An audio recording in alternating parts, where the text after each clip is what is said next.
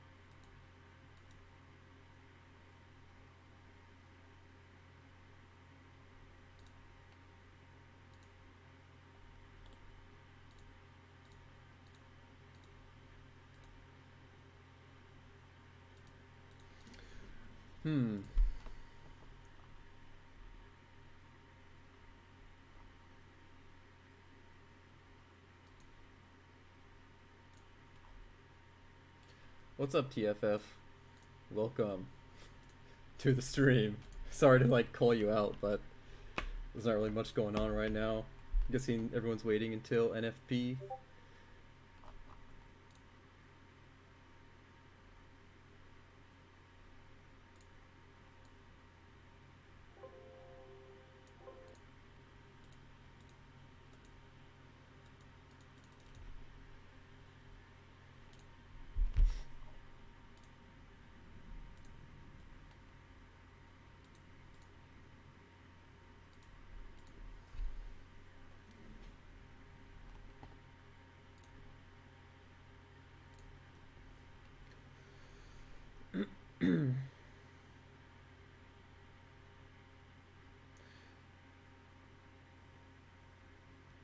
I'm thinking today I'm gonna be going for a another one of those longer term trades.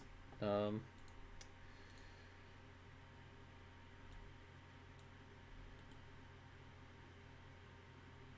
we've dropped like how far? Like an entire like almost more than 2 points in ZB, which is like 2 days ago we were all the way up here at like 140, and we had a nice recovery yesterday. But overnight we're just kind of slowly like grinding back down again. So my main plays today is I'm looking for if there's going to be a break of this 08 level on ZB, then we don't really have much data for where we're going to go. The last time we were here was like last time we were up here anyway in this area was like 2014 or something. So those price levels, I don't know how much they mean. So I've just kind of marked in a few important areas. This was the low from yesterday. Again, like the lowest low of the last 4 years or something. And then this area we've kind of had some other lows, like I said, 4 years ago. So maybe these might come up in the future, but I don't know. We'll see if it goes. I mean, we may just like not even get down here again today. It was a big move over the past week. So whether we keep going or not, nobody knows. But that's kind of my main play today. Of course, trying to scalp whatever extra ticks I can get, like usual.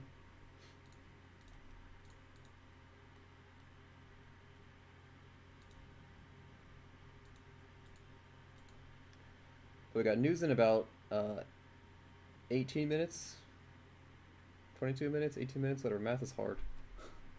21:30, big news. So Probably just gonna hold off until then.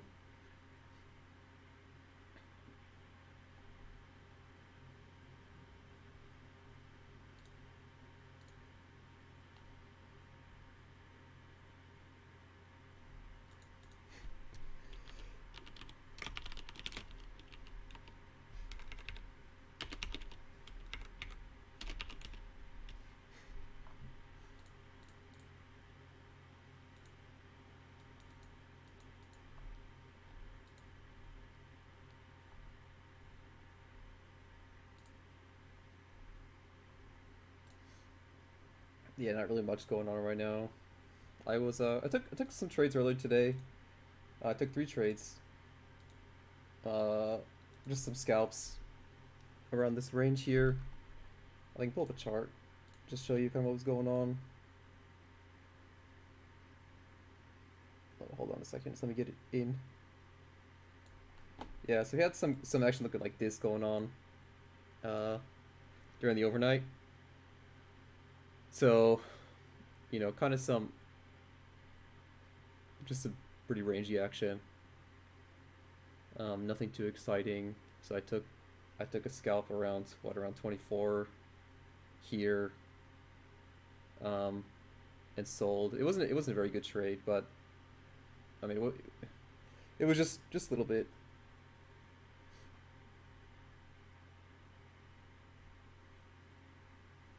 I think I played this bounce as well.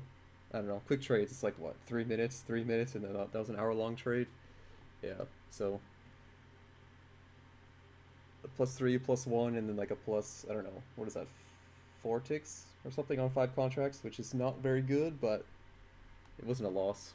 So I'm happy about that. I was actually trying to for a really long time to scratch it, and then some selling kind of came out of nowhere, so I tried to give it an extra tick.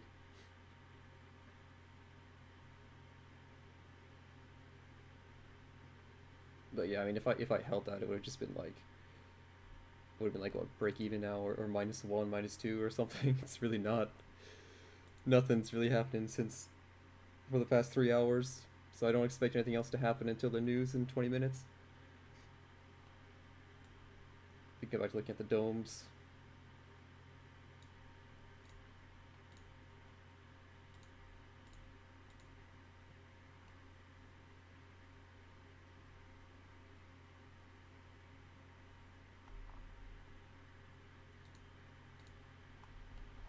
So a lot of guys in the chat are talking about, we've suddenly dropped a huge amount in the past like 3 days, and we got huge news coming out today. So there's more potential for some more blood in these streets here in bonds and treasuries, because we've dropped so much, and if the news is bullish, then we might have a huge recovery, and all the guys who are expecting it to go lower are going to be covering their shorts for a loss. And again, all the people that were trying to play the bounce at the bottom here at like '08, maybe this whole area, I lost my train of thought. It's like we're trying to read and talk at the same time. There's a lot of people are going to have positions all around these levels, right? So if the news is bullish,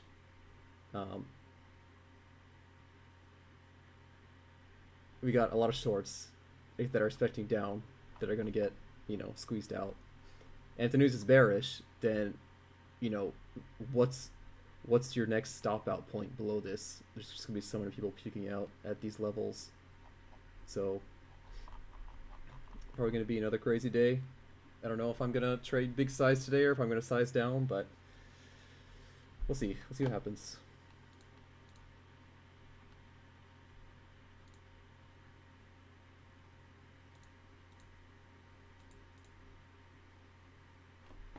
Just go ahead and clear all this out. I don't really care about this stuff right now. Maybe after the news I can refresh depending on the moves. But that was like 3 hours old data, 4 hours old data, so I don't really care about that anymore.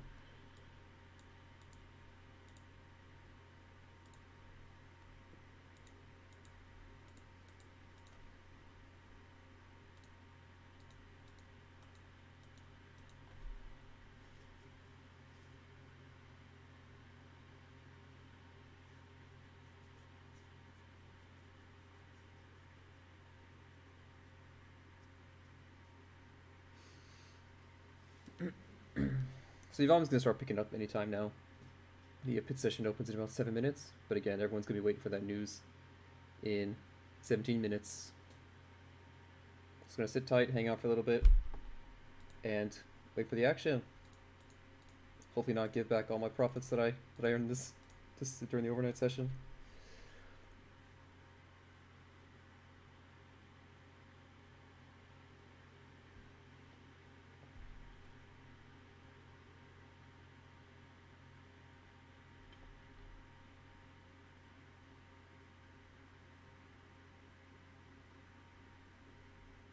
I think I'm gonna be trading mostly ZB today. Whenever we have these like big moves, I tend to like trading ZB instead of ZN.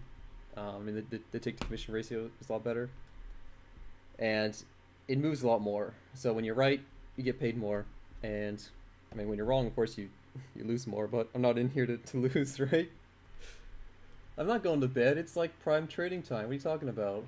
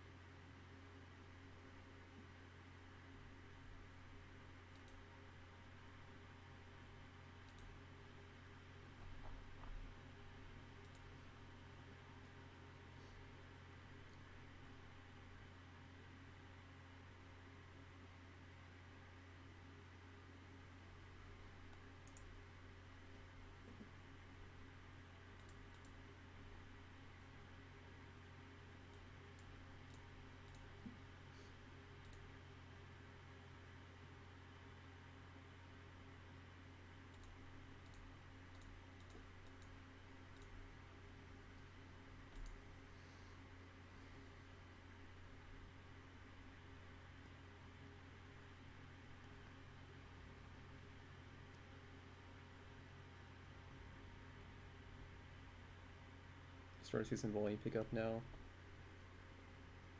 It's a pretty big order.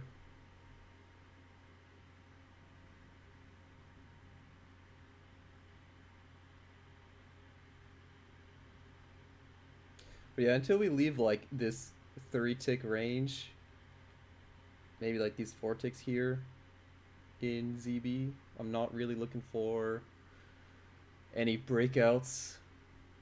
Yeah, because like we just made it just tick back up there. I mean, these guys are gonna trade all day into this price. It's a good price. They like it.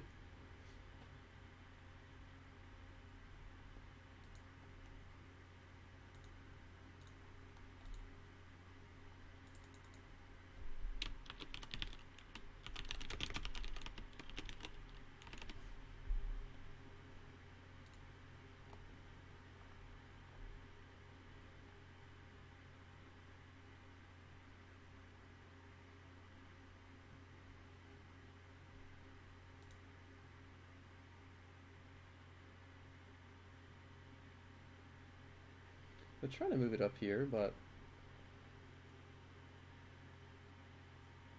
nothing's really following through. By the way, I've started I got ES open, this small one up here on the top left. Just as a help find, you know, the correlation between treasuries, bonds, and ES. These have a inverse correlation, so if this is going down, these are going up, and if these are going down, this is going up. You know, generally that's what happens. Sometimes it doesn't. But it can help be an indicator of kind of where the market's going, if the market's not really sure, if the market's in agreement with these moves or not. You can't just you can't just make trades if this is going up or down and use it to take trades in here, but you can enter a position and then kind of watch and see if ES is agreeing, then there's generally a higher probability that the trade will work out in your favor. It's not so important right now because it's not the cash session isn't open. Sorry, the cash session isn't open on ES. So it's just kind of overnight people trading in bots. TFF, thanks for the follow. Appreciate it, man. Welcome to the stream.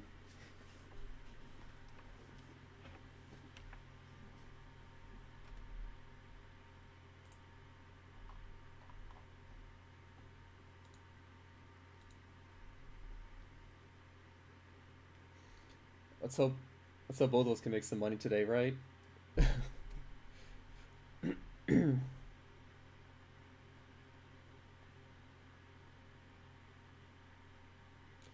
This stream is under IRL, I believe.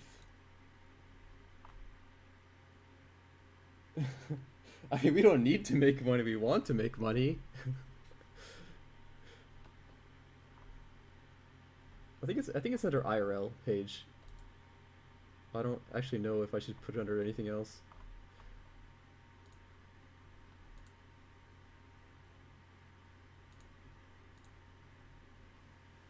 Oh, IRL's gone?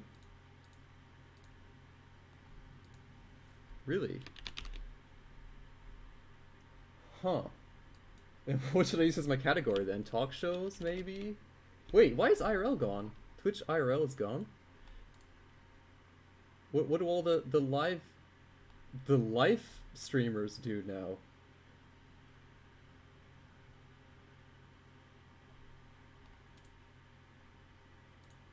Huh. You're right, they did delete IRL.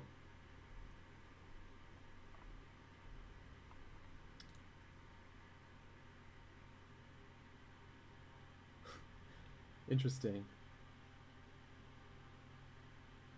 Oh, IRL is a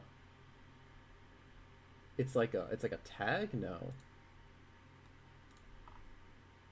Just chatting, talk shows and podcasts. Alright, I guess I'll do that. I'm just chatting here. Just hanging out. Okay. Thanks for the heads up about that. I had no idea.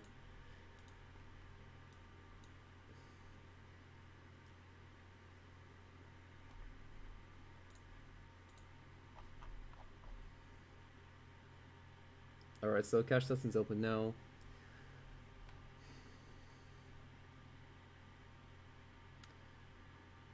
Yes, in the last 30 minutes we moved like 2 ticks, I guess. Not very exciting.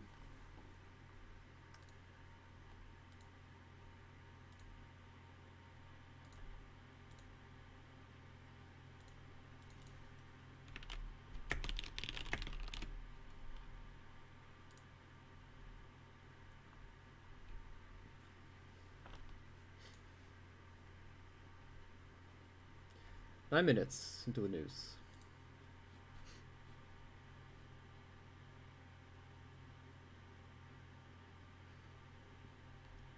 It's kind of like your last chance to get out of your positions if you have one.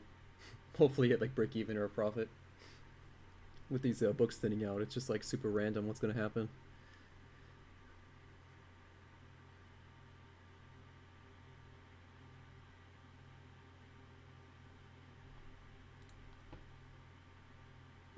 Looks like we're selling bonds.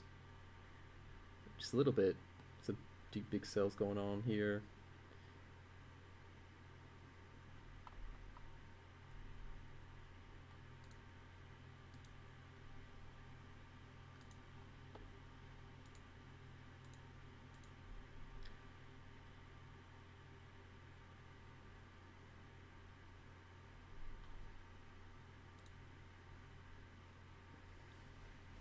Eight minutes.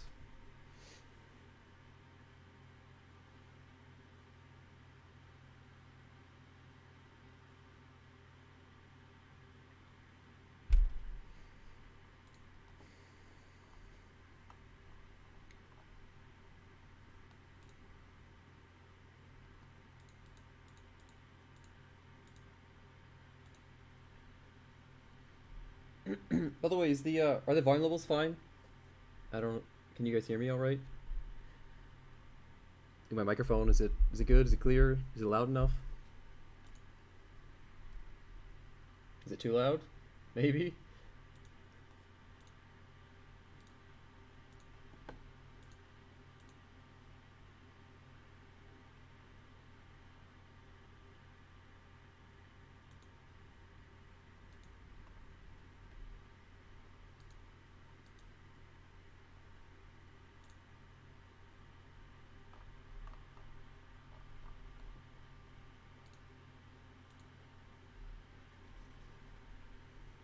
Guess it's all right then. No one's complained about it.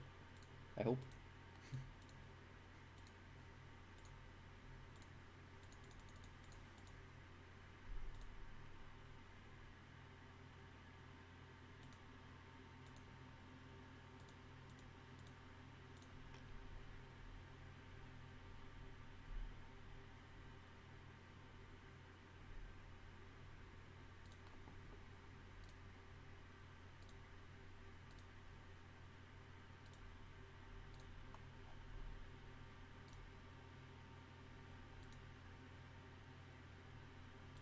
I should put like a BPM monitor on this stream. That'd be interesting to see. That'd be good data too. It's like the trades for BPM is over 100. I lose money or something.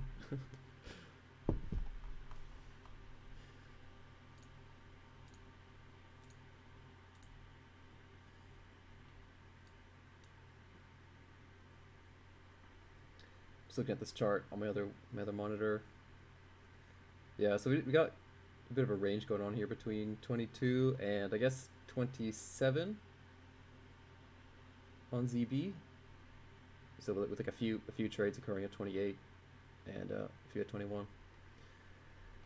So I guess, you know, trading into 29s could be an entry signal of a breakout, and trading into 20s or 21 could be a breakdown, sign of a breakdown. We've got a huge order at 12, but again, it could be fake, and a decently big order here at 02, but that could also be fake. 5 minutes until the news, so just gonna keep sitting tight until then, and because there's not going to be any opportunities.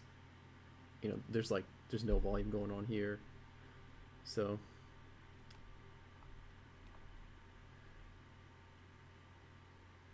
and if anything, I'd want to like take a short. I don't want to short into this huge order. You know, if I was like playing the range.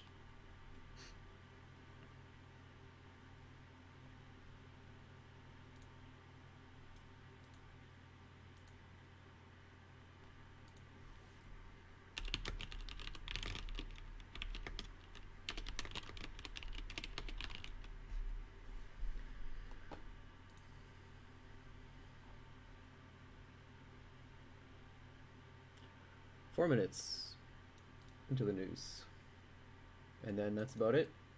Next news is 4 hours away from this, so we got the news in 4 minutes, and then ES Open after an hour, and that should be it for trading. So normal session of like maybe 2 or 3 hours.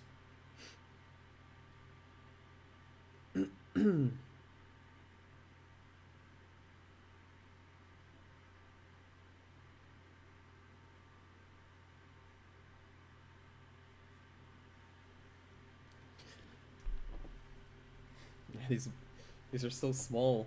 These books are so thin now.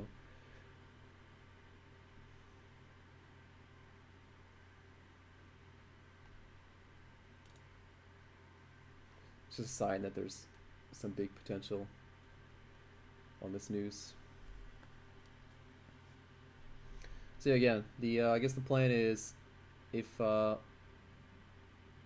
we see a break of 21, 22, then place go short here, and then see what happens in this price at 08. Maybe add to the position if it keeps looks like it's going, or if it stops going, then just cover it, take the profit.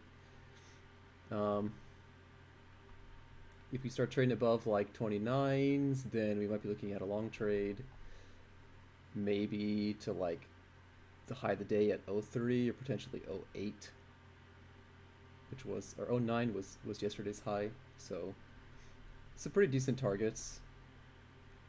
But we're just gonna have to see what happens. 2 minutes to the news.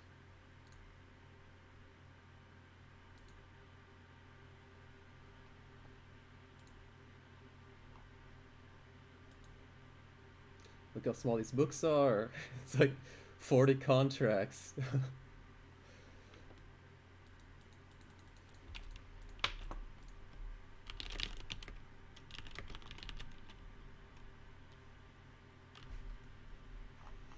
Good luck to everyone who's trading this today.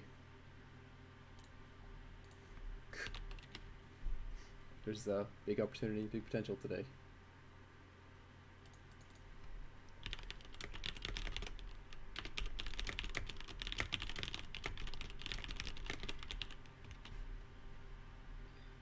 Alright, we're looking for 185,000. And we got less than a minute. 45 seconds. Yeah, I'm gonna refresh all my my dome, or not my dome, my whatever, I don't know what do you call this? These traded volume, whatever. So I got some clean data, clean fresh data for this news release. It's exciting times. Yes, this is going on a little bit of a rampage here.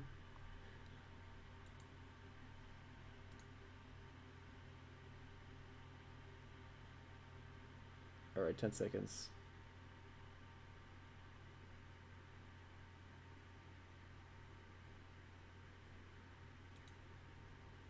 Alright, refresh that.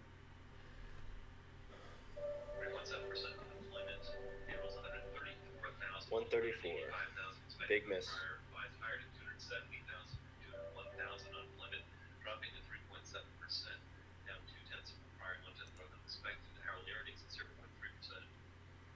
Okay. There's our news.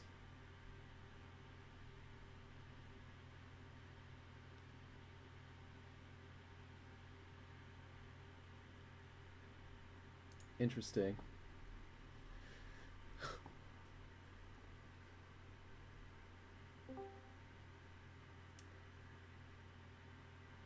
Yeah, I don't really know what to do with that. You know, we're right back to where we were. We went up like, I don't know, 10 ticks or something. I don't know. I can't count. 8 ticks, 9 ticks. And we're right back to where we were. In fact, we might even just, yeah, like I said, we might even just break down, like,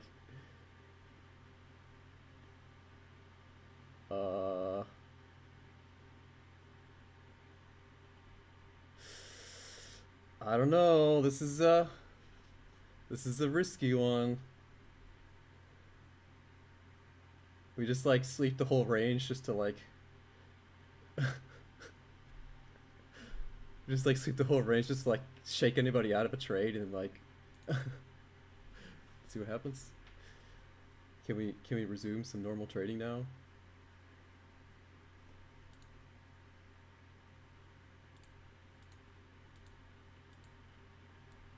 ES was going crazy, but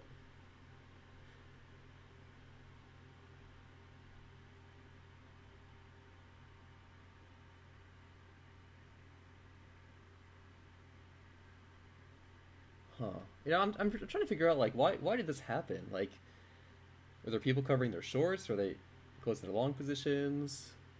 Were they entering positions on this? I don't know. I don't really have a good idea. So I'm like, I'm not gonna take a trade.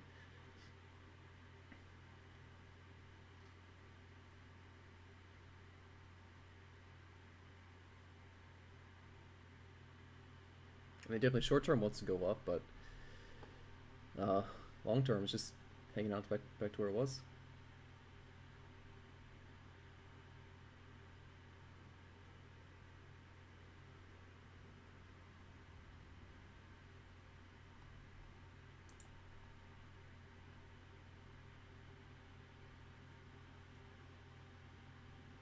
And like I was thinking about maybe taking a long here at 26, but like these downticks are strong. I don't know. The play might be to short 18s if we get down there. Yeah, let's see if I can get filled. Oh man, I don't like. Ugh, I don't like this trade already.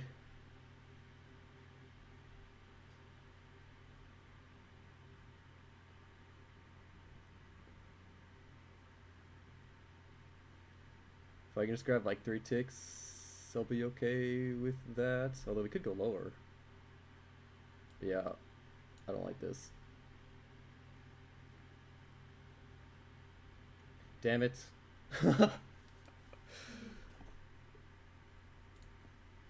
Well, I scratched. It could have been worse. Oh man, this is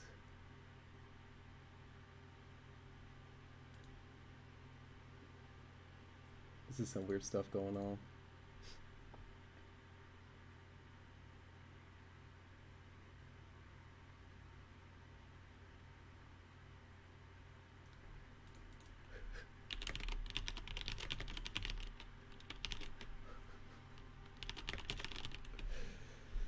Yeah, so my prediction about there being blood in the streets today, it's, you know, I think this is what we're seeing. I think everyone's just getting screwed over, not just one guy or not just one side of the market. But this seven breaking has potential. So I would like to be short, but it's like I don't want to get whipsawed out like I just did. Like it's not clean. There's no clean entry. It's just kind of like a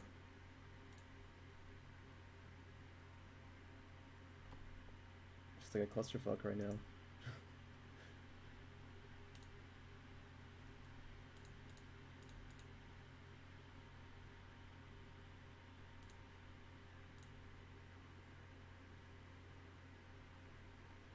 Just get rid of some of these numbers.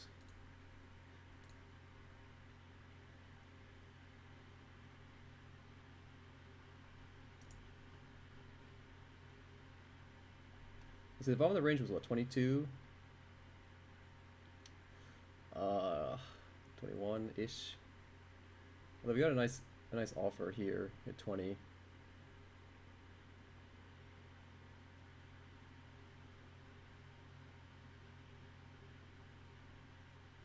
I think we may have decided that we're gonna go down now after this. We had our initial move up.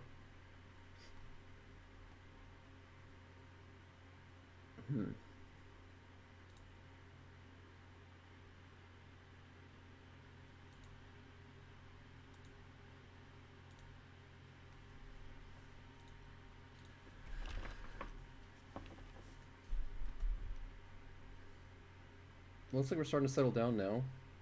This could be a retracement off of that spike. These this kind of run up to 18, 19, 17, because we did trade all the way down here to 12.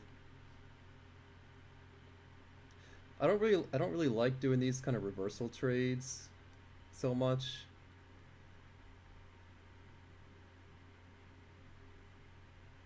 But it might be the play here. Maybe if I can get filled at 17, I'd be okay with that. Risking 20, I guess it's too late.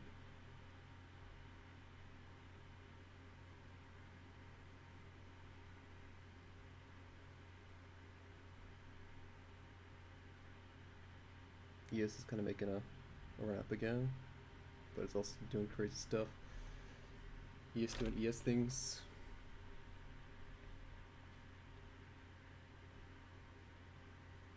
Yeah, like, what was that? It just like sweeped up 3 ticks.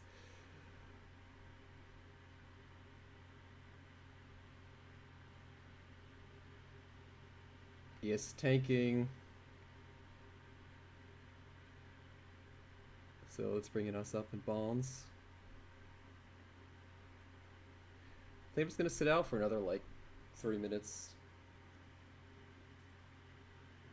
Wait till we can get some better action that's not just completely random like this.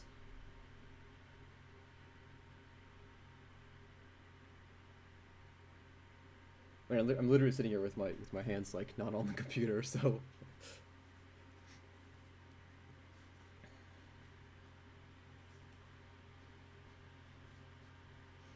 there's a bit of a sweep down.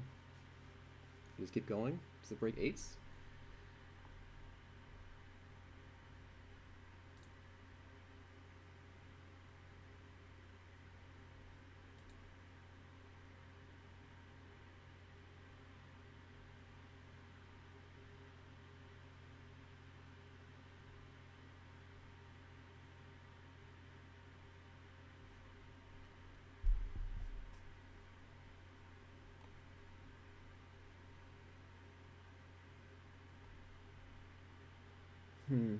Well, let's see how the market reacts to ES making a new low, because it's probably going to trade down into 50 even, or 950. Yeah, how do we react to this? We don't care.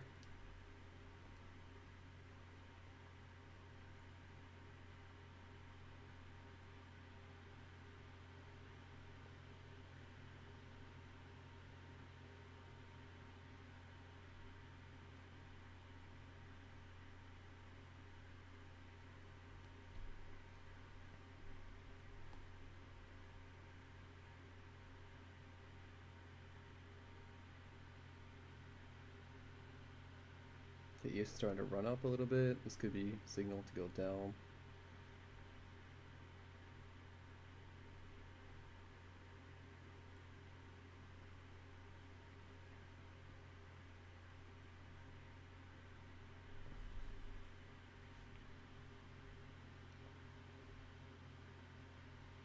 I guess everyone's watching this 8 level.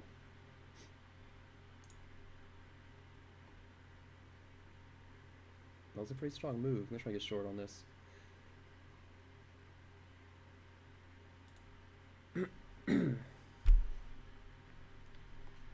So if we trade below 8s and there's just like no power in the move, then we're probably done.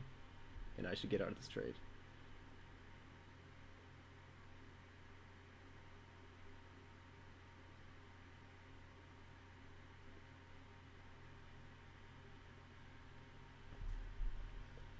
That might be my signal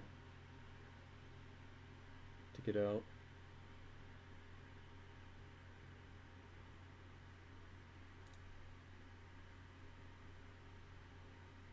Yeah, I mean that was a pretty crappy move down. I expect more. So see if I can grab 2 ticks here, maybe 1.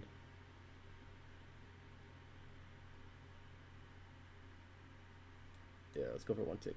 Okay. Yeah, I was expecting way more of a powerful move down. I was expecting more people to be getting stopped out there. So you saw when we ticked through to 07 and 06, there was like there was no sweep. It just like kind of got absorbed. So that's, for me, that's a signal to get out of the trade. I mean, we could still trade down here lower, but my expectation of there being a stop run was not there.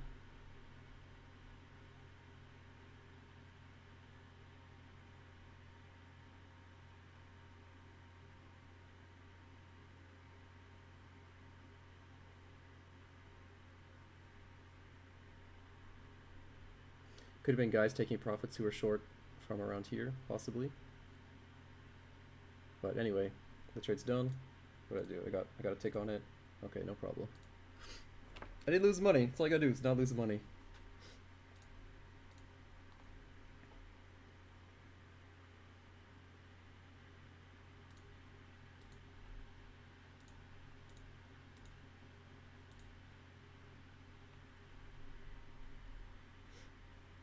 In fact, it may be worth it to look for a long now and just risk like 06 or something. I might take the trade on ZN just so I can have a bit of a wider stop and scale into it.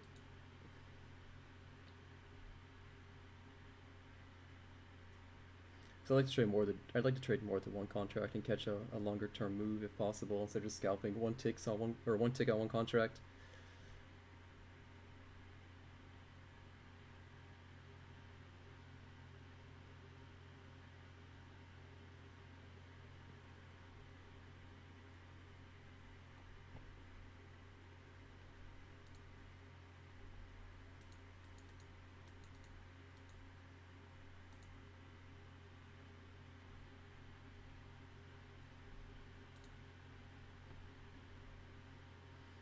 Yeah, so kind of nice bounce off the support level here, 19.5 on ZN.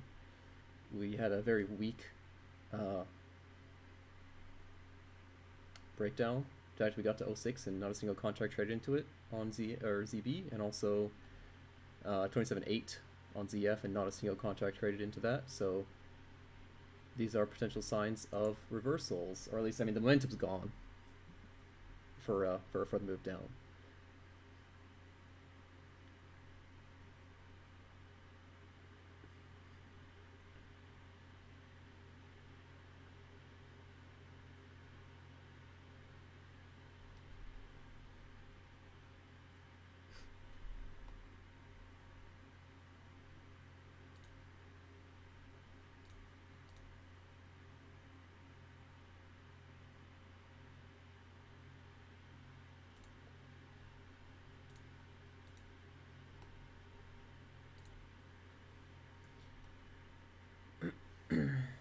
Yeah, I'm gonna try and look for a long entry. Some of the other traders in the chat are mentioning that.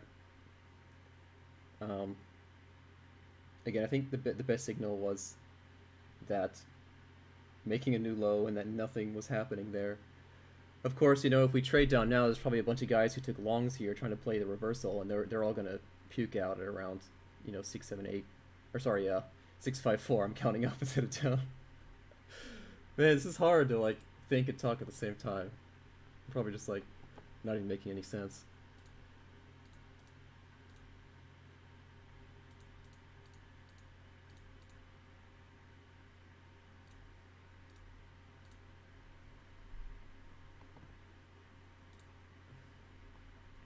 Well, let's see what happens here. There's a pretty big bid on. Do I want to risk 3 ticks or 4 ticks on reversal? Maybe. Yeah, let's try it. I mean, I can get filled, so I don't have to worry about it. 2, 3, 4, 4 ticks.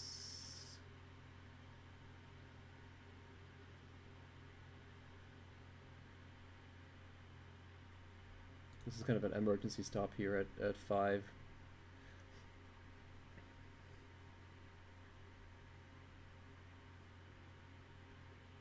It's gonna hurt, but I think the potential upside is pretty good. I could maybe look for 21 or 24. Cover at those prices, or maybe 22, something like that. Probably around 20 if I can get filled. They'll fill me.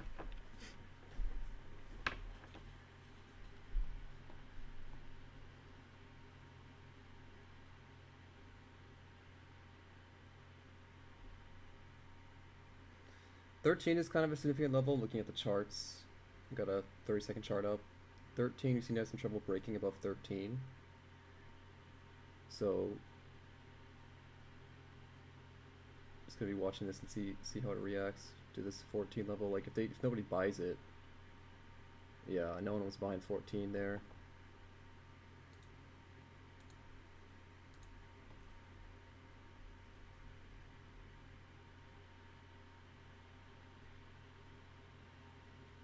Actually, no, that's big buying there. I was thinking maybe trying to take a short here at 13, risking 2 ticks 15, because there's no buying at 14, but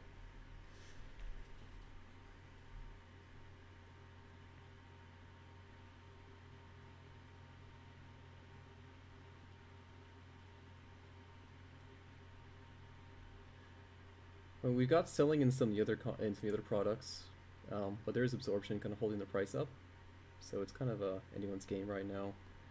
This 14 is going to be really important though for an upside move anyway. It is.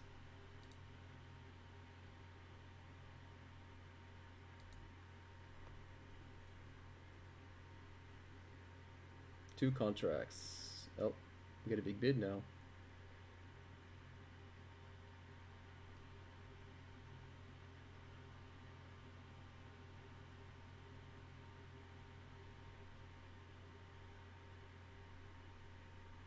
We're struggling.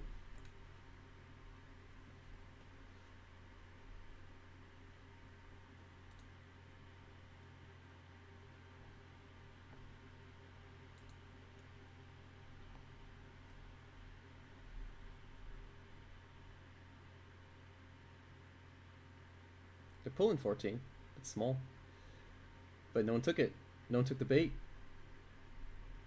Do I take it? Maybe.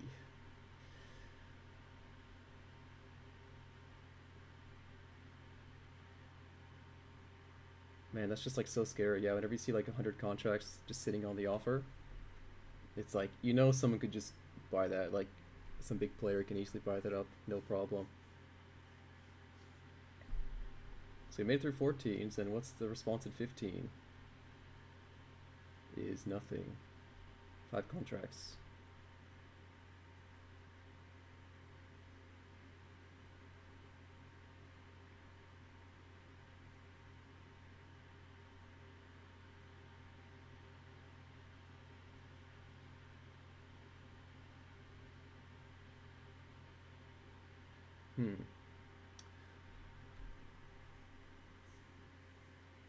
What kind of sucks to be missing on this move, just sitting here with a loser with my order here at 09. That's pretty sad. Good morning, Roger. How's it going?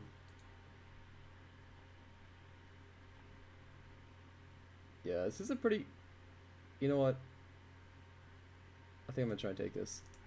This is gonna be one of those crappy trades where I'm gonna need to manage this one for a long time, because this move up has been one of those like slow grinds, which really suck because they take a long time to play out and you're like underwater for a long time, but these have the potential to be good. So I guess I'm looking at maybe 22 as a target, or in a really crazy situation, maybe 26. They'll be here for 4 minutes. Well, welcome. You missed the NFP news.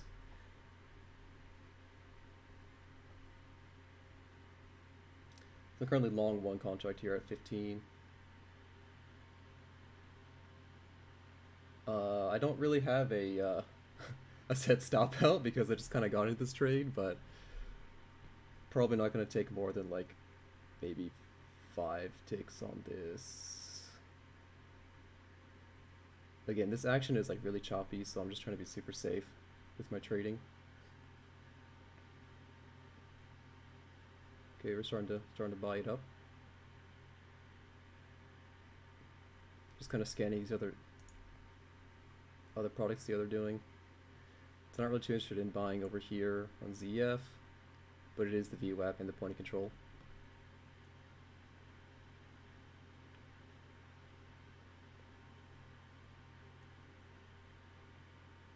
The buying is definitely starting to die down.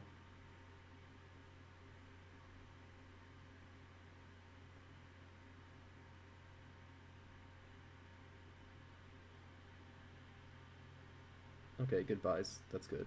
Strong buys coming in. I might try and add just an extra lot here at 16. Maybe. I don't know. Those big buys and the absorption is not good. And with us pulling the bids, I'm not really too excited about that.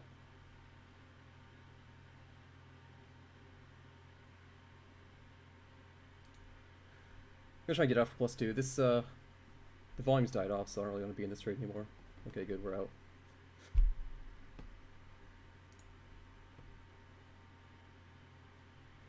Yeah, I'm just kind of looking for scalps right now. My like I said, my long-term plays of like shorting 7s here didn't really pan out, so my plan for the day is kind of gone. If we can break up here above 29 or 28, 29-ish, then I do think we have potential for a longer-term play. So if we get up there, I will start maybe putting on some more size.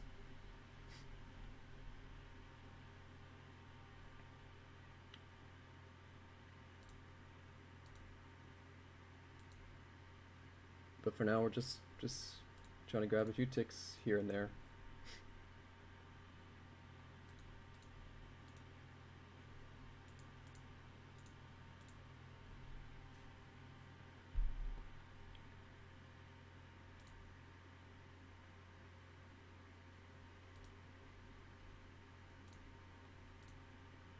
Let's see, what did I got? I got it at 17. Okay.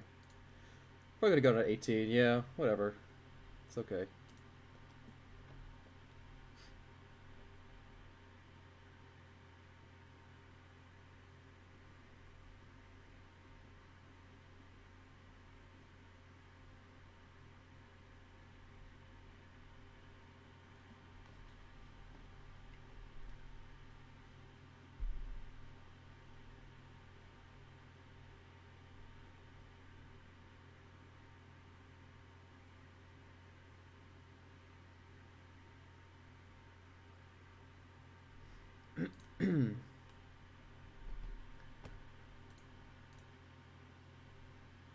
You're just kind of hanging out for now.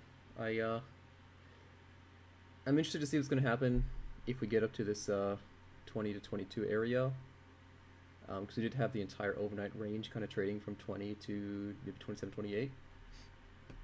So we're likely going to run into some resistance around this area. Also, this being VWAP.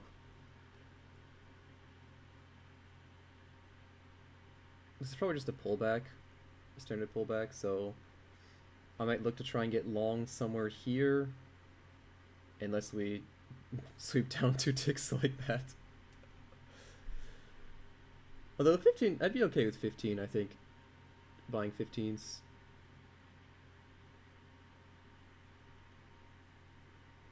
Maybe 14s. I'm trying to think, what did I buy it before? I bought a 15 before.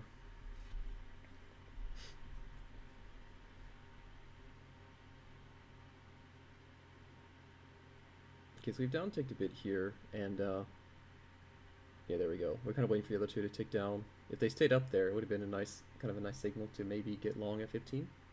But now that they've followed the ZB, okay, well, these are going up, so this might go up. Maybe 15 is good. Yeah, I should have taken it. Hold on, I might get filled on a back tick. Maybe. We'll see.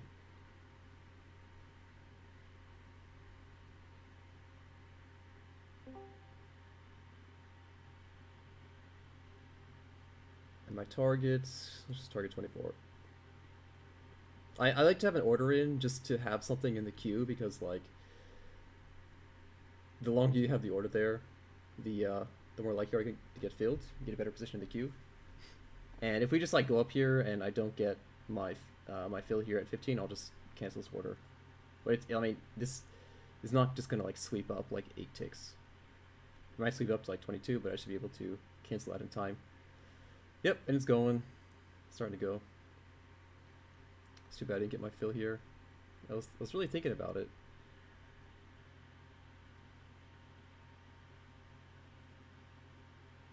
Just a bit too slow. I could have like slapped in the offer. So we had our pullback. This is our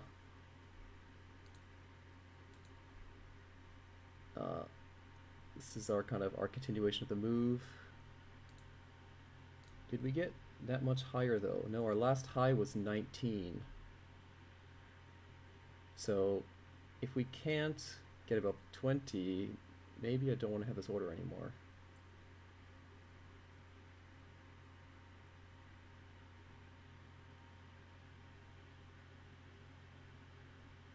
That depends on the action. If I get filled and it only goes down to like 14, then I'm okay with that. Maybe taking a -1 or -2, that's cool. Just depends on how we go down. Like this kind of refusal to stay lower, and yeah, you see them kind of pulling here. I'm gonna actually try and get in a bit higher because I think we got the potential to go up still. You've had a kind of a mini pullback here at 17.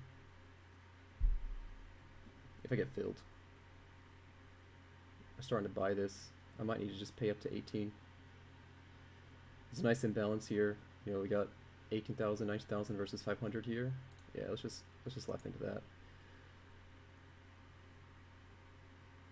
If I get filled back here at 15, I'm okay with that. But I probably don't want to go any lower than like 13.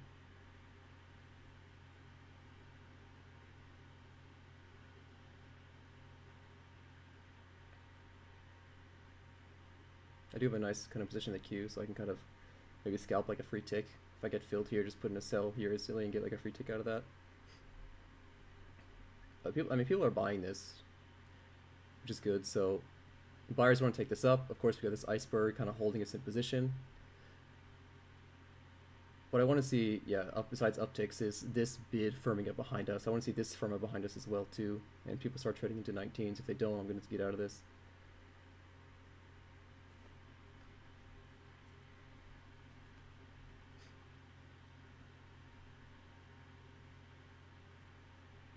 We're still trying to move up. I don't want to see any downticks on ZF and ZN, and I'd like to see ES starting to tank. So I want to see.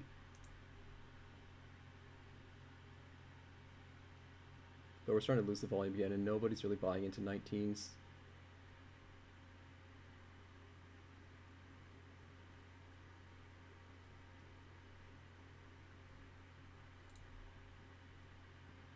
I've been trading. I was trading the overnight session a little bit, just scalping a little bit here and there.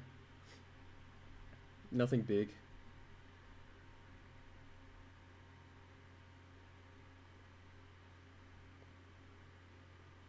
Got absorption on ZM, which is good. They're trying to hold us up. But do we have the power to move up? You know, there's a nice analogy in Grady's videos. He talks about Red Army versus Blue Army, and I like to kind of expand on that. I think of it as like attackers and defenders, right? So you got these guys on the limit orders, right? On the book, these are all your defenders. These guys are defending price. So absorption doesn't move the price; it just defends the price. It stops it from moving. But what you need to actually move the price is people, you know, buying at market, people bidding up or selling down. And seeing absorption is good for holding a position, um, because it's like, you know, they're refusing to tick against you. So people are holding the market up. But sometimes, you know, you'll see absorption on the other side. Like we'll see like 50,000 buying up at 20 here, and that can still be good for our position because it shows that our buyers are relentless. They're just kind of smashing their face into the wall of defenders. You know, they all know the wall's there, but they're smacking into it. So I like this here. I like that there too, even more for my long. The fact that this is sitting at 3,000 and it's holding up is good. We're starting to grind our way up again. Although we ticked through at 25.5, which is not too good.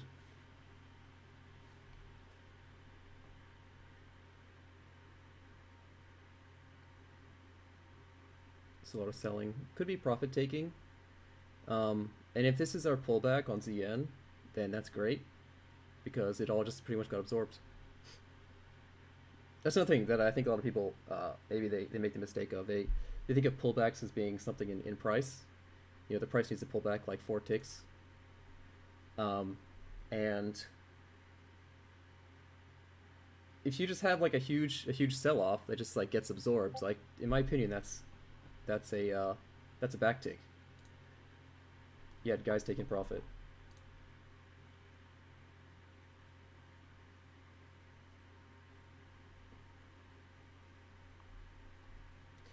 So I took that trade off. We've been having a lot of trouble with this 1920 area, and we spent a lot of time again. Volume died off, and this is one thing I've been really focusing on a lot recently. Is when I'm in one of these really short-term, short-minded trades, when the volume dies, I just need to get out of the trade, preferably at a profit. But if I scratch it, like that's also fine. So about 18, sold at 19 for a tick. This is a really big bid.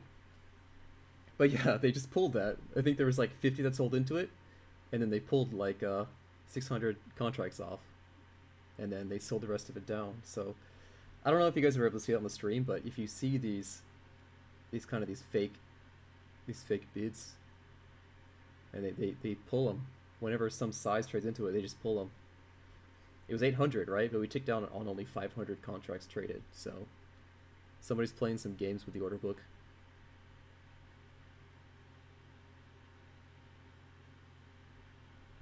I'm gonna clear these numbers down. We're kind of having we had a run up and then we're running down, so I want to get some fresh data again.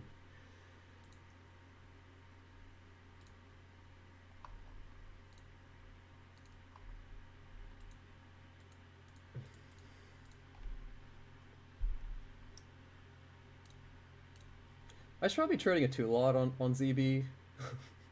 For anyone who knows what happened yesterday, I made a nice profit yesterday, and I guess my account is now big enough to support trading, scalping 2 contracts on ZB. But I think, you know, with having the stream up and you know, not really wanting to throw away into my profits, I'm just gonna keep trading 1. Maybe next week, or if I get more comfortable with the streaming and trading, I'll go up to 2 contracts, maybe 3 on ZB. So probably like I'll trade like a 3-lot on ZN and maybe a 2-lot on ZB.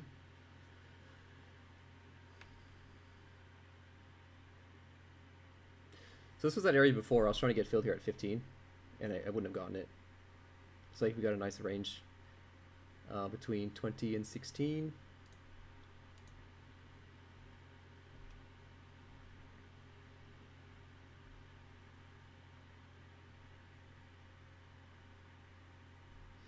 Where did I first buy today? I first bought at 15.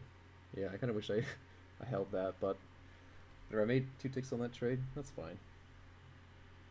This was pretty weird when the news came out. So I think now it's definitely settled down, and we can go back to some normal trading.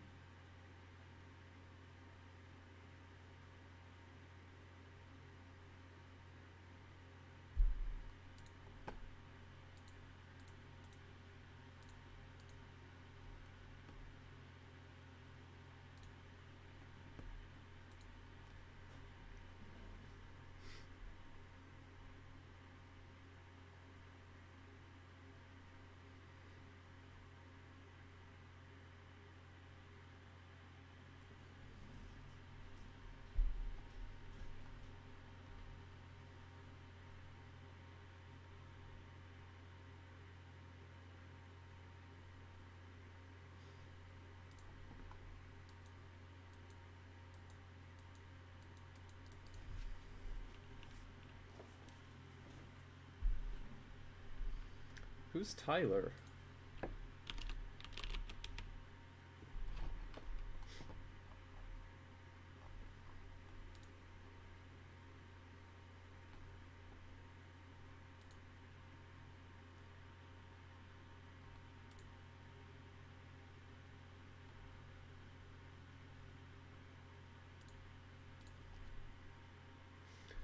Well, we've had some we kind of having it's consistent uptrend going on right now. I was last trying to get filled at 15. We came down. We only traded to 16, and now we're kind of breaking up above. That was a mistake to cover those trades, but I'm like I said, I'm still a bit nervous from the news. Gonna have a reaction to the news,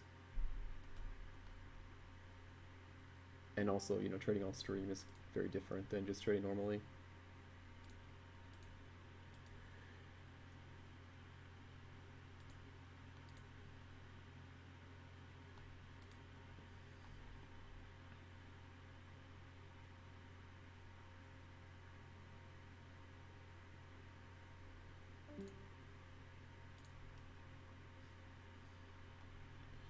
See if I can get filled at 18.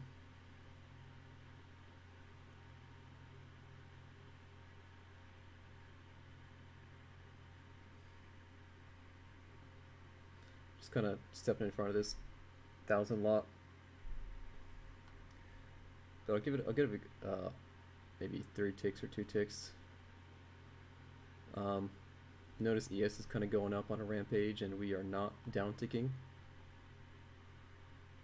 which is relatively bullish for bonds. If we see this, go down back to 0675 and we start upticking, then that's a very good sign for us, because we got this kind of broken correlation thing going on. Because ES is going to go up and down like all day, every day. Yeah, I want in this trade. I'll pay up. Okay. And I'd like to get on a second contract if I can somewhere.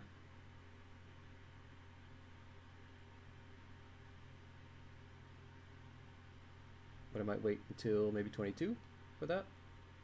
If we can break 22, then that's a good sign of getting a better long-term trade. So let's put an ambitious target in and take a longer trade.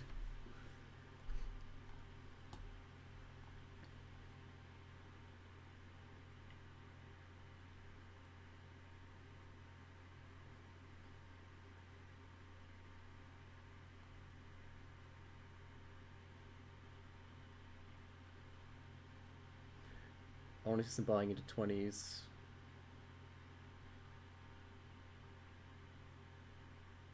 Okay, well, they're buying ZN, which is good. They're trying to take that to a new high. Let's put on a second lot here.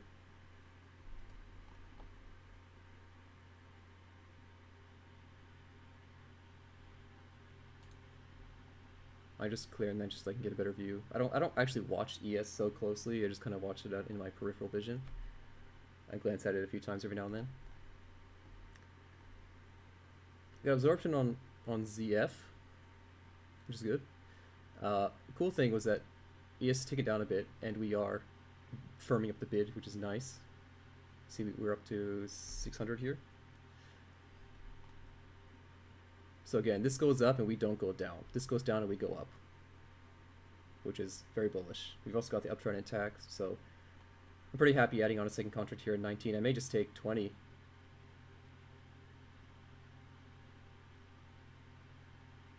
If I can get a 2-lot on, I'll be, yeah.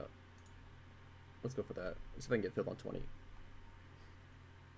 My risk is maybe 16 or 15, depending on how it moves. If it just kind of slowly grinds down, I might add on extra lot here at 17 or 16. I gotta bring this up to 2. There we go.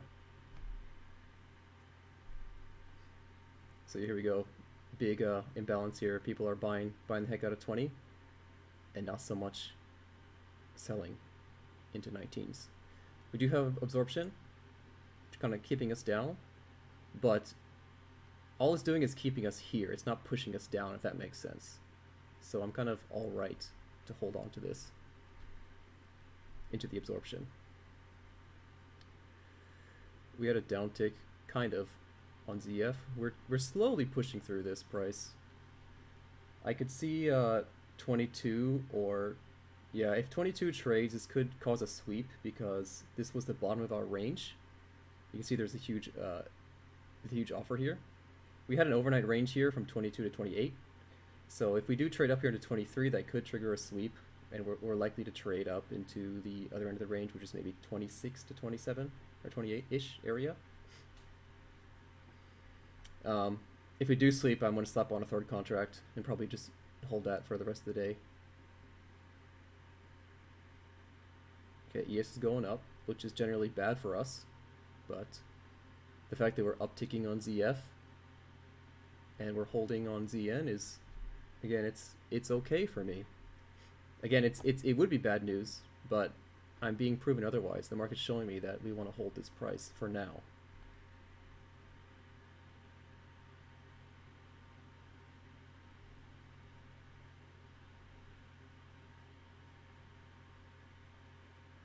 There we go. There's our upticks. So 22. We kind of had a. It was. I think this 15 was new. So we had a bit of an instant buy-in at 22. Some decent size. 500 is all right here in ZN.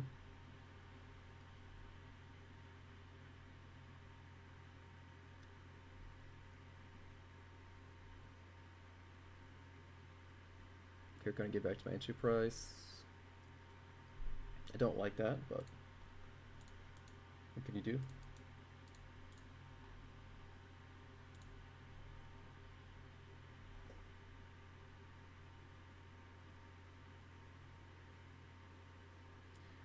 The large orders have kind of gone away.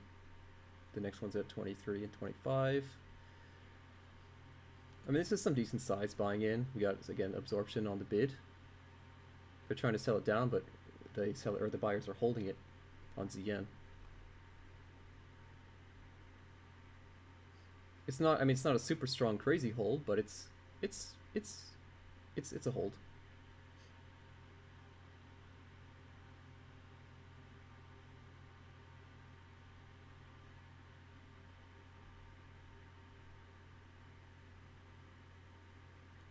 Although if this goes back down to my entry price, I'm probably just going to try and take the one tick again. It sucks because it's on 2 lots, but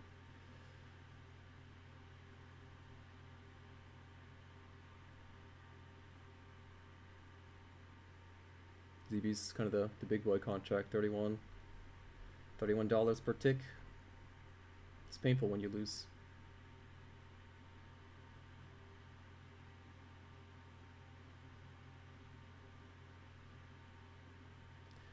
Looks like we don't really want, nobody really wants to step up into 22 yet. We're okay buying at 21. We got the absorption, but No one's wanting to step up to 22 yet. I stepped up to 21, but no one else wanted to. And yeah, my one lot's not really going to move this market very much.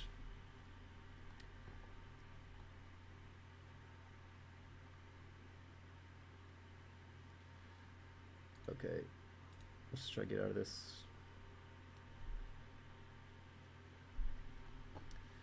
So that was what? Plus 2.5 or 1.5 on 2 lots, 3 ticks total. My broker's gonna be happy today. I'm paying him a lot in my commissions.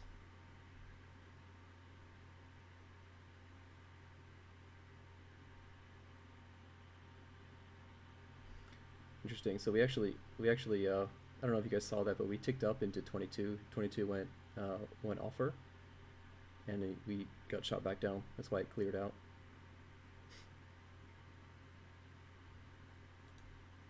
Okay, well something's going on now. I wonder if it's a bunch of the guys who are long trying to cover their profits. Although this might even be a decent chance to add here.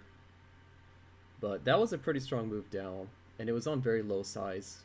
We're coming down on like 100 contracts, 150 contracts.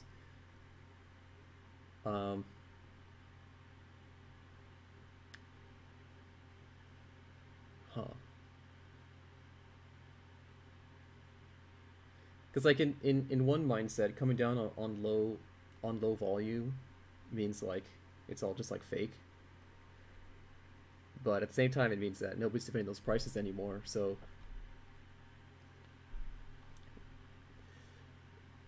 I don't really want to take that.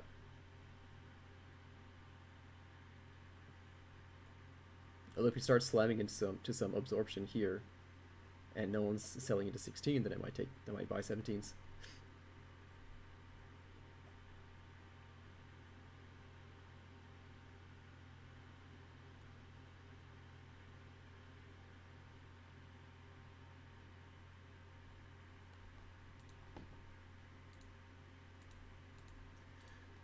By the way, is my microphone, are the levels all right? Can you hear me? Is it clear? Is it quiet? It's been a while since I put a stream on, so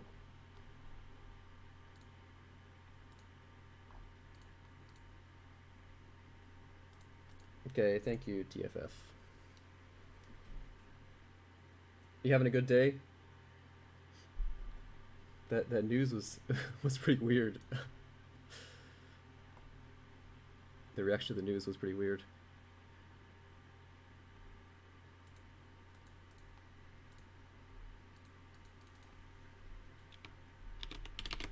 All right, thanks, John. I just saw your message in here.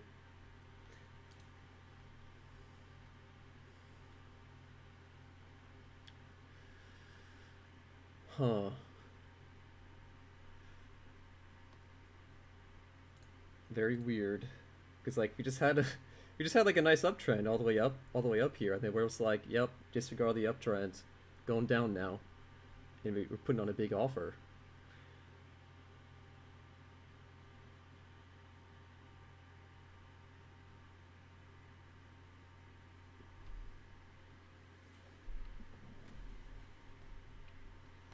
Pretty solid downticks across the board.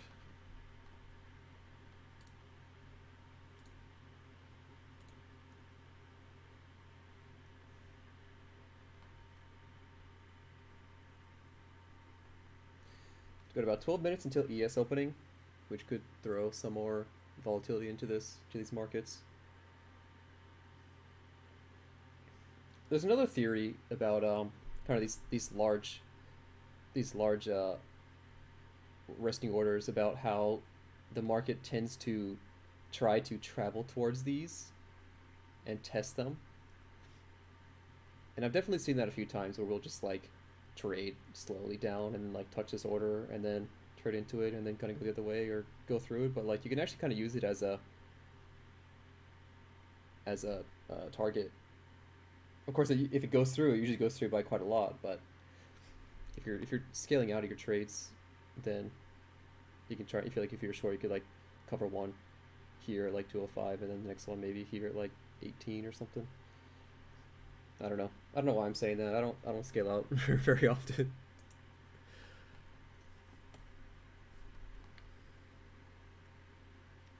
Okay, so we bounced off 12 and up to 16. Could be a pullback after that random down move.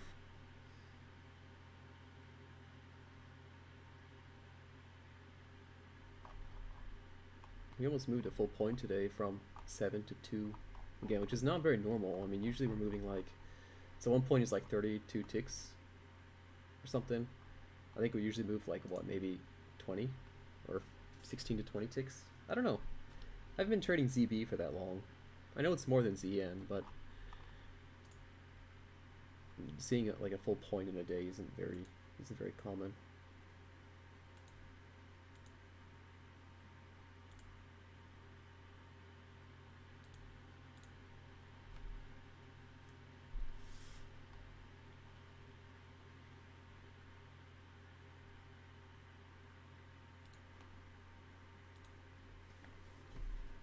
So I don't really have a bias right now. We did have a nice uptrend going, and that's just been totally disregarded by this huge spike down. And now we're kind of in the middle of the prices, so there's just not really any way to tell. If you kind of get turning back to these 12s or 21, I might be interested in taking a position again. But until then, I'm probably just going to sit tight.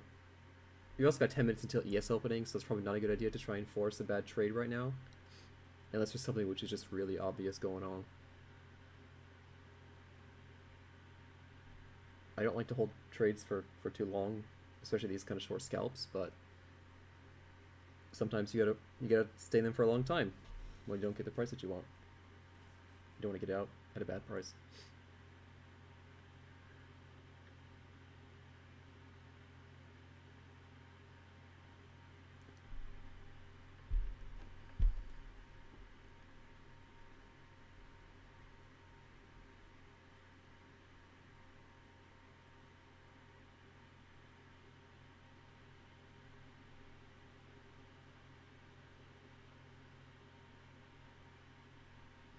I'm kind of thinking to grab a short here, but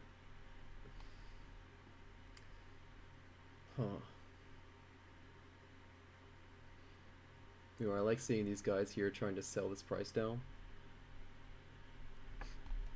That's generally a good sign for a short. You're just kind of joining the party and kind of smack it down, help smack it down. But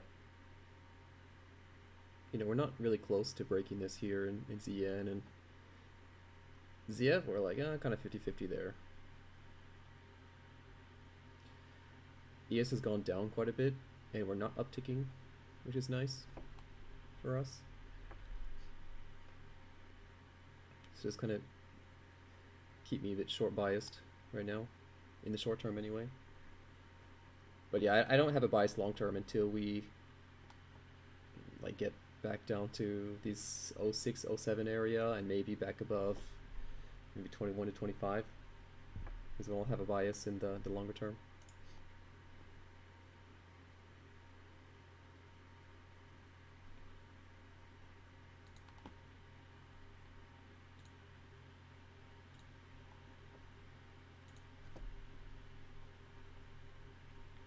Let's see, the high was 17 of the last pullback.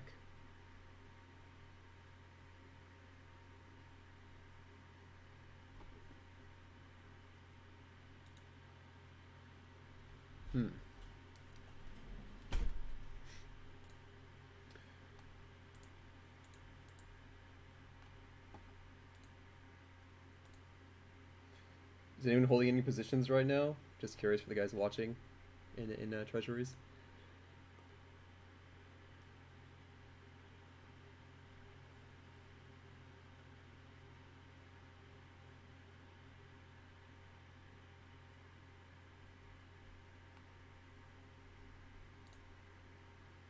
Where's my charts? Alright, so the high was 17. Maybe I should sell 15. Yeah, I'm definitely leaning towards bid on the short side. After that, just like huge rejection of the uptrend. I'd like to get 16s if possible, and then risk 18s. But I may just have to get 15. Yeah, let's try and get 15. If I get 2 lots, oh, whatever. I'll be cool with that.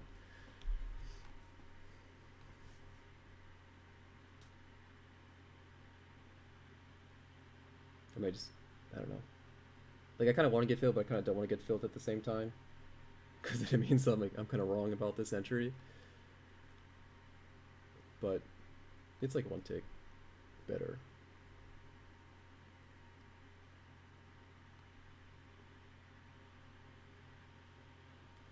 And we're not very interested in buying 16s here on ZB. They're trying to hold it down, but they're not trying to, or sorry, they're trying to hold it up, the buyers, but they're not bringing it up.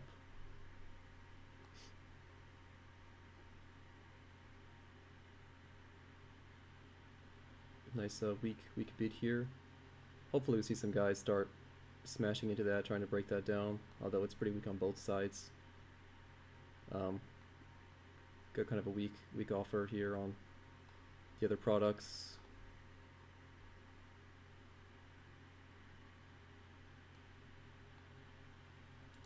Put an ambitious target in.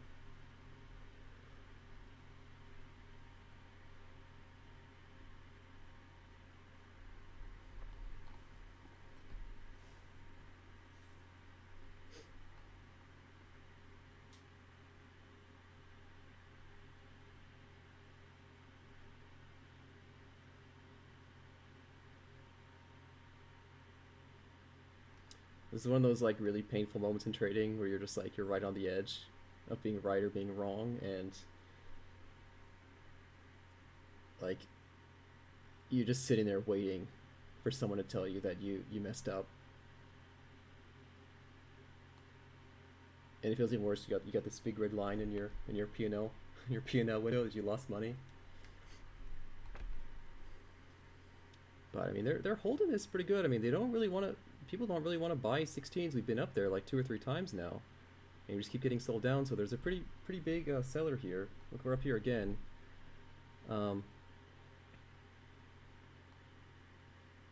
Yeah, they don't seem to want to buy it up anymore.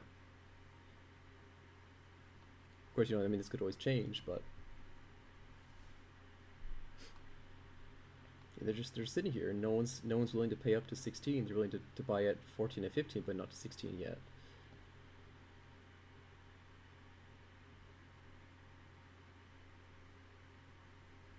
Starting to see some selling on ZF, which has been kind of in the lead today, I've noticed. So that down ticks. Let's see, there's some selling going on here. Okay. We tried going down. Someone wants to take ZF down, and the markets are trying to follow that.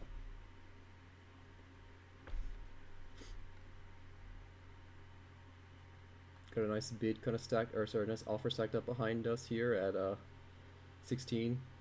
Got 900, which is a pretty decent size.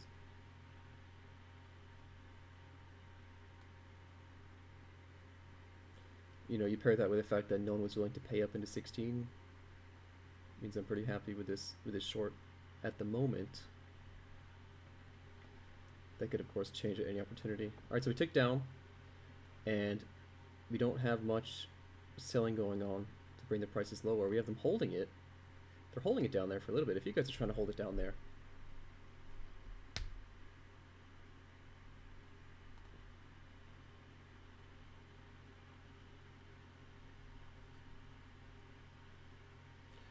they're starting to pull the offer here. I don't like that. ES is going up.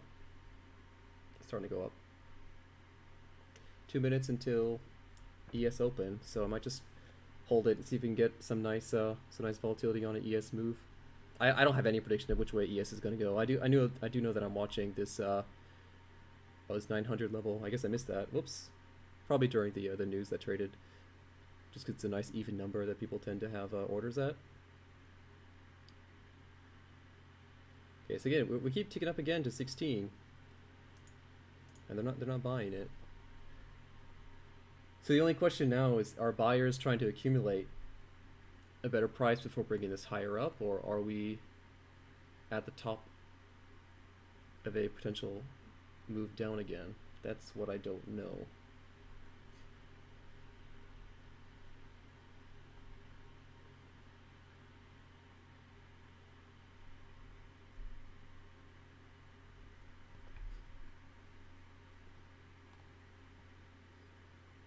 They're trying to bring this up, and this offer is kind of weakening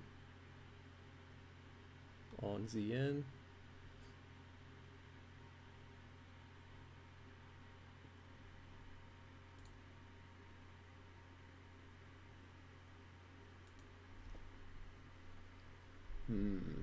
Okay, selling's coming in. I like that. Come on, guys. You can sell it. Sell them while they're expensive. Okay, ES opened up, and we're going down.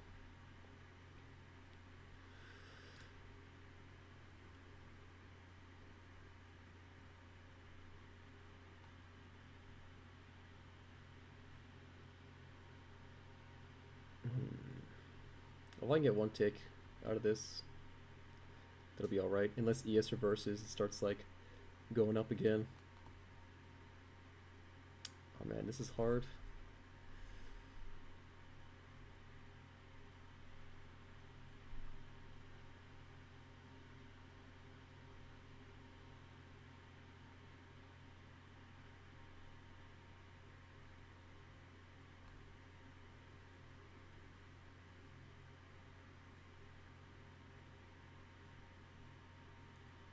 They're trying to pull this. They're pulling it. They're pulling it. ES is going up. They're pulling it. They're not selling. They're not selling ZN. Can I get my one tick? And then be out of this? Please? 136 in the queue. Cancel that order. I really don't want to scratch this trade. 129 in the queue? Nope. Maybe not. Oh man, this is gonna be one of those trades that turns into like a 3-tick loss because I'm like 10 in the queue.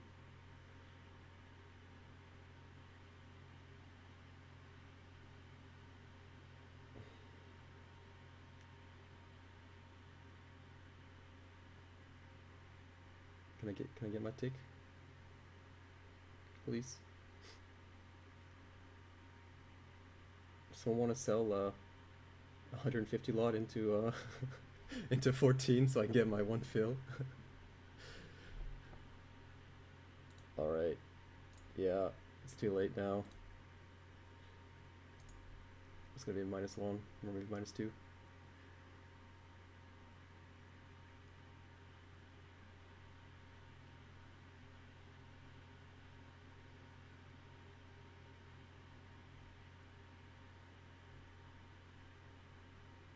Can I get out from -1? Please? Alright, there we go. Oh, that's like the worst. I was like 100 in the queue. Whatever, it was like -1 on that trade. It's alright. No problem there.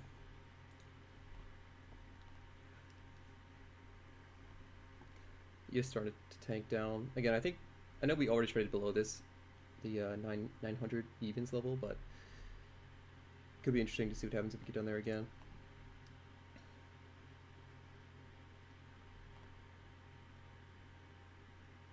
Yeah, definitely feeling the longs now. It was so hard to get a fill on that short I was trying to cover. So moving towards a long bias. Again, I think if we can get above these 22, 23s, it'll be a good signal. Yeah, I should have gotten out of that earlier. I think I should have just scratched that. That was a bit dumb to be too greedy for an extra tick.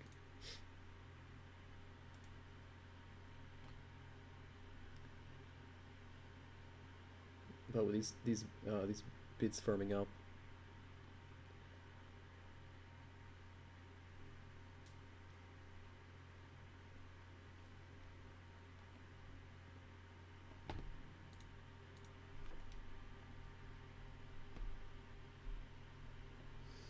uptick in ZF, just waiting for ZB to follow.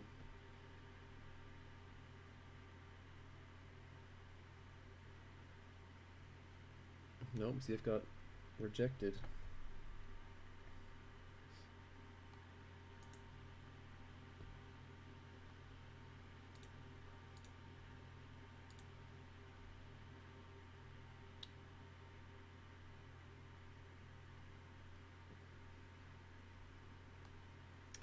Hmm.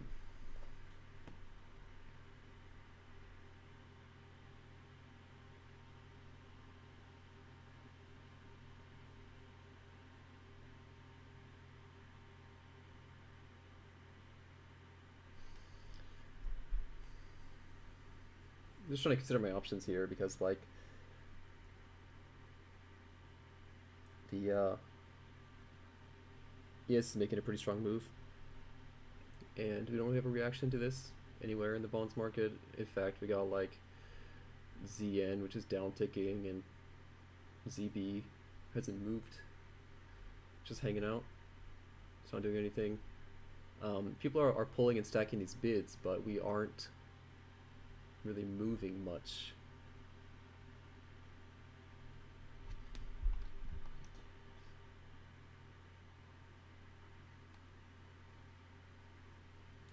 So the last trade that I took, I was short from 15, go to 16. Okay.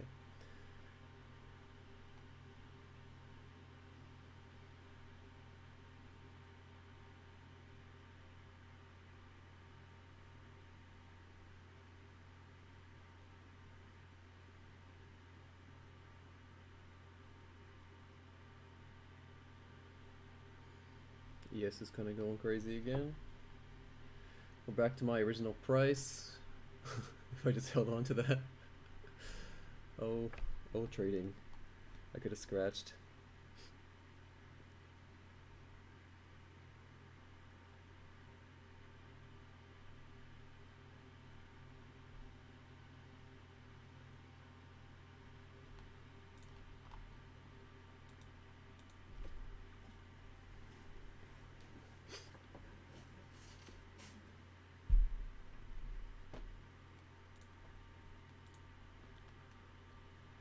Oh man.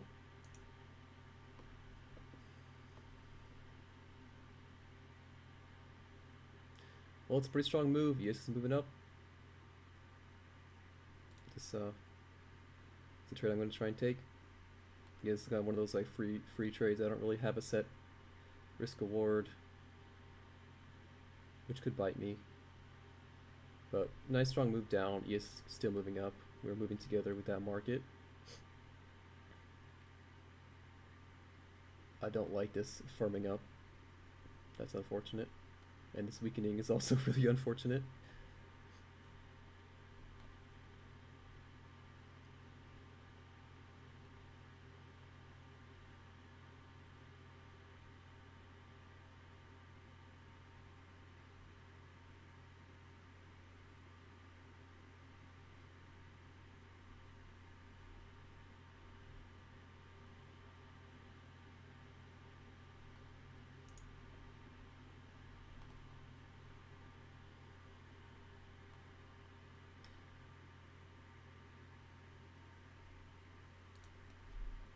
Yeah, I don't want to get in this anymore.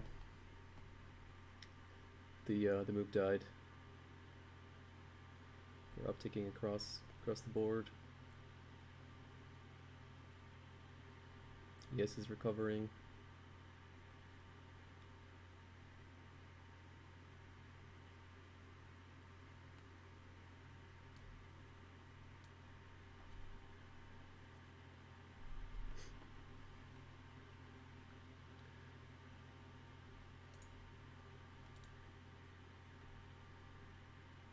Let's see what I'm set this order here at 15.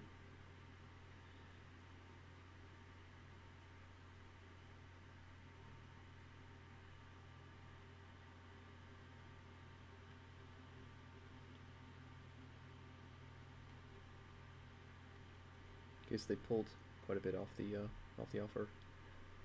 Huh.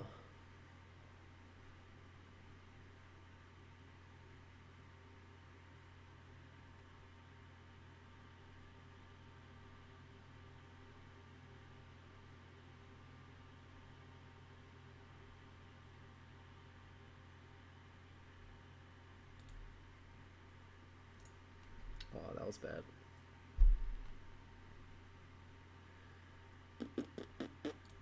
Alright, gonna have to sit out for a little bit and reevaluate what I'm doing. Taking 2 losses like that is really bad, especially with not even a single tick in my favor. That last trade. 0 MFE. That's really bad.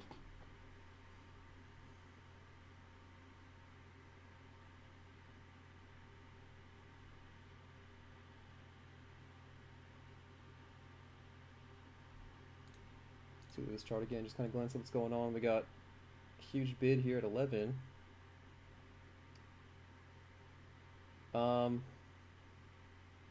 We have had a series of lower highs though, and we're kind of consistently kind of bashing into this 12 level. So it's very possible that I still want to be looking for shorts under the expectation of this 11 trading through.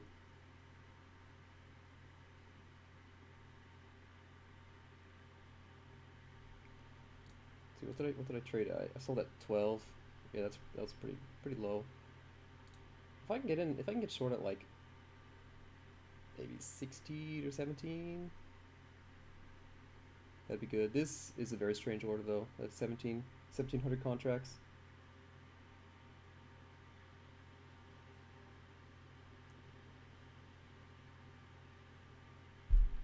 It's moving up with the price.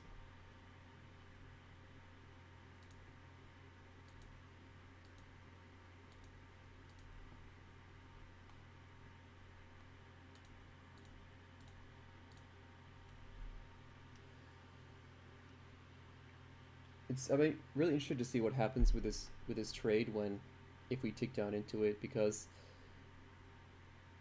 it could be real or it could just be a spoof.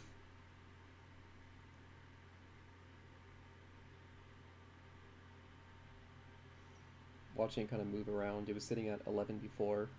Now it's up at 13 after we upticked. But like if we downtick, does it go down, or does it stay there and actually absorb prices or not? I'm gonna wait and see what happens at this 18 price and what happens with this big order before I take another trade. We're kind of in like a bit of a downtrend actually, and should we break this 18, the downtrend has failed or it's finished. So I'm really interested to see about this 1700 bid.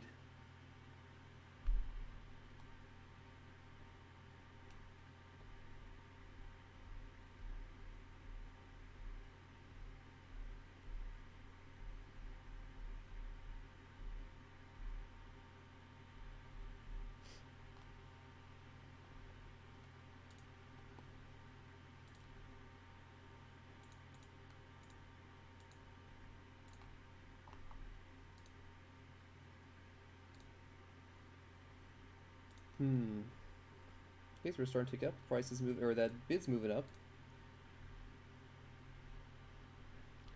Do we trade into it though? That's the question.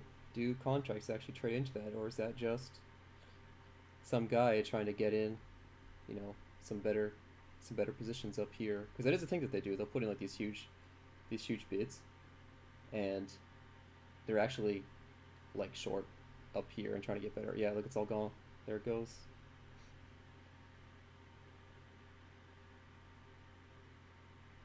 Okay, so we're at 18s now. Let's see what happens at 19.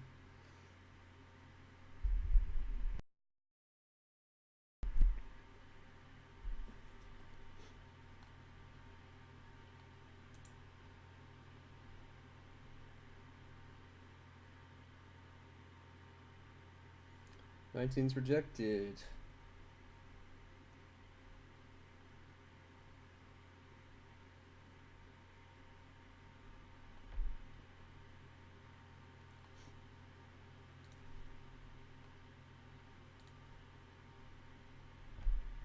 Let's try this. This is like a reversal trade. Not really reversible. It's just playing the trend. So this 18 area was the last top. Recently we had a spike up here to 18. So if I can get short.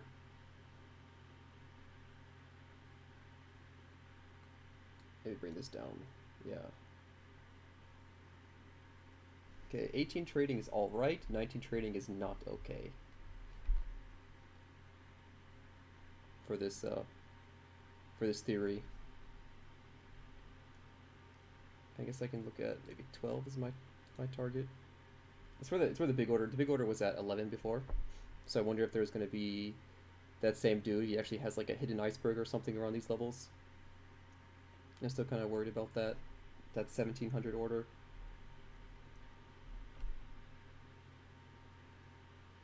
The buyers are trying to buy through this 17, but we're holding it for now. We're starting to see some selling also going on in the other contracts, so they kind of want to bring that price down just a bit. So, you know, yeah, having this absorption and then having them selling down is usually a good sign if you're going short anyway. Yeah, so all these guys, I guess that were long here are saying, yep, we're not going to go any higher. Time to get out of my position. That's a strong move. Nice big order here. ES is moving up with us too. I kind of want to cancel this. If this pulls, I'm going to cancel this and actually go short another contract. But if I just get filled naturally, then I'll just take my fill. If they pull this, then we're probably going to go even lower, and I'll like to add an extra contract if possible. Oh, they're kind of pulling it.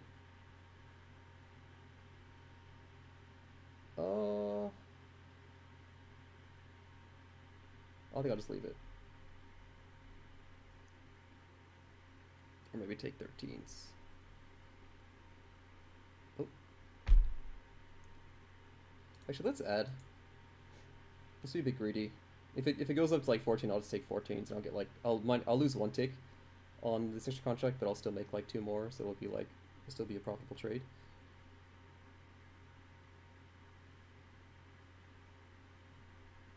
There's some absorption going on, so maybe I can get filled like here. Let's try that. If I get filled, I should probably be careful. I'll just put on 1 for now. Okay, so I will get out of this trade if we uptick. I just take a +2. And I'm short. I need to be buying. I almost clicked on the wrong thing. That would have been embarrassing. Yeah, but I can't move my mouse because I got to be ready for this. But if you look on the middle dome, ZN, there's some pretty large selling going on.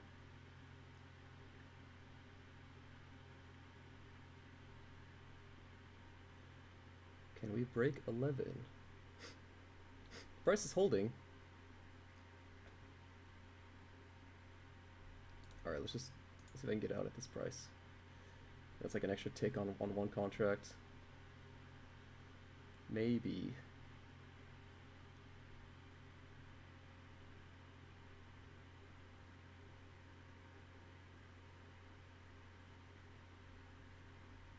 Okay, let's just go for that. Okay. So I think I scratched. What did I do? Let me get a recap on that trade. There's my positions. Yeah, so I technically scratched that extra contract. But like I said, I was the volume died. It looked when they started pulling the volume died down.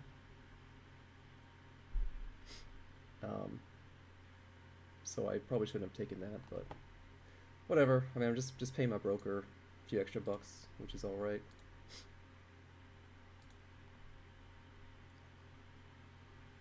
Now the question is what is the current market sentiment right now? Like, are we just going to trade this range all day? Like, are we just going to have a range between 12 and 17? Is that going to be the plays we're making today, or are we going to go down further?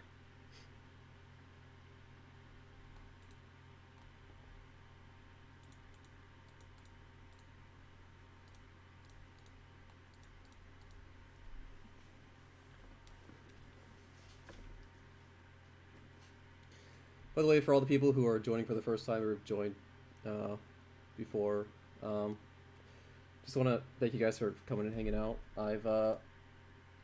I used to stream a few months ago when I was demo trading, and I was doing really bad. And since I moved to live account, I've actually been doing better than I was on demo.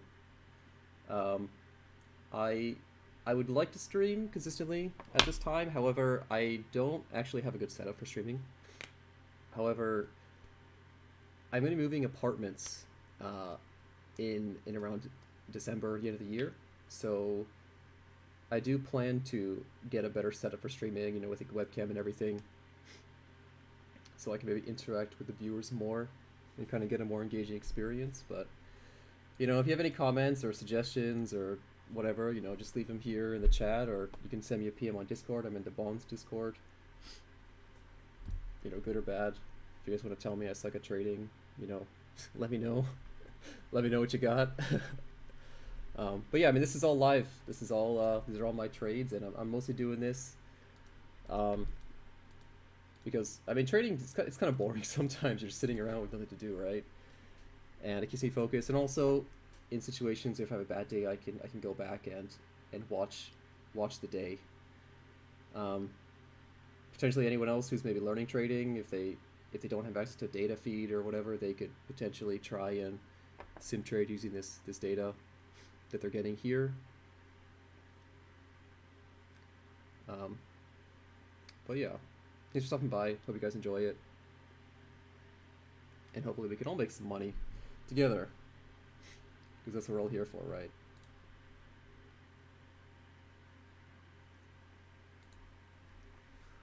We're all here to make money.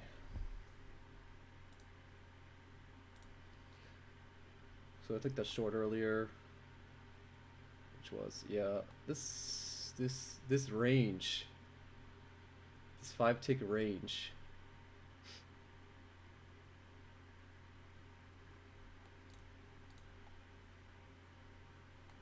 We had a recent top here at 18. Or yeah, 18 was the top. So here we are again with this very weak offer. And if they don't take this and start stacking up, then that's again another potential for grabbing a short here, or just maybe trying to scalp this range. Maybe I'll try and scalp 13 or 14 again. This is just like, hey, free money. If you have a big account, you can just buy 200 lots, right? And then the worst case scenario, you just exit out at 18 again, and you're just paying your commission on 200 lots.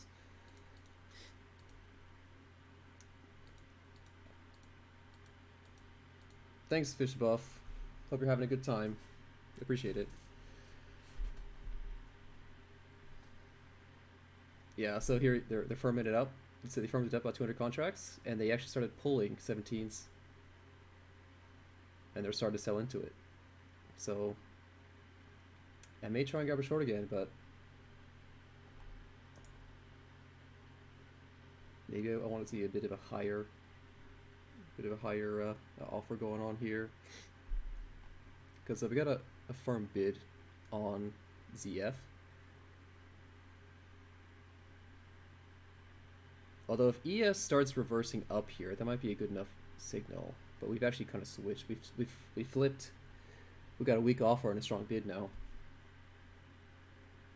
But they're not taking it, and now we've got, yeah. I don't know if you guys saw that, but we flipped. So I'm gonna try and get short here. Risking 19s, risking maybe 2 ticks. If I can get filled. I don't know if anyone saw that, but ES started changing direction. It went up like 2 or 3 ticks, and we started selling down here across the Treasuries.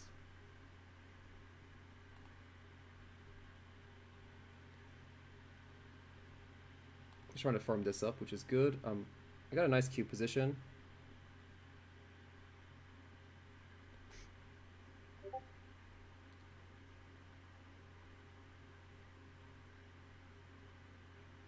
But they don't want to buy it. It's good for shorts, but not good for me. So I'd like to get into a position here.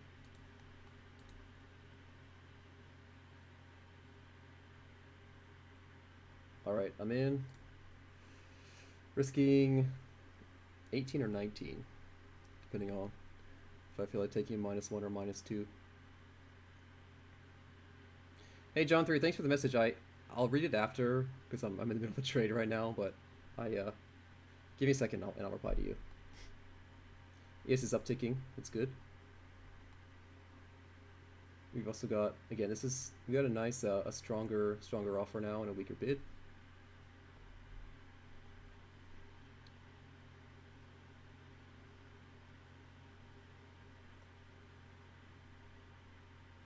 Oh man. Okay. +1. Is it possible? But it looks like ES is kind of controlling this trade right now. Um, ES is trying to figure out what to do, and we're just kind of reacting to that. So ES is going down, which is bad for me right now. So yeah. Okay, scratch that. It's probably gonna go in reverse now, and probably just like go down to 13. So I'll take my scratch. Whatever, it's all right. All right, John 3, gonna read your message.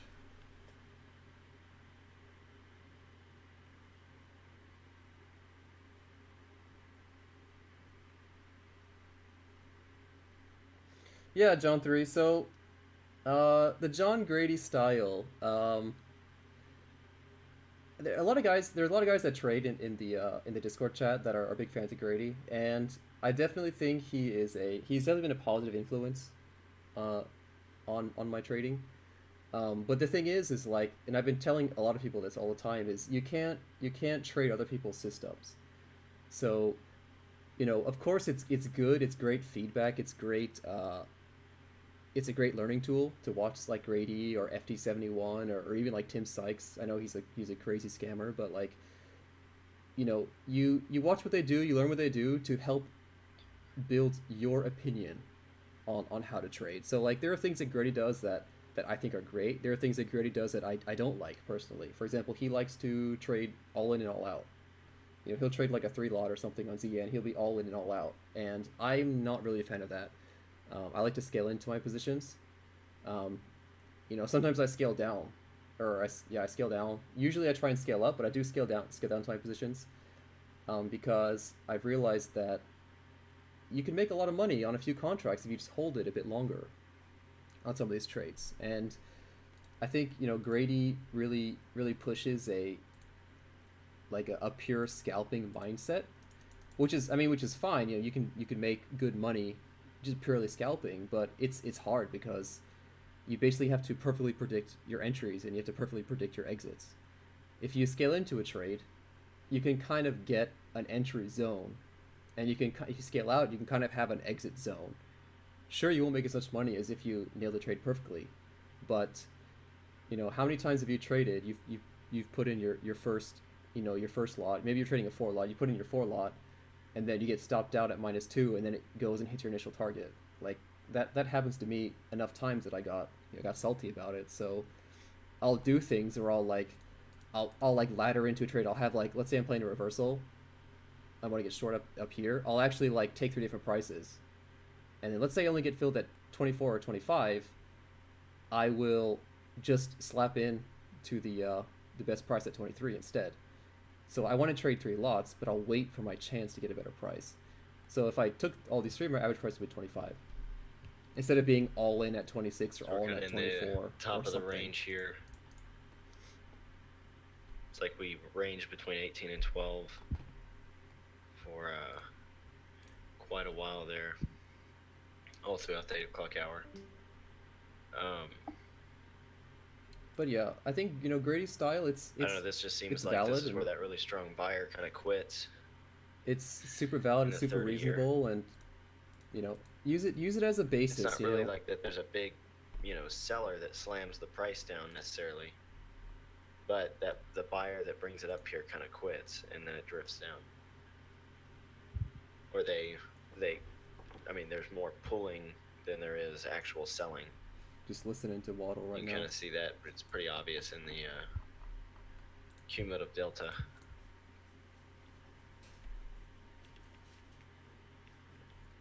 And the fact that we'll move down on no volume, and then we have to grind up through the offers to get back up. Yeah, to me that's usually a long signal. If you go down a low volume and grind up, that's I don't know. It's just my take.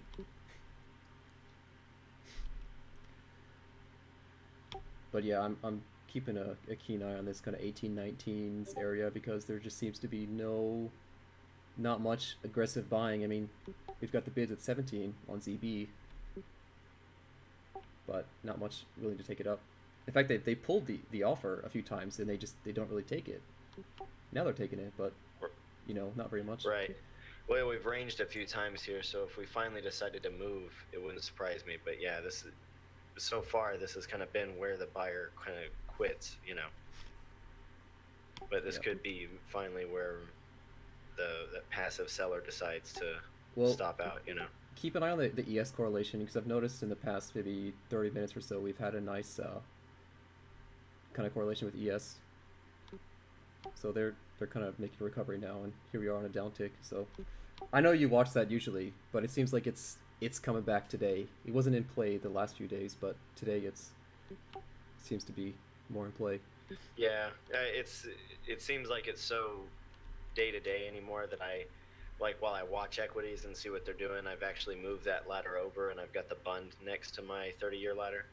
Yeah. Just because it's a more important kind of for me to watch the order flow of the bund and see where it's moving. It's a better indicator than watching U.S. equities, in my opinion. Yeah, for sure. Yeah, the thing that I've been doing recently, this has been helping me a lot, is just seeing if there's a lack of a correlation, if there's only a correlation on one direction. If we see ES going up and bonds not carrying, and then ES reverses, and then we uptick on bonds, like that's a good sign for a position if you have one. But yeah, you probably know that.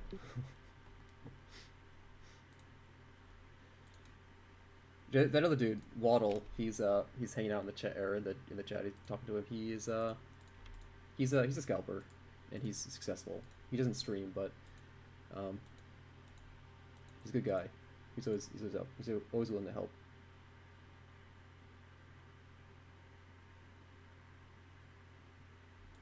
Yeah. So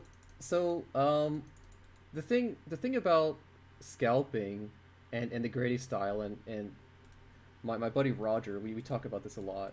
We talked about this a lot recently about scalping, and like scalping is really easy, but it's also really hard at the same time. And it's hard for all the wrong reasons. Like the trade I took today, like I took this 3-tick loss, right? On a scalp, and I should have scratched that or taken -1 because I didn't even get a single tick.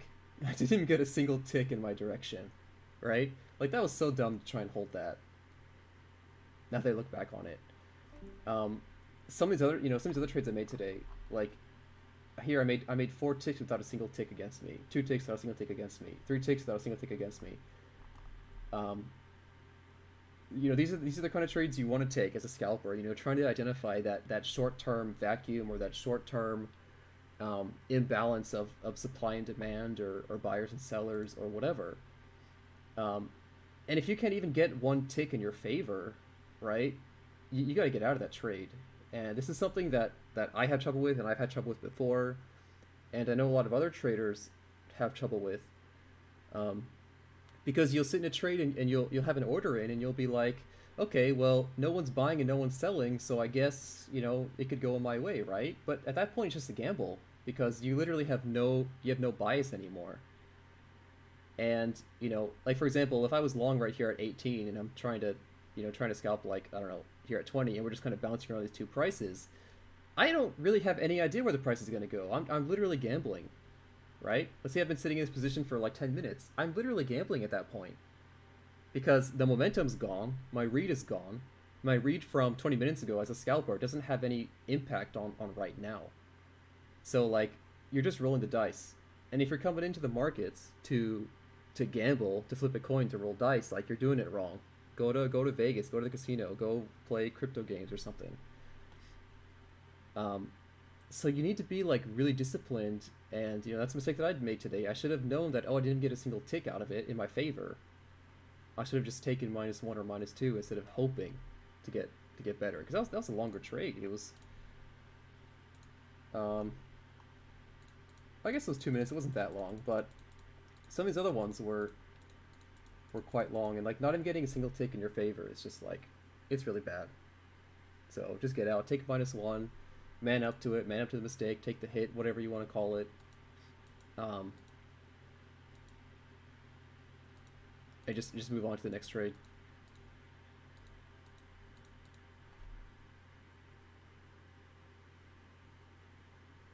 I hope that makes sense. I don't know, kind of a mini rant.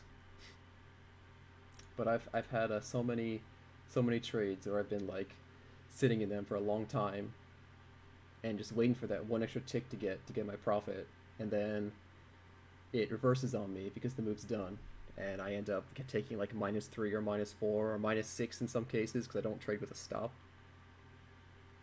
And that's just me being a stupid idiot and not not scalping. I'm taking a scalp and turning it into a day trade or something like that, which is not what you want to do.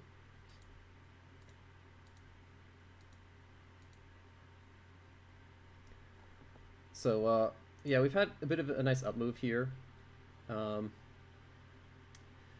this could be the pullback now. This again, this 22. Let me double check the chart.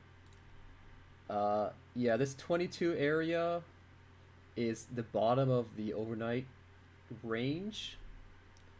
So you're bound to see some resistance, as you can see right here with that 1200 offer. It's a nice, pretty strong move up. So if I can get in at like, I, I kind of like them to try and break this price, because that's where the big money is. Really, it's catching these big moves, not just scalping like 2 ticks on one contract. But let me trying to think about this risk reward here. I can probably get filled here at 20. The only question is, when do I want to get out of this?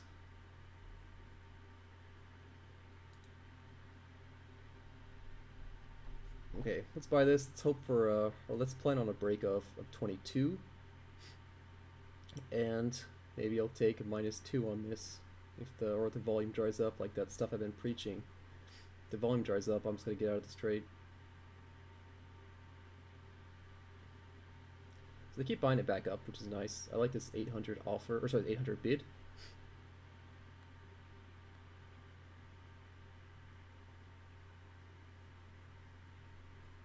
See, that is not good.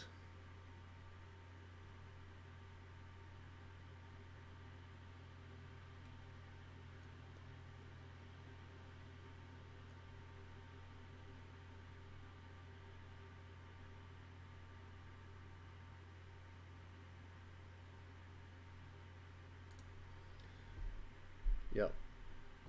Gonna see what happens at this 18 price. How the price reacts to 18.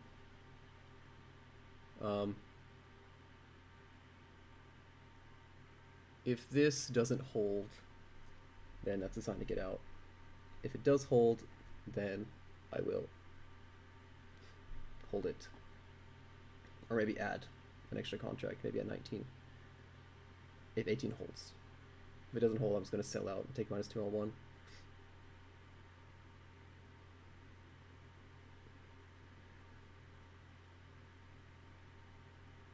I'm getting some absorption on ZN.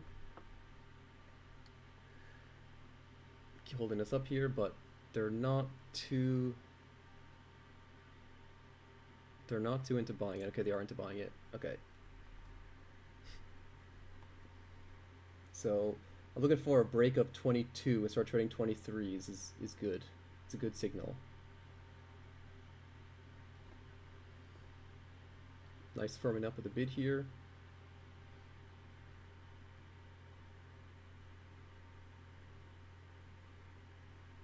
Yeah, I'm gonna add to this. I like this. I like what I'm seeing. I like them. I like seeing nothing being sold down. I like seeing strong buyers buying into absorption. I like that. So I'm gonna try and put on a second contract. Oh yeah, this is another thing. So like Grady and a lot of the other scalpers, they all in, all out. And if this trade goes well, I mean, you can see the potential of scaling into a trade if I can get my second contract filled. Yeah. Okay, if I can get 22. I don't really want to pay up to 23. 22 I'm all right with. I might. Oh, yeah, okay. Let's take 23s. Okay, so I got 2 contracts now. My average price is 22. If this goes against me, I'm going to try and get out at 22. I probably should not take a loss on this trade, so I got to be pretty cautious. I may even add a third contract here at 23. I got the whole market's moving in my direction now. I got ES is kind of going lower. All the bonds are going up. We're breaking through resistance right now. We made it through resistance at 22. So there's probably going to be some icebergs defending this, but it's going to be one of these, I'm guessing, slow grinds up through the range. So maybe I'm targeting 26 would be okay. Let's see what happens at 21. 26 might be a conservative target. Yeah, so they bought up 21. It's pretty good.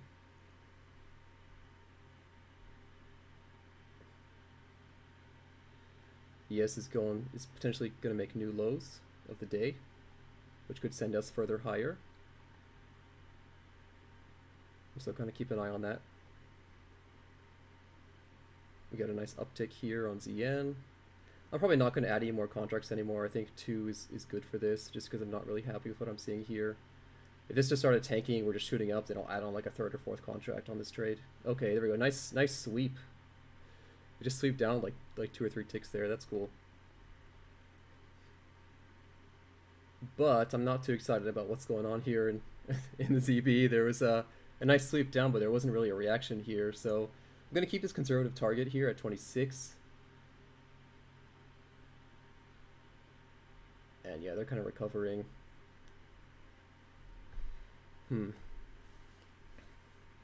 Let's give this one a minute. This is one of those trades where I'm okay to give it a bit more time to run, because this is kind of playing on a bit more of the intraday levels that I saw during the overnight. So this is a trade which is gonna, I'm gonna put on more risk, but potentially make more from it. I really like what I'm seeing here. Huge buying imbalance between people buying up at the offer versus 0 selling to the bid.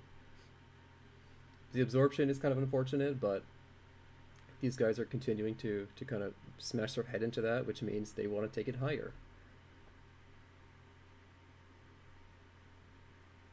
It's always a good feeling when you see the absorption and this number just keeps getting smaller. Seeing 200 on the bid behind us is all right.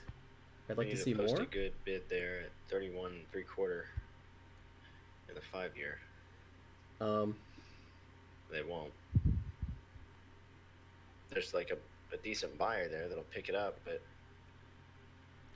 they don't post shit.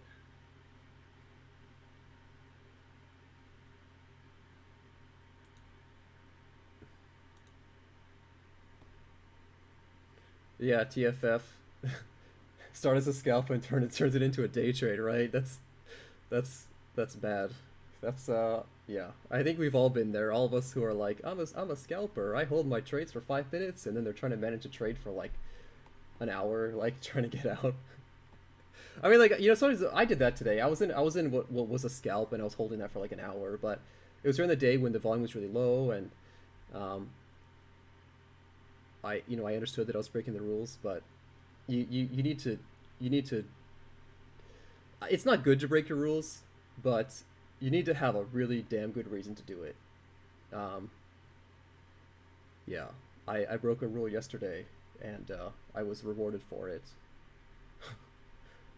I'm not really going to talk about that, but if anyone knows what happened yesterday, you'll know what I'm talking about. I might just try and get out here at 23. I'd like to get more, but okay, there we go. We're starting to come down again, and they're pulling that. All right, we're good. New lows again on ES. Can we do it? Can we make it? Nope. We kind of like puked out 50 contracts into 24, which is okay, but I'd like to see a bit more. I'm gonna cover 1 at this price if I can, just to lock in a bit of profit. Because again, I'm kind of losing the feel of this one. I'm not feeling too confident in this trade anymore,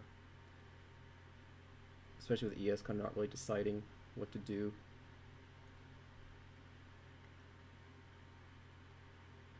And if I get out early, whatever, I got out early, I got a profit, whatever, you know. I can always get back in again. Like if I see, you know, a strong move up, if I see them get up to 25 and they start pulling these offers, and I can just get back in at 25. Yeah, I lost like 2 ticks of profit, but that's 2 ticks of profit I lost. It's not like I'm losing 2 ticks. I just made 2 ticks less. It's a big difference.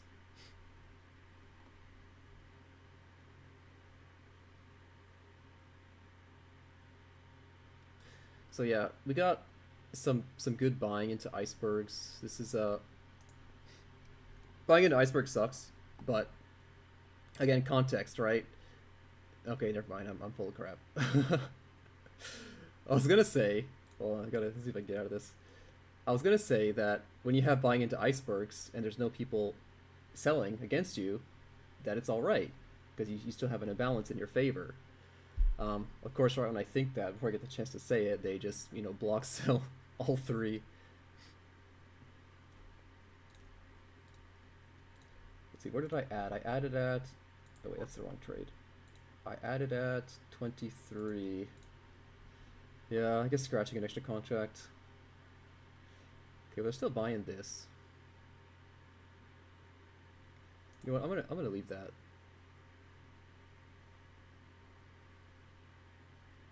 This could just be a pullback. It may be worth it to.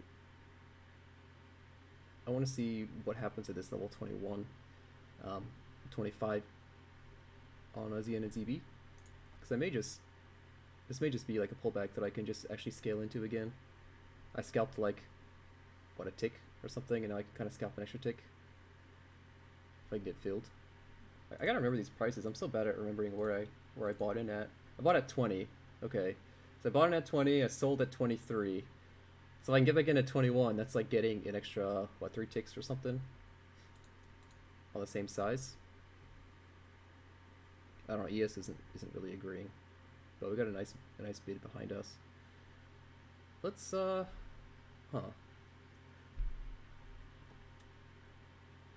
Like, I want to get filled at 21, but I don't think it's gonna happen.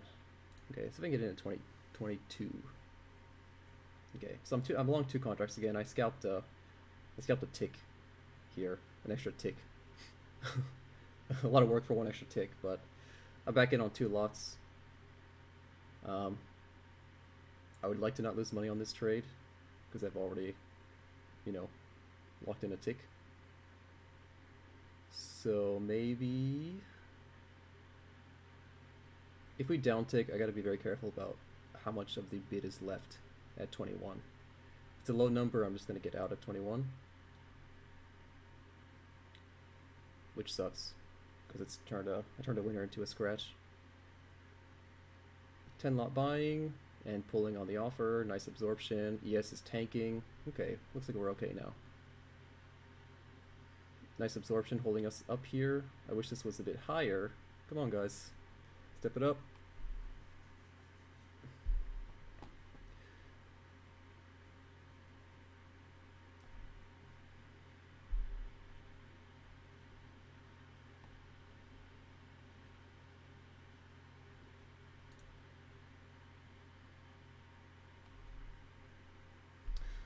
Ooh, okay. Do I take plus, what is that, +4? +4 and 2 lots is crap. But it might be all I'm gonna get today. Oof. I don't know, ES is still not looking too hot. Still looks pretty heavy.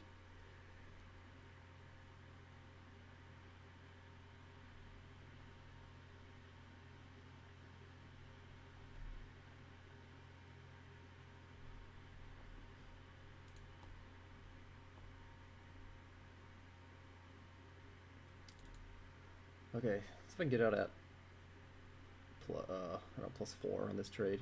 I guess it's technically +2 because it's on 2 lots. Ooh, am I gonna get +1?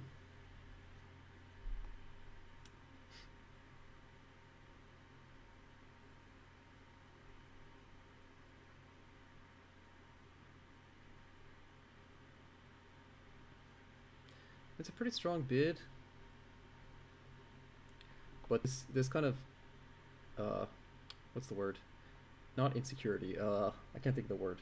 It's not it's unsure. What's the word I'm looking for? I can't think of the word. Not insecurity. I don't know. I'm bad at English. It can't make up its mind. It's what's the word? I don't know. Unsure? I don't know. Gotta get my thesaurus out and look it up. Uncertainty, that's what I'm looking for. Uncertainty here at ES. So they're uncertain, I'm uncertain. Just get out of the trade. Indecision, yeah, that works too. Thank you. Thanks, Roger.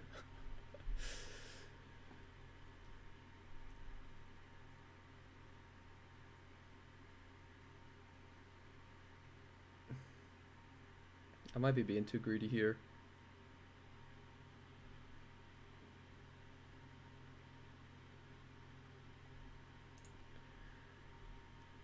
Because still got to tick up and then trade 500 contracts into my favor. But I mean, like, these guys are buying this, and they aren't really selling to 21.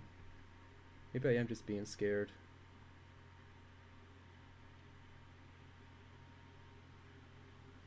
They're pulling that offer. But unfortunately, we don't have any guys trying to step it up and bring it up anymore. There we go. Small size behind us. We're starting to pull this. Do I take +2? Or do I try and wait out for like +4 or higher?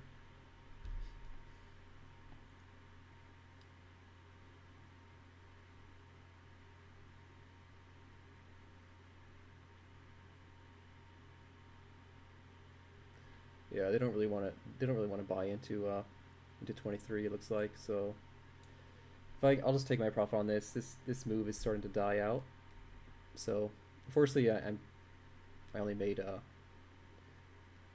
2 ticks on 2 lots, so it's only like a 1 tick trade. But if I can get out at this price, and oh my god, yeah, that just happened.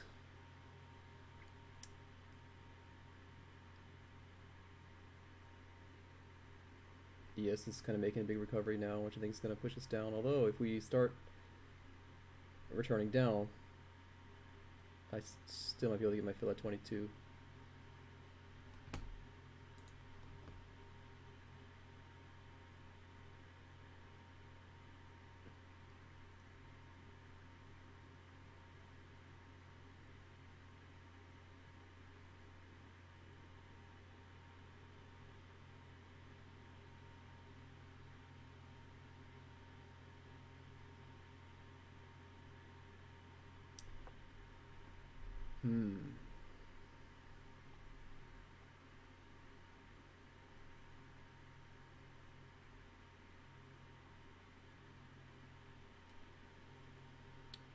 Just gotta sit and wait.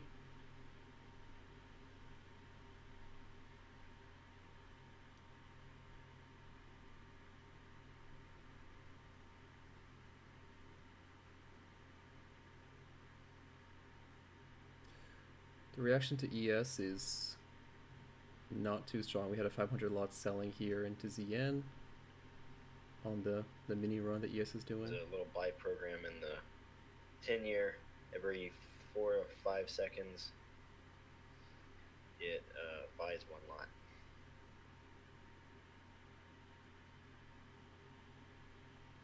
ES is doing a little pullback, and it looks like it's going to trade higher. I would like if it didn't trade higher and started tanking again.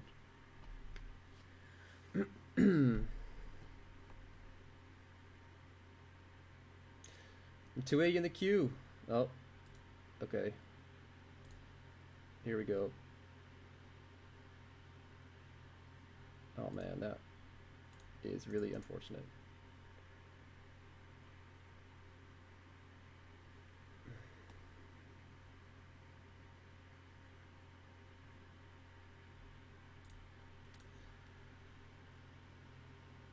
18s. Okay. This 18s was the top of our previous range.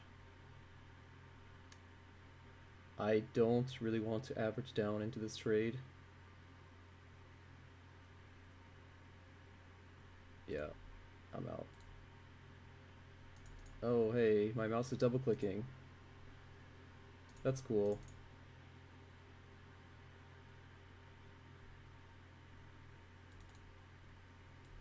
Wow, okay.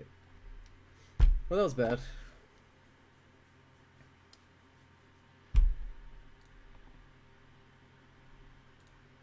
So you're just taking the scratch or the +2. That's what happens when greed gets to you.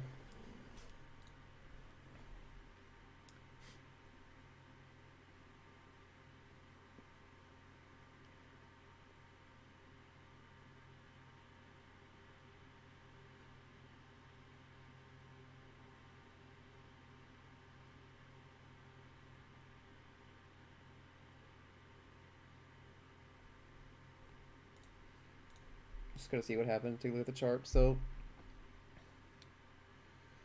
got up to 24. Trade 24. Ran into a big order. That 1,000.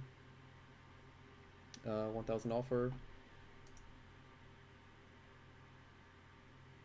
ES kind of went on a rampage and brought bonds down. So ES reversed, which reversed our move.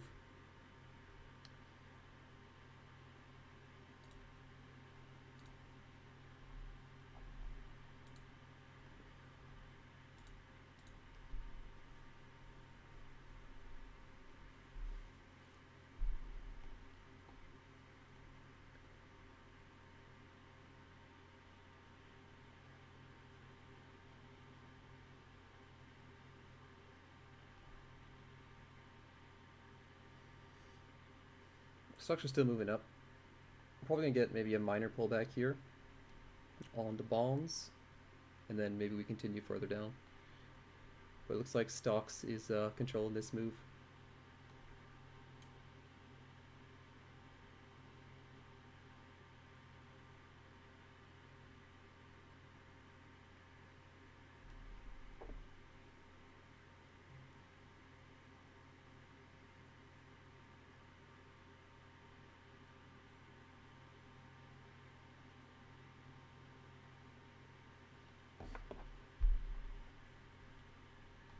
So we're pausing now.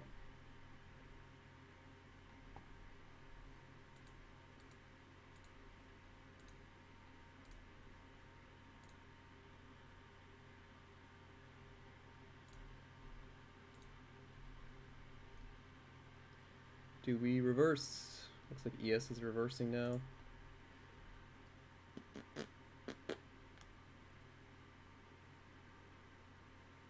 Although it is due for a bounce sometime. Maybe bounce off a VWAP here at 0825.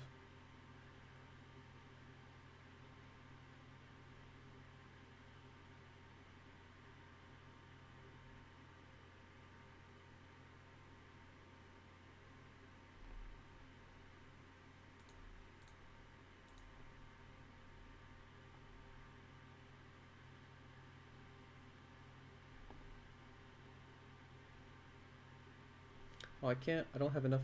Okay, there we go. That's what I'm looking for. So we're going back up again. What was my entry? Entry was like 22 or something, right?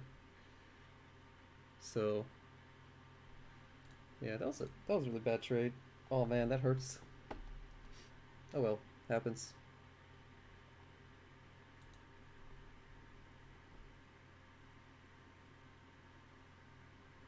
I also clicked to buy more instead of selling out of my position. I thought I was short for some reason. Yeah, I thought my mouse was double clicking, but I thought I reversed. It's dead. Sometimes my mouse like double clicks and it really sucks because I'll put on like double the size. I don't want to be. ES is in a range. Could be in a range here. Probably gonna wait to see. The market's probably gonna wait to see what happens on with this price, with this action here on ES before we get another move.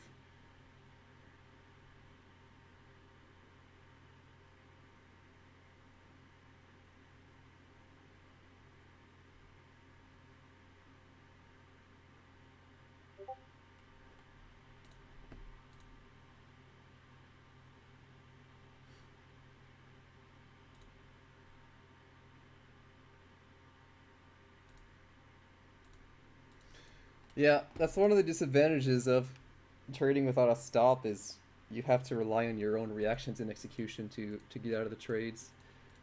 I was really slow on that when it started like tanking down. Probably should have been like at least a tick higher. I sold at what, 16s? Should have sold at like 18s or something.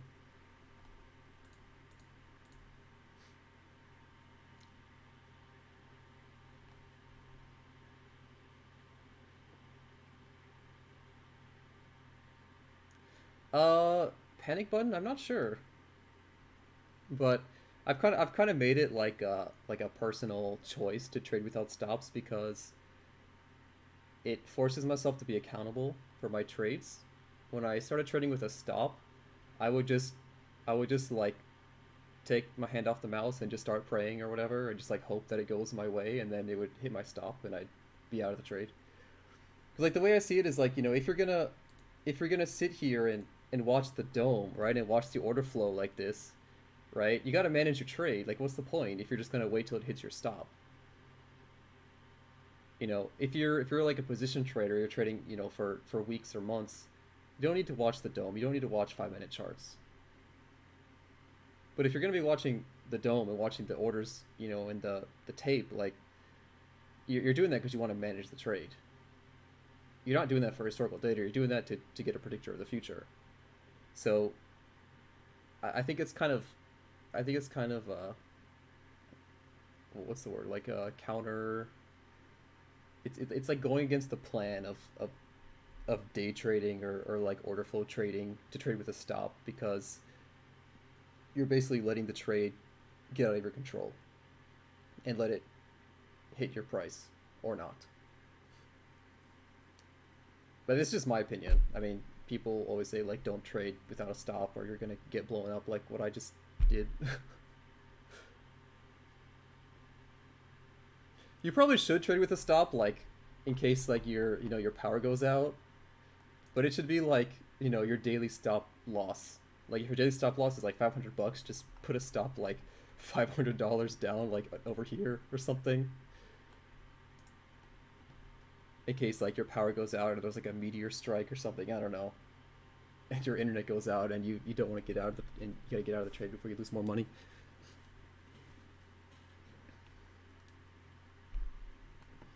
I'm still kind of feeling along here though, um, with ES going down. It kind of made it through VWAP, made it through its point of control. We're starting to see some absorption here. Yeah, so that's my signal. We're starting to uptick.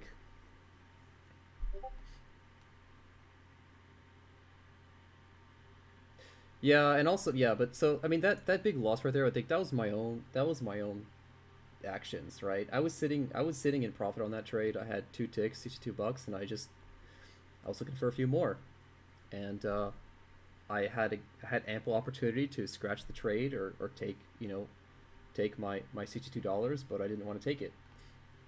And by the time I had to get out of the trade, I was not really prepared for it. Clicking the wrong thing. I was trying to add to my position instead of get out of it.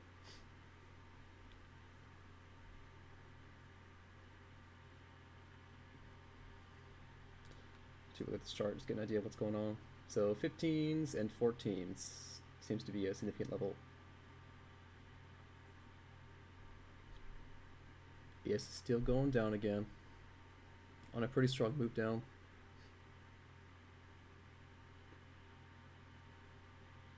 But yeah, another thing about trading is just like, you make a bad trade, you take a loss, try not to be upset about it.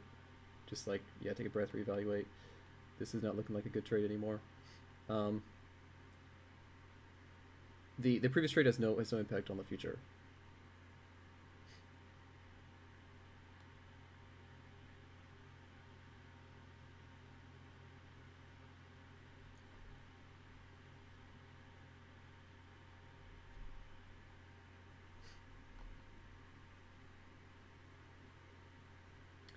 This is now going one tick against me. I haven't got a tick in my favor yet.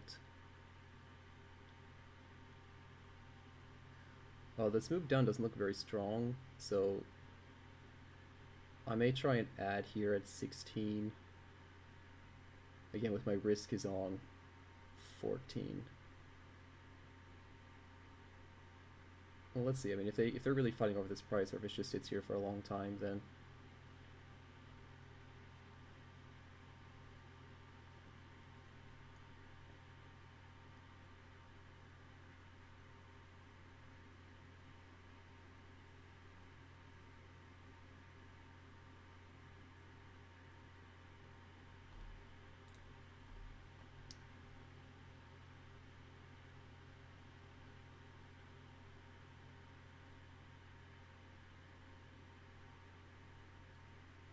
I'm watching this 14 and 15. This is kind of my signal.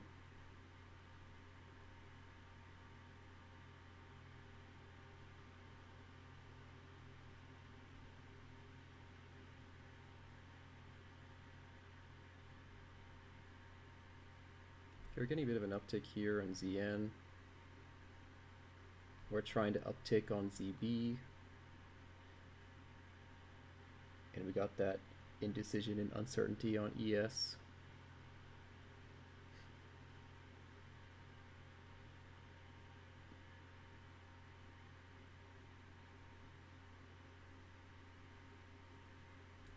That's out here at 16. So I average down. Usually that's it's something you don't want to do. They always say like don't average down. It's suicide, and it is if you're not being really careful with what you're doing. You know, the way I saw it, we ticked down. It wasn't a move down. This is just the noise. The noise of the market. So I'm okay taking averaging down on a price if I was trying to get in on some more size. Although if these 14 start trading, then I don't want that. ES is starting to push lower. So I'd like to see some movement up now in our bonds. If not, then I need to start looking at an exit on this trade.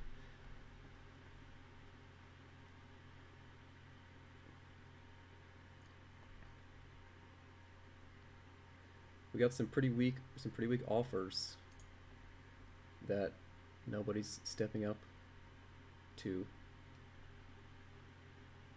They're trying to in ZB. Okay.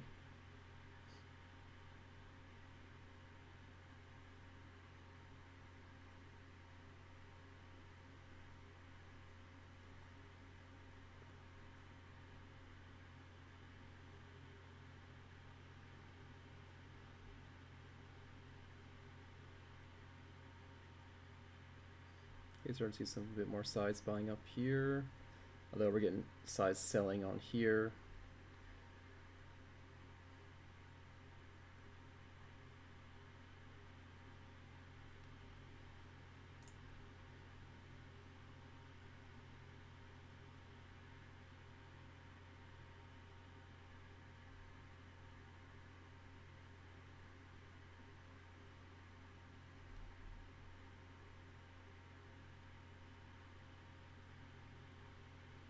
Trying to uptick.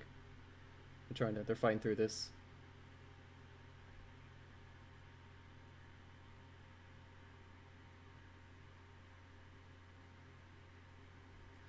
Although it does kind of look like sellers are a bit in control here on ZN. They're keeping the price down. The buyers are trying, but it's not enough to bring the price up.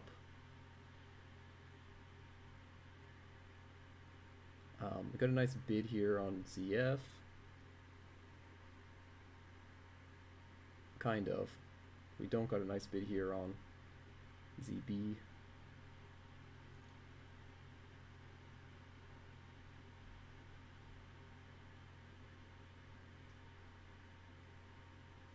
Okay, stocks are starting to go down. This should start us going up again. Although if it just like reverses, then so we're not going to go anywhere. Some indecision in ES. That's usually what it likes to do. It likes to jump around all over the place.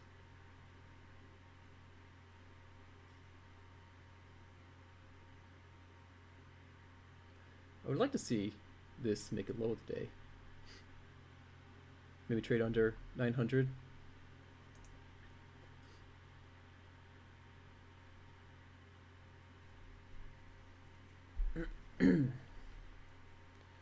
Taking a look at the chart here. So uh, we do have something of an uptrend going on here. So our last significant low was at 11. Um, the bottom was 7, 11, and then this kind of 15, 14 area is kind of our next potential like swing low in the trend. And the next high is 24. So if this daily uptrend is intact, then we should move up to the 24 level.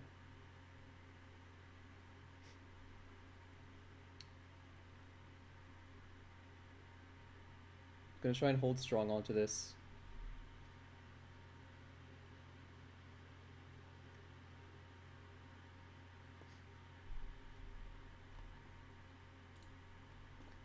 But this is a trade that, again, I'm still looking for kind of a longer term thing. I was mostly purely scalping earlier in the day because that news, the non-farm payroll news, was quite crazy in the action that resulted from it.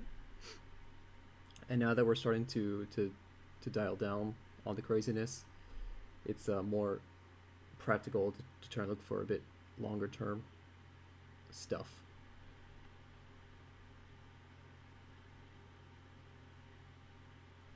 Let's see, where was the top of the trend? The top of the trend was 24. Okay, so let's try that. And I'm gonna be kind of sad if we get up there because like I was just long up here at 22 before.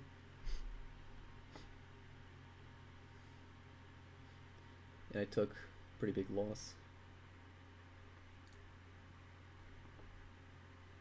That's like, yeah, 10 tick. Basically took a 10 tick loss, or -5 on 2 contracts. That's really bad. On a trade that I was actually profitable in. Yeah, I could have gone out for +1. I was +2, 2 favorable ticks.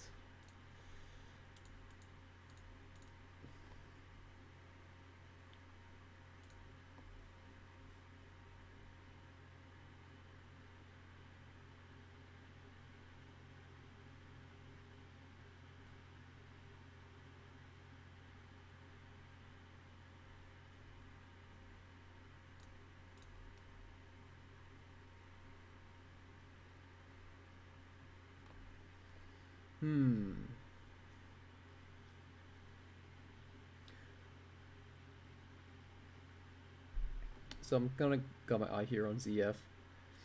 We're kind of at this new low, right? And got a decent bid, but nobody's selling to it. And we got kind of a weak offer, and no one's selling to it, or sorry, no one's buying into it.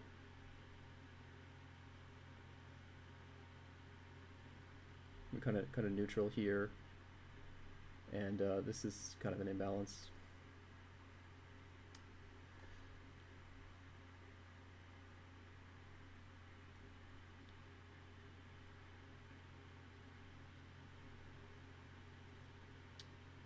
Pretty strong down tick. This might be another signal for me to get out.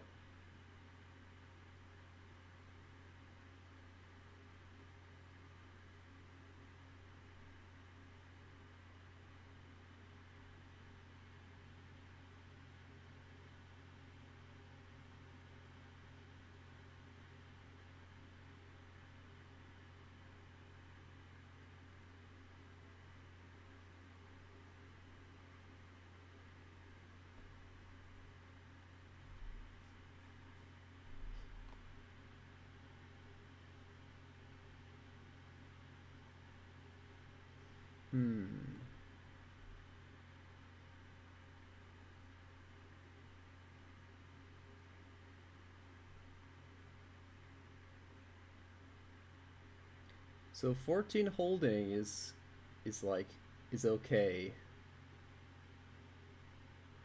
I don't want this to go down to 10, but that would be my actual like this trade is done kind of thing, but that's too much. I can't take that much heat.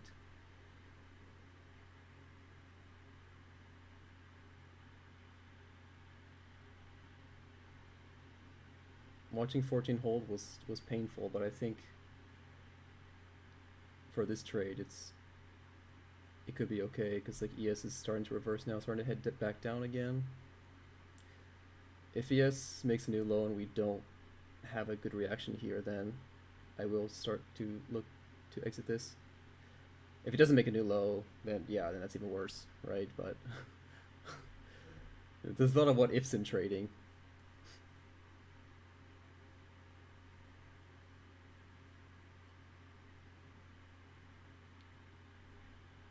So we're upticking in ES and downticking on Treasuries.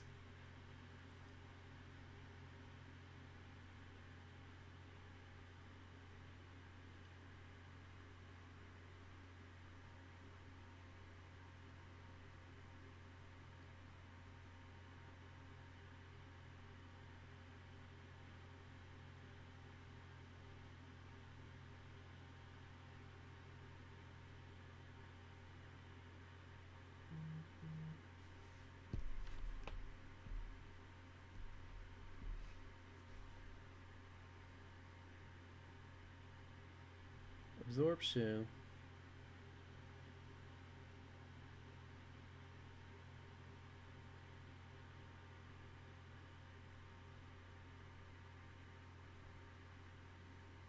That's a big pull.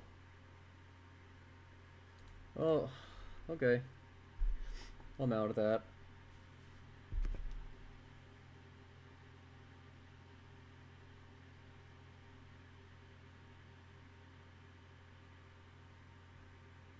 Give me 1 second.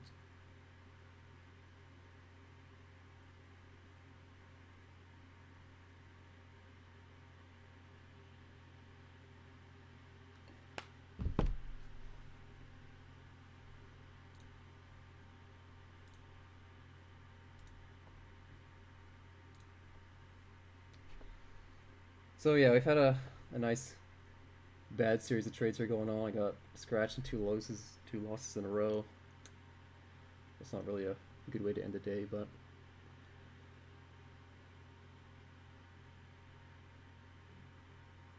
I'm gonna keep on trading, see if I can make myself back to break even or turn a profit at the end of the day. Because there's still opportunities. This whole week has been pretty crazy. Let's see what happens here if ES makes a new low.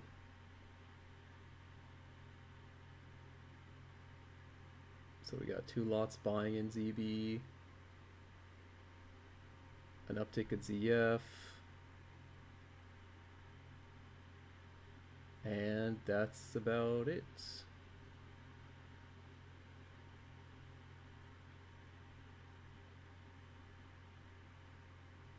Okay, ZF's upticking. That's a nice 5,000 bid. I like that. I think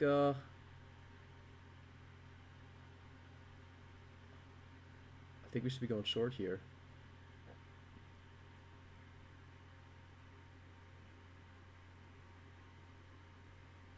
Yeah. So we had a great opportunity for some upticking without making a new low, and we didn't react at all. So I noticed that when we started recovering, I started seeing some selling again in ZN and ZB. So, or when ES started recovering anyway. So I think like my prediction is that we're gonna keep going down. Of course, you know, so I took the short.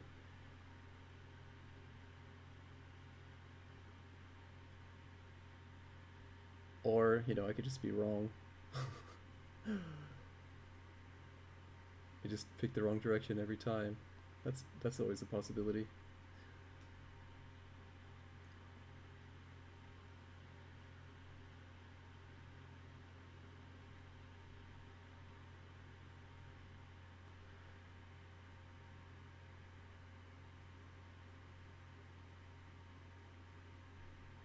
Look at this chart. Gotta get some confirmation on what's going on.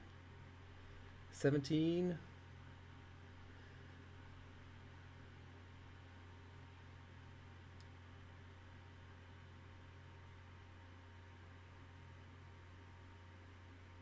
I mean, they're still going here, but like, we're not we're not really moving. Then we get a pullback.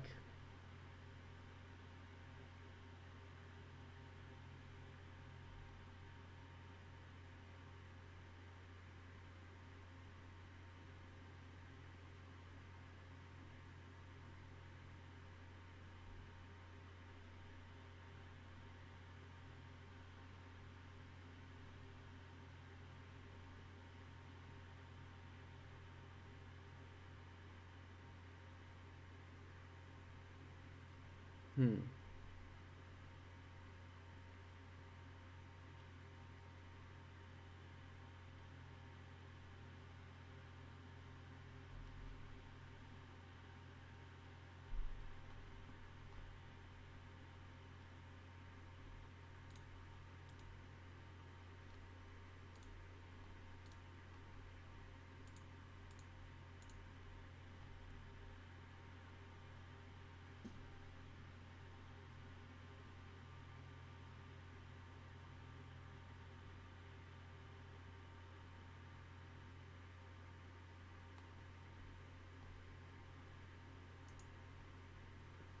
Okay, so ES is starting to reverse quite a bit. And again, we have kind of no reaction here in the treasuries.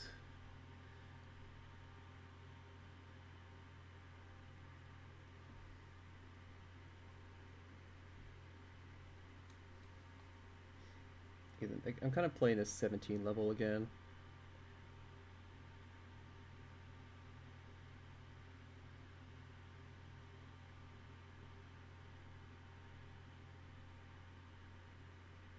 So if we get a hold here of 17, then I'll add here at 16. If they don't, I'll just get out at 18.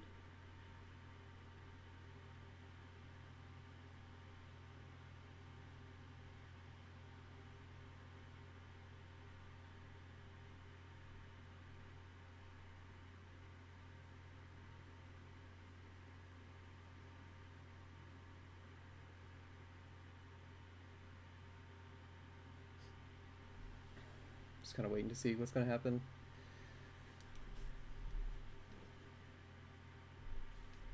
Basically, we spent a lot of time bouncing around the 17 area, so I'm guessing there's going to be a lot of other orders.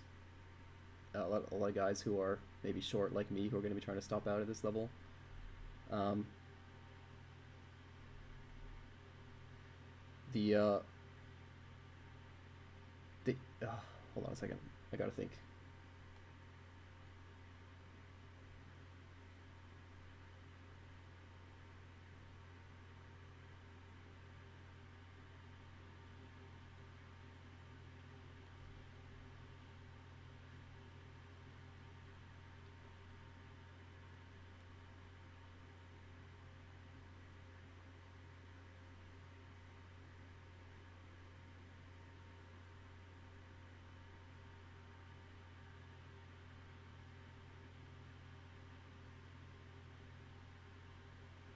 Okay, so we're starting to get a big bid up here, and we're starting to pull 16s, and we had an iceberg absorbing on 17. I don't want to see 18s trading, but it might be... Okay, never mind. Yeah, that's the secret of trading. You gotta complain about it, and then stuff happens. This is potentially me adding at 17 or scratching out at 18, or slapping out at 18. Or maybe both.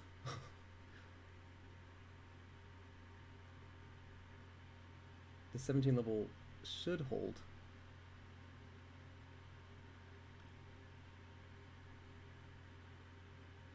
Although people are very interested in buying the crap out of it.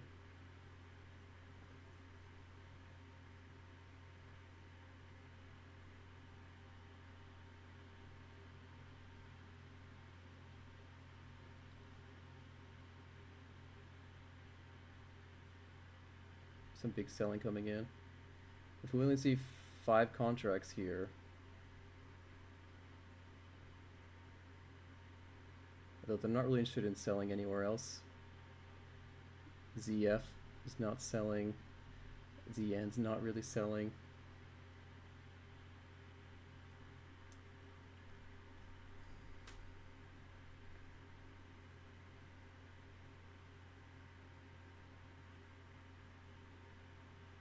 Like I think I'd be okay with this trade if I wasn't in a position, uh, trying to short 17 or 18, because we're having a lot of trouble getting higher. And if this uptrend was to continue, we should very easily be able to trade up into like 24, 25 area. But it's having a hard time getting through these prices. So yeah, so then you see, yeah, look at that. That like that's they're smacking that price down. I wish I was short. I wish I got short there, but the level failed, right? And I don't know what caused this move down, but it could have been news or something. But maybe it was news. ES is going up. This is some crazy shit's going on right now. But it looks like they're trying to bring it down.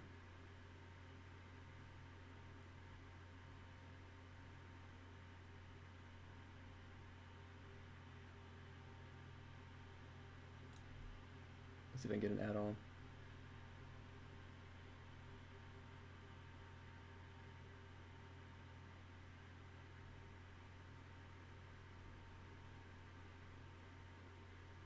Big absorption going on, but strong selling. This level holding 18 was quite significant. I wish I got more at that price. Um, do we take it below 13 though? If we can get it below 11, and then the next level is 7 or 8, then we do have potential for quite a big move down. So the way the markets are going to shape up, I'm gonna try and get some more size on, and look for a move down. If I don't get this fill, that's gonna be really really crap. 61 in the queue. So this whole area here, 13, 15, 17, 18 is potentially a buying zone, with maybe 20 being your like I need to get out of this emergency kind of situation.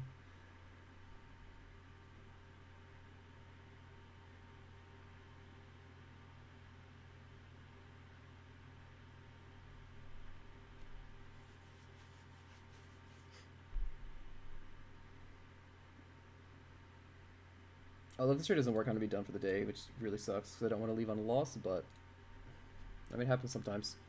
I was bound to lose. I haven't had a losing day in like in like 3 weeks or something. So it's I'm bound to have a bad day sooner or later.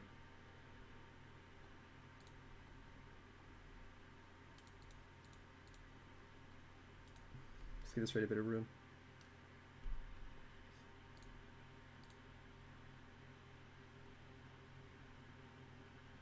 So we had an uptrend going. The last uptrend high was 24, 23. And we've had our second spike up, which was only 18. So we failed to make a newer high on this uptrend.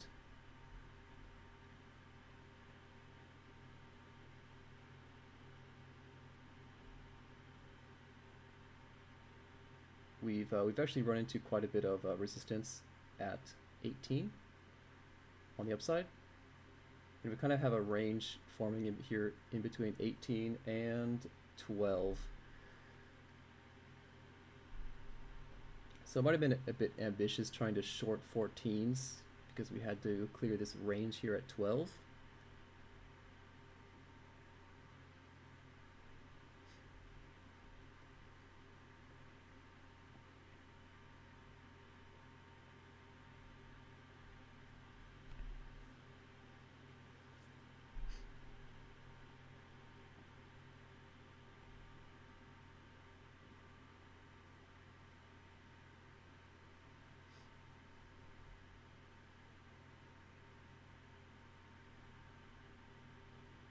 We're gonna give this trade some room.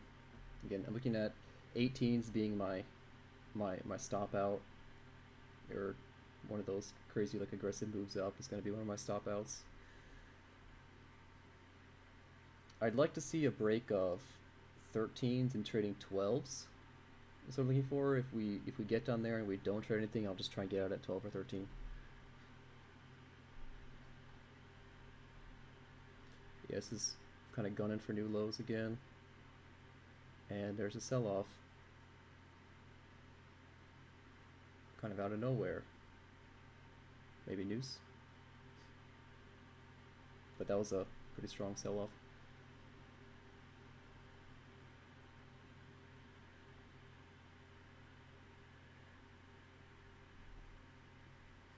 We might just get this thing that we saw. I think it was on Wednesday, where ES was just tanking and the whole market was tanking. It was just a terrible day for anyone invested in anything, which could happen. I mean, these markets these past few days have been pretty crazy. So the ES correlation has been kind of not in play for the past week.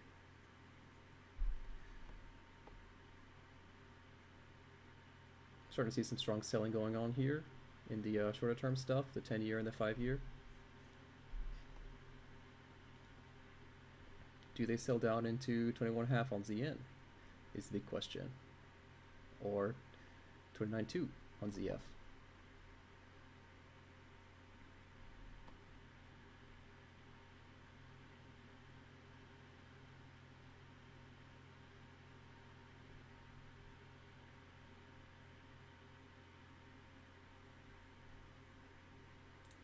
So where did I enter at? I entered at 13 and 15.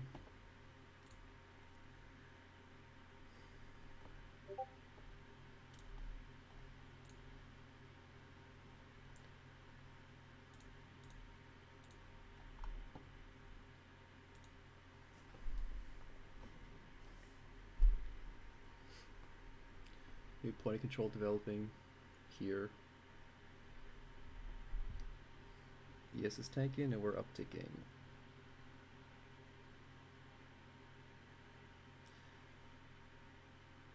So I'm going to see if I can get another sell in here at like maybe 17 and try and cover that for maybe 2 ticks, just to kind of slowly ease my way out of this position. Again, risking 19 to be all out.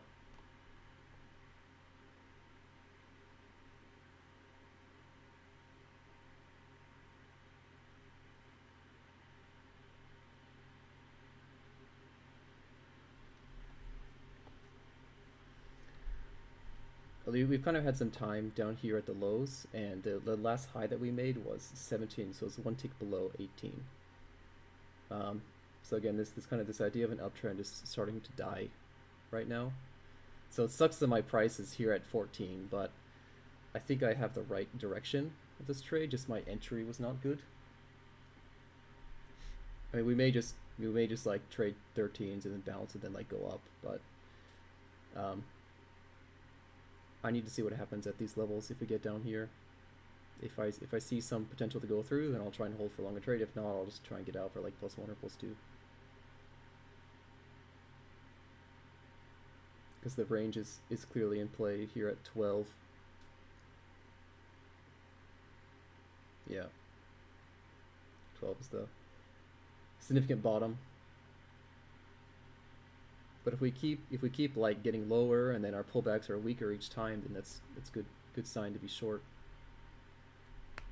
So this isn't exciting. This isn't as exciting as scalping, because I'm not like in and out and we're not like making these quick profits, you know, super fast. But again, if you can catch these moves and if it does go, that's where the big bucks comes from.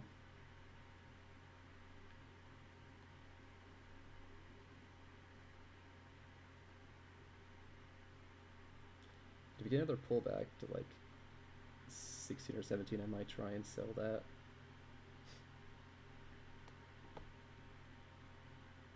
But my play is kind of this slowly failing uptrend. We're getting lower highs, and we kind of keep like testing this resistance area with a goal of the resistance breaking, or sorry, the support breaking. Sorry, support at 12.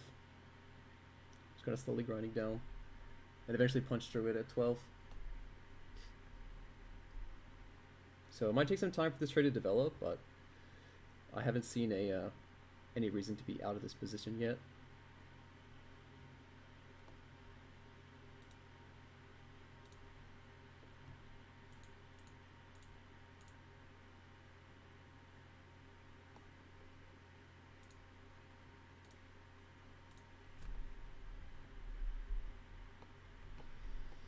This 14s is also having a bit of trouble getting through 14s.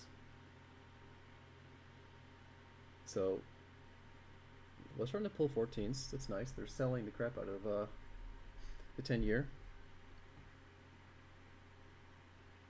This could start triggering a move down.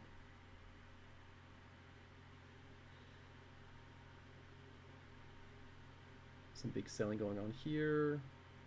Everyone's not totally on board yet.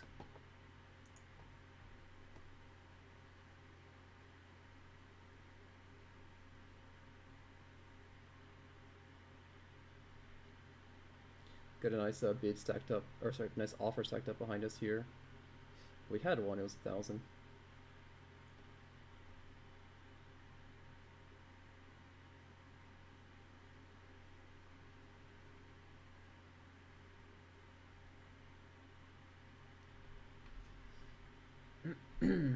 Oh, the waiting game.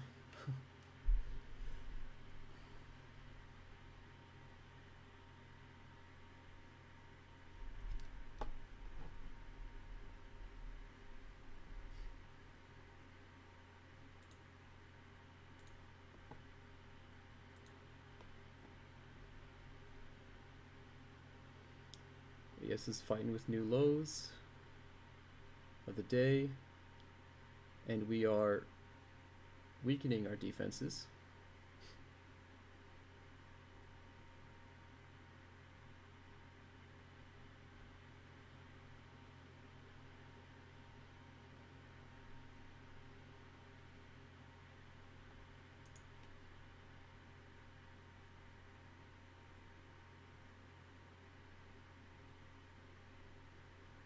ES is starting to recover just a bit, or pulling back a bit.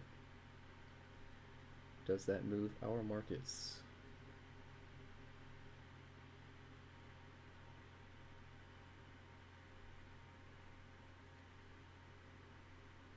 Nice selling across the board, but it's instantly bought back up.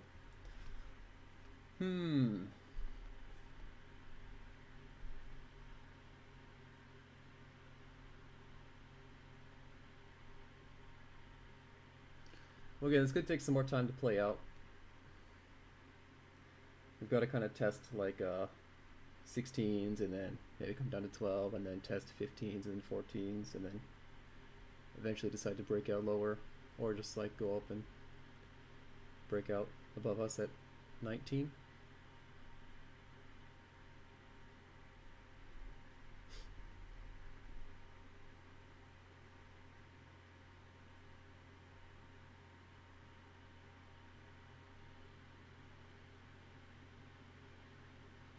I really wish I got in at like this. I got a sell off here at 18 or 17.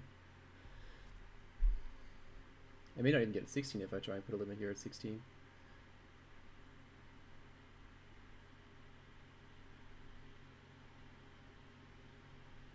We're pulling, selling.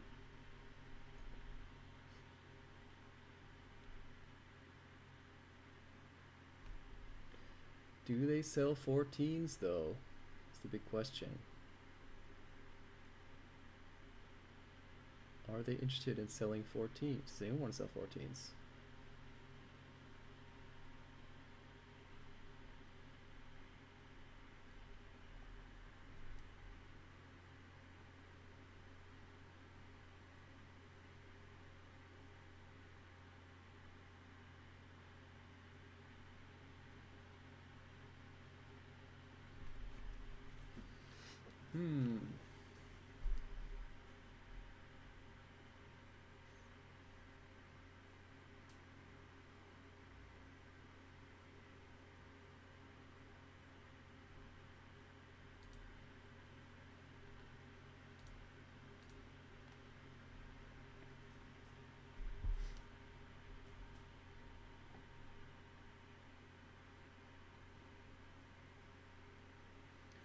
Well, they're trying to keep the price down, just on a very, very small size with these offers.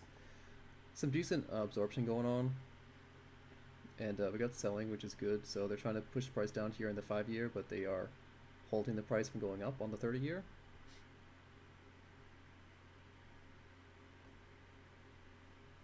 ES is kind of starting to sweep down again to make new lows.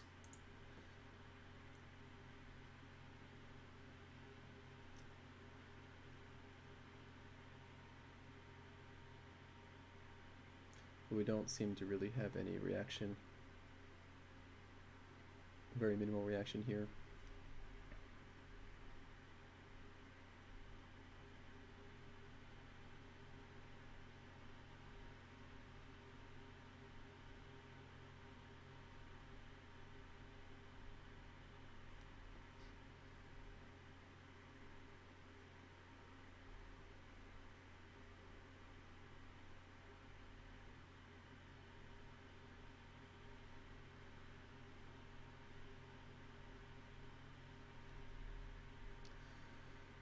Not too much action going on here in Treasuries. Just playing around the point of control. That's good. I like that. I like seeing that pull. The only question is do we decide to finally sell through 14s or not? Or we're just gonna sit here and stare at it. They're starting to flip. They're stacking the bid and pulling the offer. But again, that's some decent absorption.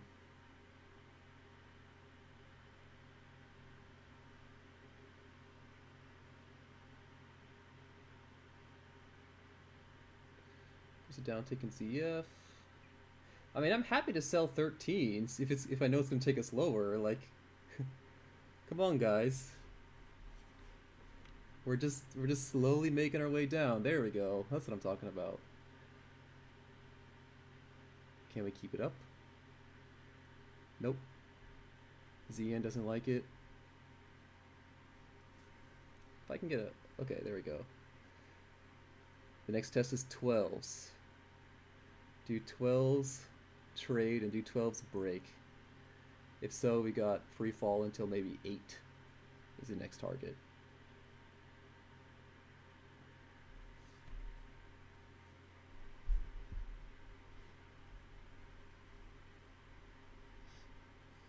Okay, starting to sell it.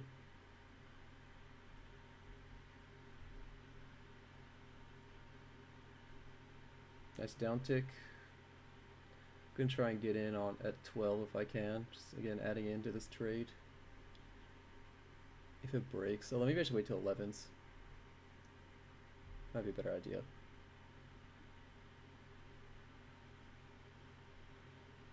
Might be getting a bit antsy on this one. We could I mean, we could still come back up and test 14 if this one doesn't want to break.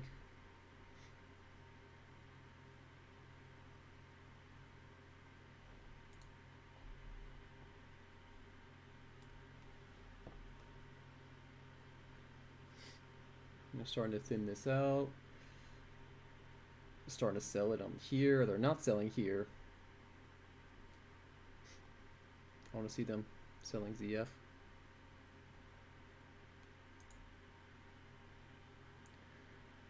It's like, you know, you get the best trades when the whole market's moving in unison. There we go. You see how that we had a downtick here and then he followed. That's when you know like it's like legit.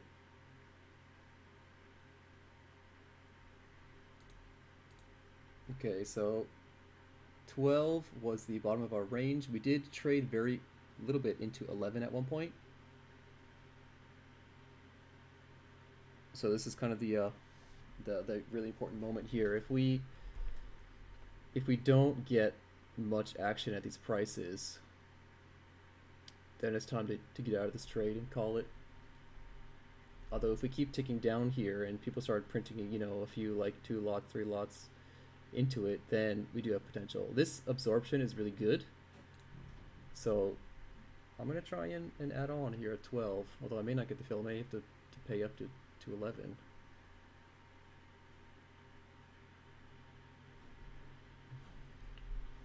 Trying to break through 11. All right, let's go for 11s. Hey, Saf Maestro, thanks for the follow. Hope you're having a good time. Okay, so I got 3 lots on. Gotta try and exit somewhere, preferably at 10, because I added at 11. At 10 or better, actually. Hello, welcome back.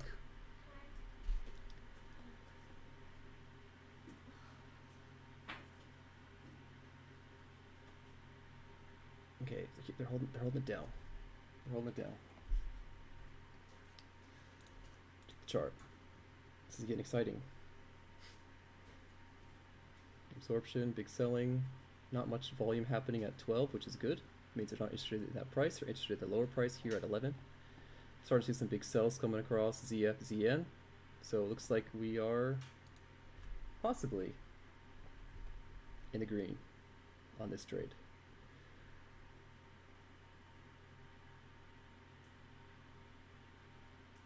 I'll just see what happens at 8.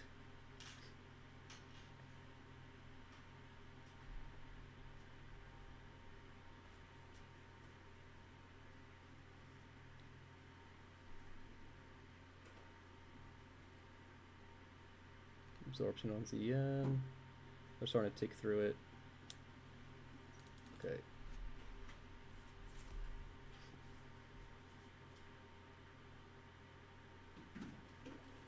ES making a new low. It could be pushing us up higher.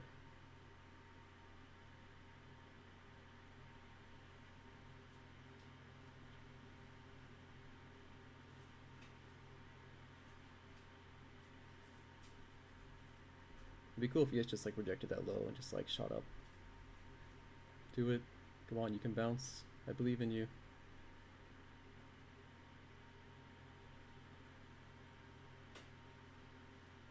Starting to bounce a little bit. It's not too much interest in this higher price as of now. All right. I guess we're just gonna get one tick. Maybe.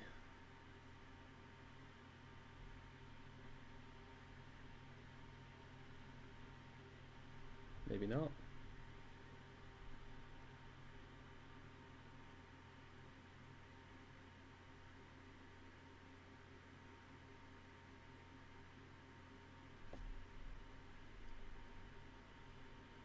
Let's think about this for a little bit. We had a breakdown. We broke through the lows. And the question is, do I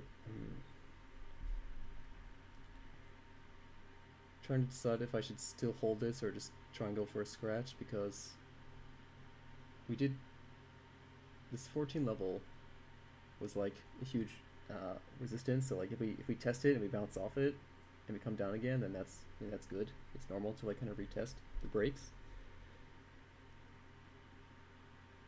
And like people were interested in selling these prices. They're not interested in buying 14, even though it's it's kind of an easy buy with like only 200 contracts there.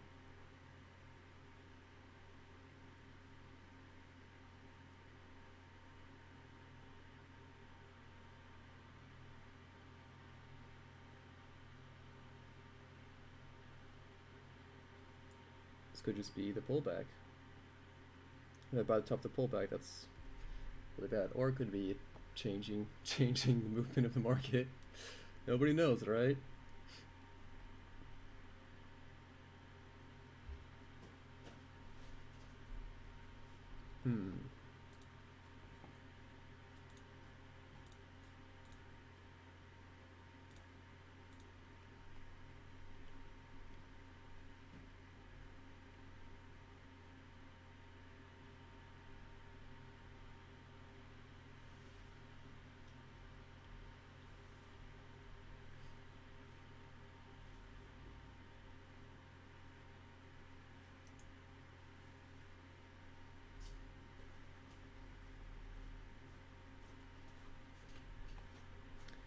I'm gonna see what happens at 14 and 15.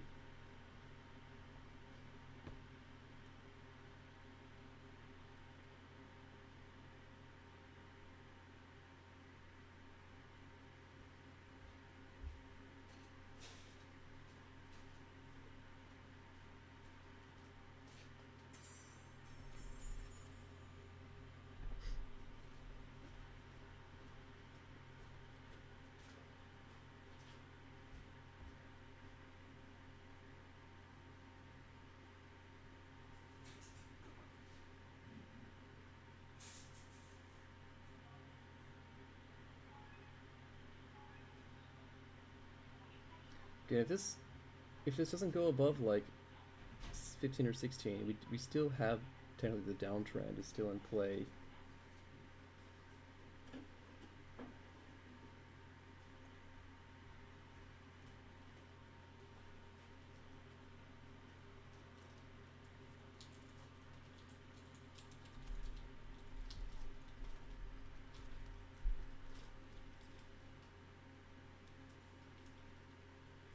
So we sold 15s pretty hard when they went up there.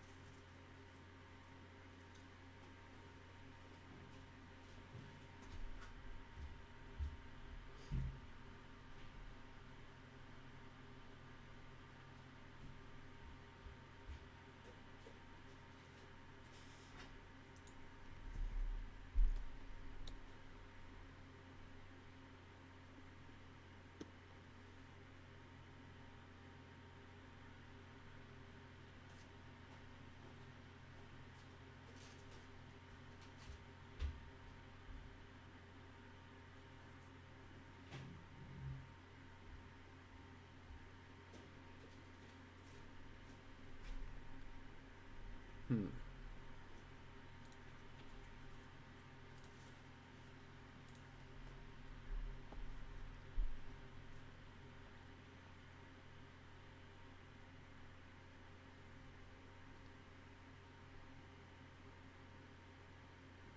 Alright, so no more adding to this position.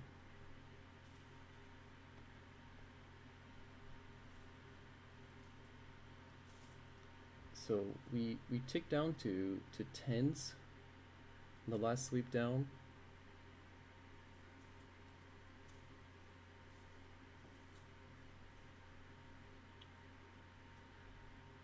Try to cover somewhere at in this area, 7, 8, and 9 be my targets.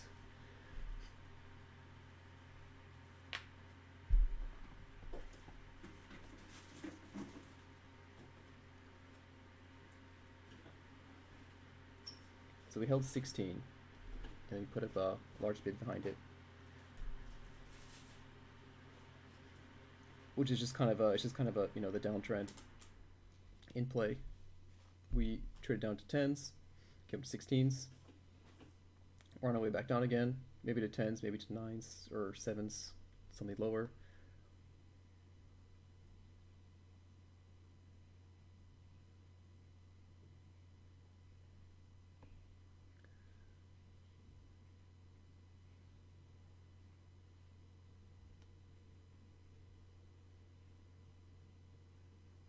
Yeah, like I said, I would have liked to have sold here at like 17, but unfortunately I got this kind of a crappy entry.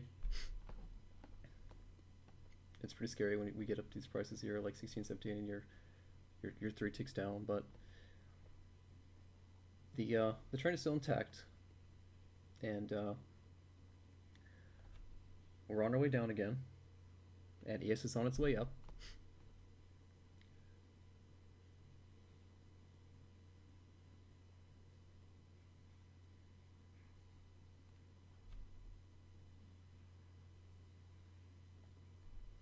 I'm just gonna kind of wait, let this trade play out.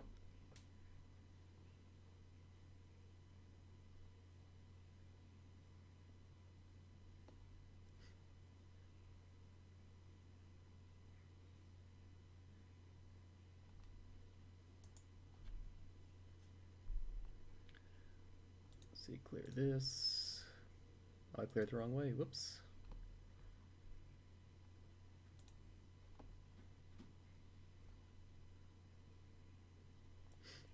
I want to see what happens when we downtick. That's why I clear these numbers out, the ones in front of us. I want to see if there's like some icebergs picking up extra contracts here, or what, or if we even if we get a puke out or anything like that.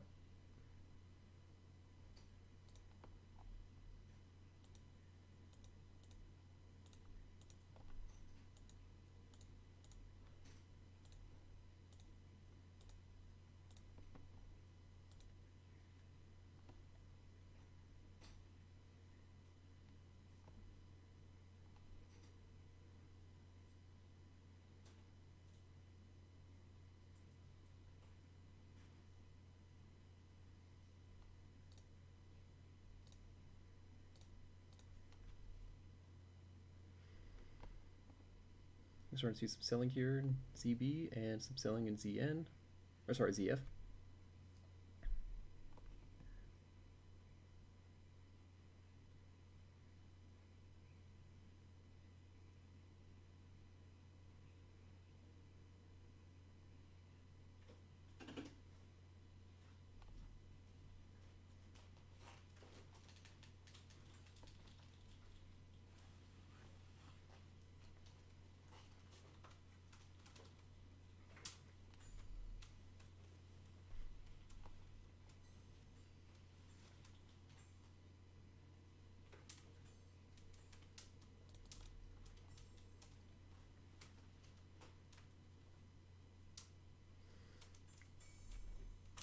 So 06 is the low of the day after we spiked off the news. We never actually traded down there, but it went bid at one point. There's potential for this. I mean, this move eventually just slowly grind its way down. We are kind of failing to make newer highs each time we tick up. Last time we ticked up to 16. Before that, it was 17 and then 18. So we're slowly like our upticks are weaker every time. And we have been upticking when ES is dropping, but it's kind of been weaker every time. So I'm still okay to hold this. Again, I wish I was holding here at like a better price. At like 17s when it randomly spiked up there, I could have sold 17 or 16 before. I got 15s and 13s and 11s. So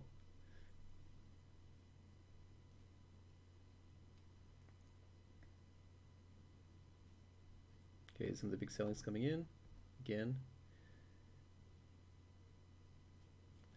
The bid is not so strong, although it is starting to strengthen now.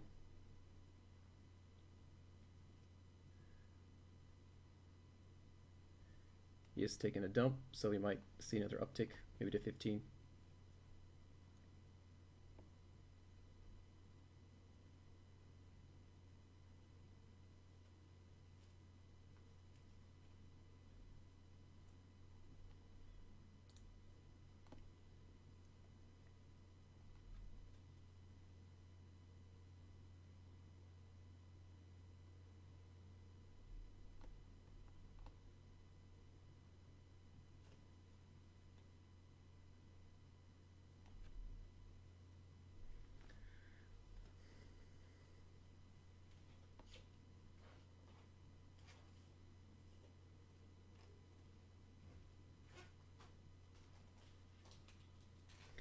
So the thing that always kind of interests me in these kind of situations is like we've got this very high volume area, the point of control here at 15.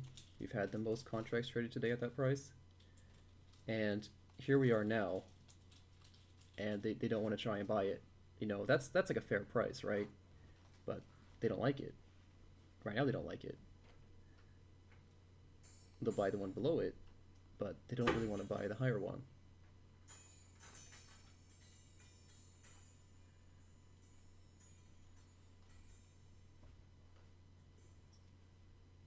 Now they're buying it.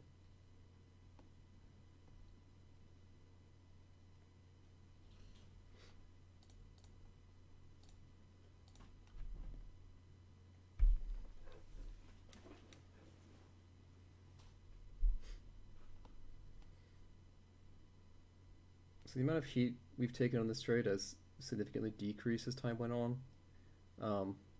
We even, we averaged up on this trade, but it's still playing out. It's just these is Treasuries. It's pretty slow sometimes. But we're getting our new lows of the day on ES, and like we're just kind of going up a little bit each time. We went up 3 ticks, then we went up 2 ticks, now we're going up 1 tick. These sellers are stepping down. They're saying, okay, well, if no one's going to buy 15s, I want to sell 14s, or I want to sell 15s. They can't sell 15s, so then they got to sell 14s.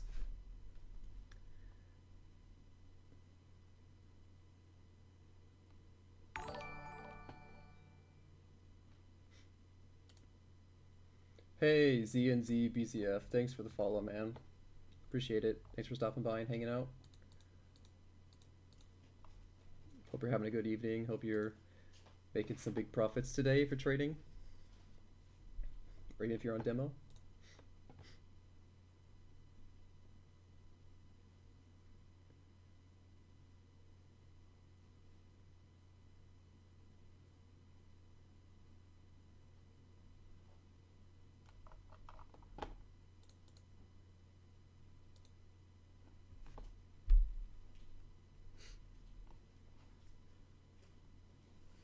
Might only be able to get tens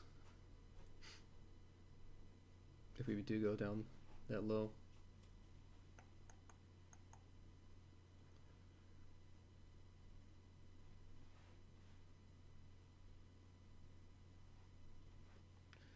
I mean, usually when you have the shape in the profile, it's a range, right? So like, it'll bounce off 13, and it'll kind of go maybe back here to 17, and then come back down. This kind of this curve here that we have going on. But we haven't really tested the other side yet. We're just going higher a little bit each time. And if you actually look at the chart, you'll see that we keep bouncing up against 13. Go up to 18, go to 13, 17, go to 13, 16, 13, 15, 13. So like, I think it's called like a descending triangle or something in chart patterns, but basically what's happening is you have a bunch of people who are limit selling, right? And they're kind of slowly bringing their offers down. And then you have some dude who's like limit buying. When I say some guy, I mean it could be a bunch of traders, but they are holding their limit buys at this price. Okay, but you have the pressure from the limit buyers or the limit sellers pushing the price down ever so slowly with like limit orders. So eventually get into a situation where, I mean, nothing's for certain in the markets, right? But whenever you have this kind of colliding forces, like it's not going to, but it's likely to pop if we start trading 12s and 11s. Because, this being a step in the profile and the number of times we've bounced off this price that people are still interested in selling it. 392 contracts, it's not a lot, but it's like, it's decent size on ZB anyway.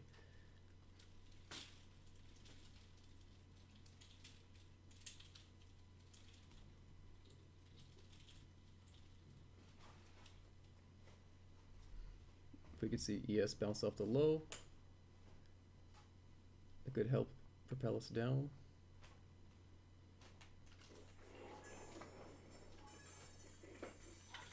I feel like that tick up was anticipation of there being a new low.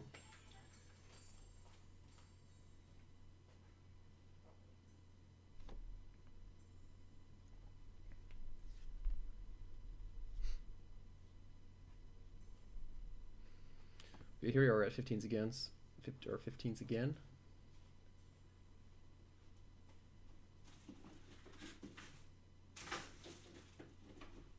Offer, and it's a very low interest price. They don't want to buy that. We got people who are willing to step down and sell 14s at a worse price than to wait for their chance at 15. Same thing kind of going on here at on ZN at 23 and 23.5.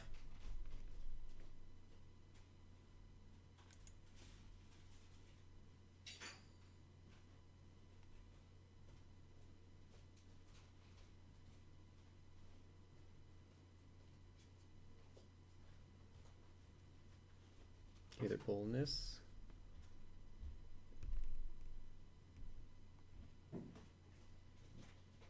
So the key level to watch out for is like 16s and 17s.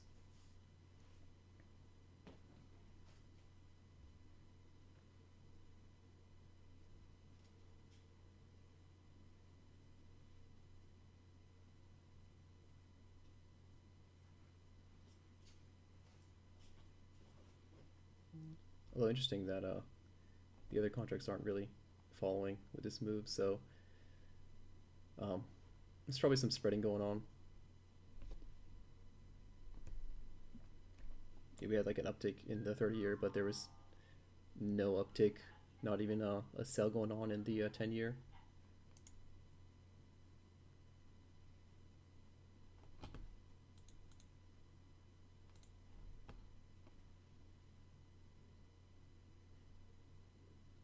Okay, so we're back to that price again. Yeah, when that kind of move happens, like you can usually try and add a contract. Okay, we're starting to see some selling now. This could be the move. This could be the move we were waiting for. They're starting to pull 12s. They take their 12s. And where's the follow through? Okay, there's a bit of follow through here. Where's the follow through?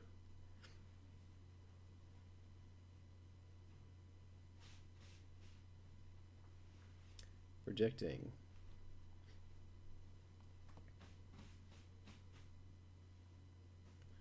Okay, now selling into an iceberg. Sellers look like they want to take this down just very, very slowly.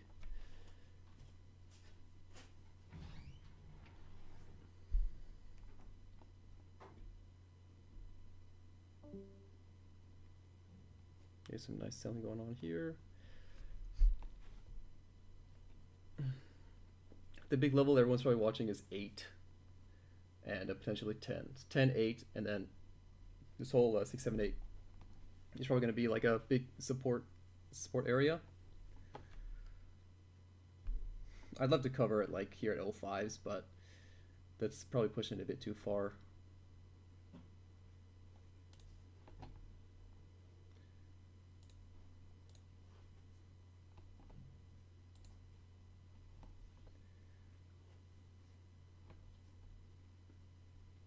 I feel like there's got to be a puke around here somewhere, because there was a lot of guys, like there was a lot of trading that happened in this range, and eventually someone's gonna puke.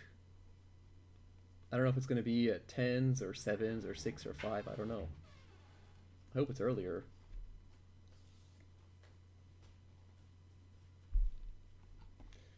You know, we could always just like trade up back into 13 and then and then finally get the puke out. I don't know how long it's gonna take, but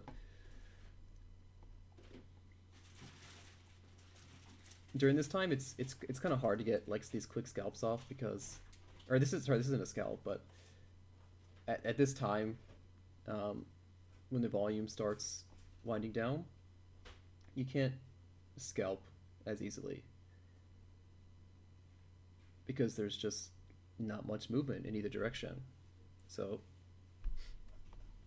you got to kind of transition into like a longer term mindset. And yeah, I mean, I took a lot of bad trades today, but it's not too bad, you know. I got a daily stop loss that I stick to, so I would like to see this go down a bit more. They're holding it at 22, but they don't really want to sell any lower.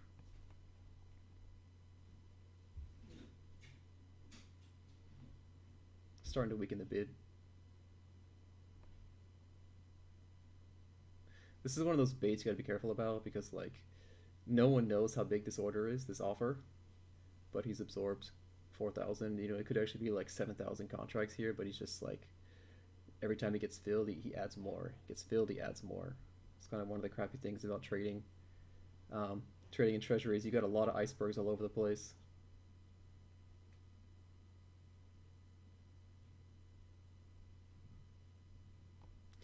So I feel like what's going to happen is ES is going to make a new low. We're going to uptick a bunch, and then I'm going to be complaining about why I didn't take my profit earlier. But hopefully I'm wrong. ES did bounce off the low, but it's kind of going for it again.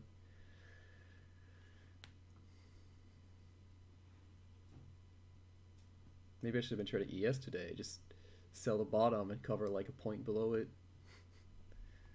Whatever.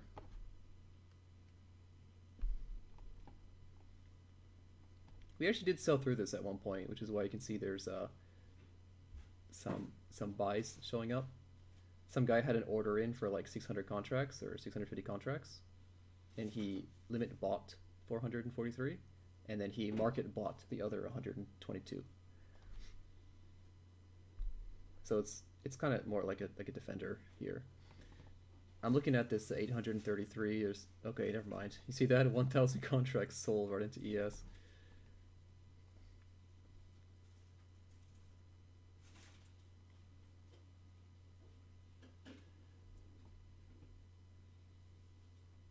We don't really seem to care about the new lows or smashing through the 1,000 bid.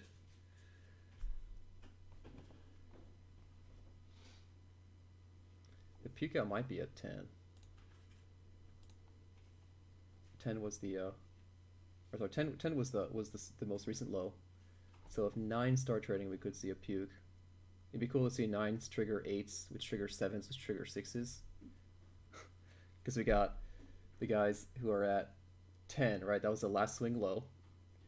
And then 9 is one tick below that, right? So that triggers a bunch of orders. 08 was yesterday's low of the day, which was, again, like the most recent low in like 4 years or something.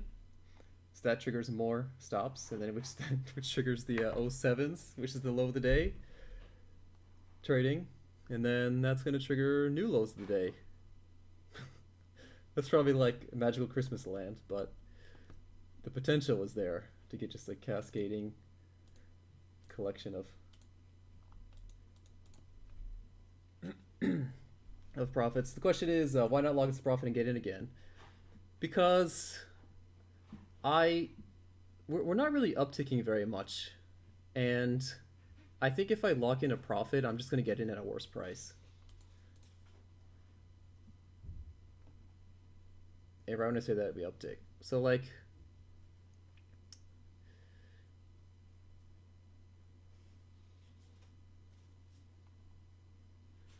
I could try and cover here at 11 and maybe get back in at what, like 12. It's like an extra tick, and I think the risk of getting filled at a limit order, because the market has to go against you, is not so beneficial for this trade.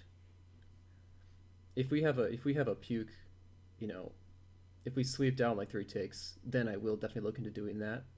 But since we're just kind of doing this slow grind, there's not really any opportunity to scalp a few ticks inside the trade, if that makes sense. I mean, there is, but I'm not good enough to do that yet.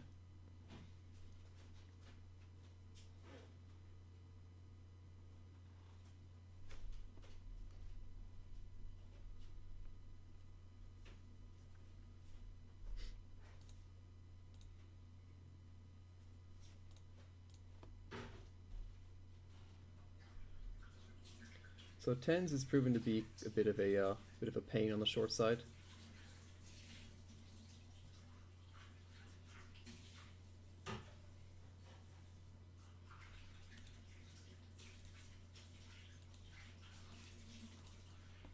Yeah, I'm definitely looking to, if this starts getting up into 13s, I'm definitely going to try and just limit out at 12 and call it a day.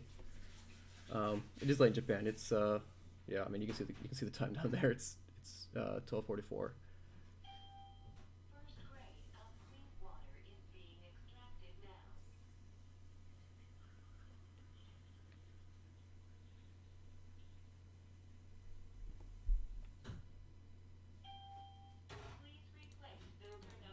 Yeah, I'm gonna try and get out here for a tick. I may try and get back in here.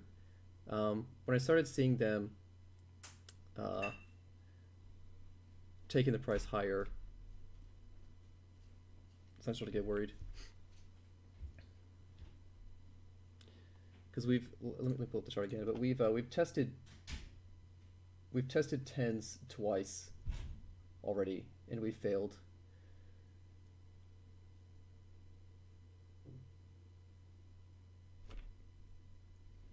So I mean, the next opportunity may be to sell 9s if we keep going down.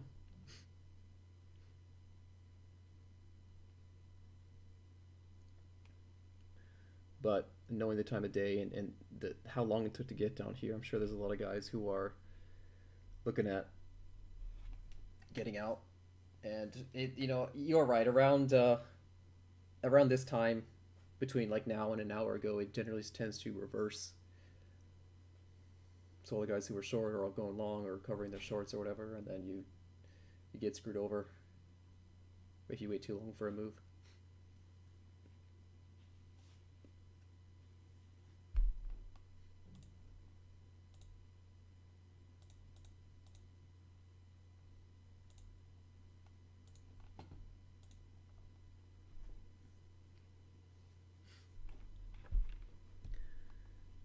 That honestly might have been the end of the move, though. I think I might have just caught in the tip of it. I think with ES kind of just like taking a huge dump and um, this market not being too like I said, like I was looking for the puke out and it wasn't happening, so I'm kind of wondering if everyone's just out of their shorts or everyone is just out of their, what am I saying? No one really has any longs at the moment, and they're not going to try and get out at these prices anymore.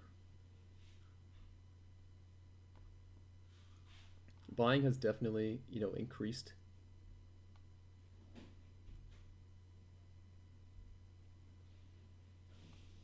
And this kind of this failure to trade into tens is definitely a good indicator that it could be the end of the trend. We are making lower highs, but we're not making lower lows. Yeah, and that's a good point. So ES is taking a nosedive, right? It was start of the day kind of up here, and it's traded down like 20 points or something. So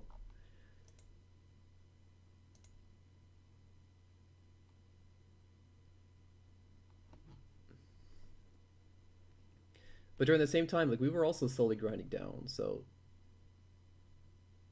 the correlation wasn't in play so much during that trade. It was sometimes, but not completely. Looks like they're starting to buy.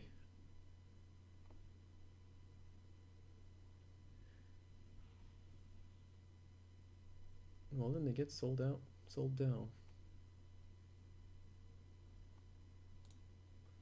So what did I cover at? I covered at 12s. That's crap.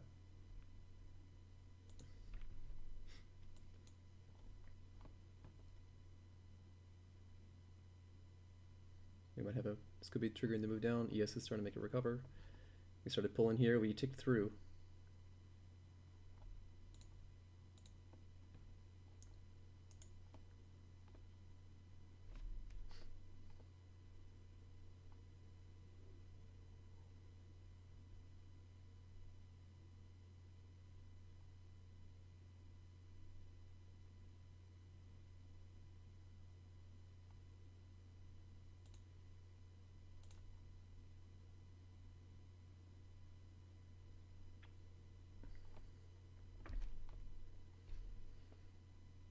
Hmm.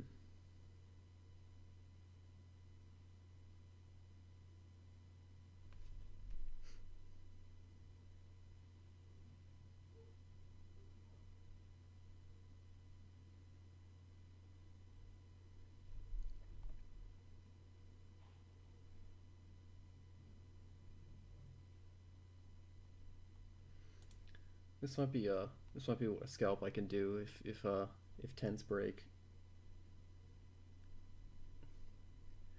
They might not break.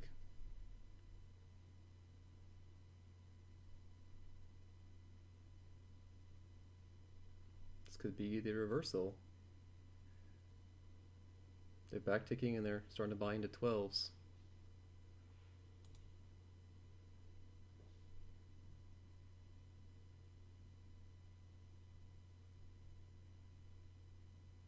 I'm gonna give it a minute or two because this is again that downturn is still intact, and if we start trading up to like 15s, then that's confirmation that it's not in play anymore. But we're right at the price, like we're right at that tipping point of it just potentially just blowing down and blowing up.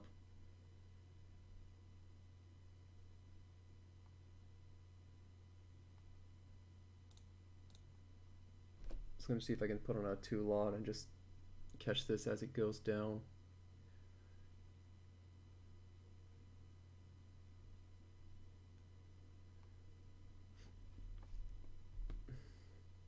Looking for this to pull or to see some big selling somewhere else. They pulled it.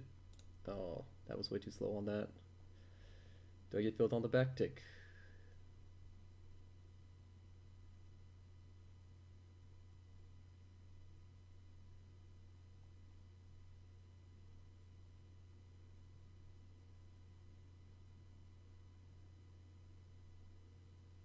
Might get filled on the back tick.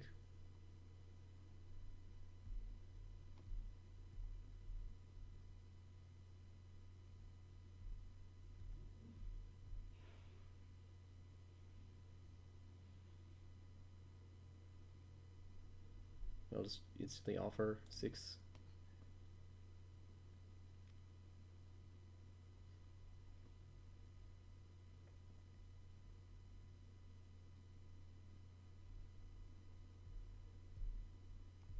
So this order at 08.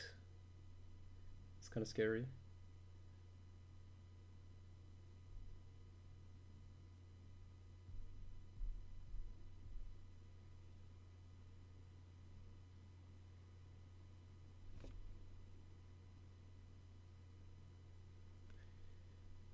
Yes, bouncing is good for us, potentially good for us.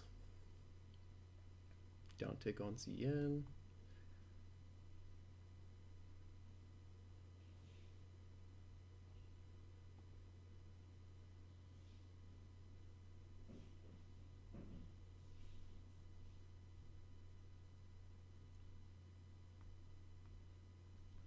Hmm.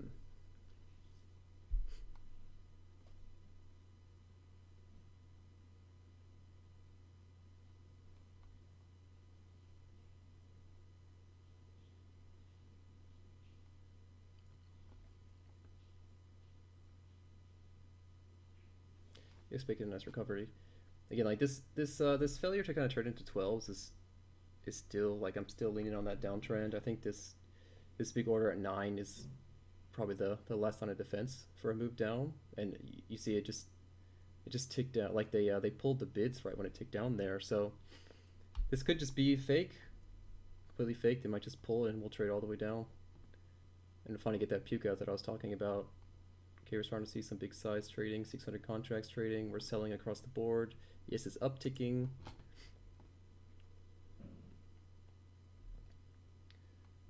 Still looking pretty solid. This 8 level is pretty important.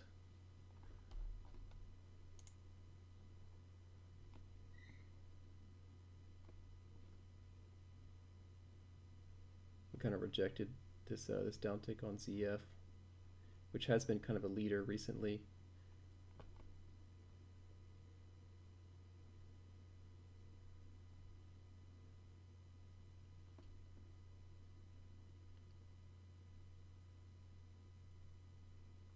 Go on 200. You guys can do it. You can sell it. There we go. 800. Like it. Can we get another 800 sold? This, I mean, if this goes, just waiting for this. Okay, starting to see some absorption coming in on the offer side. This could be it. This could be the trade that makes the day.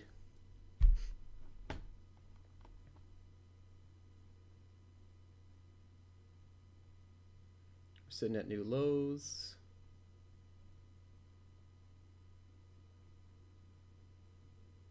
See, the low was 07. Might be able to get an extra tick if we puke. I like watching ES go up like that. Keep going. I like the selling going on. You gotta sell here. What are you guys doing? Why aren't you selling? Why aren't you making me money?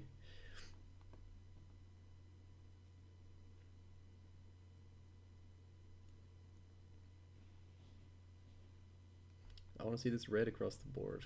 I don't like this blue. Okay, ES is reversed.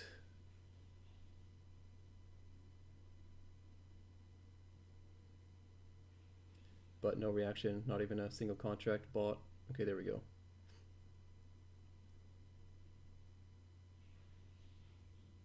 Okay, starting to sell a bit. This is these 3 prices is kind of the last line of defense. I wish I was holding that 3 lot from earlier, because this is it's looking all right. There we go. That's what I'm talking about. That's what I'm talking about. That puke out, and they're still selling it. And look at that. Look at that. Let's see if I can get short again. If I can get short 4 contracts and maybe cover here at 04. Look at that offer. Oh man, I'm not gonna get filled, am I? Oh hey, I'm long 2 contracts. That's a mistake.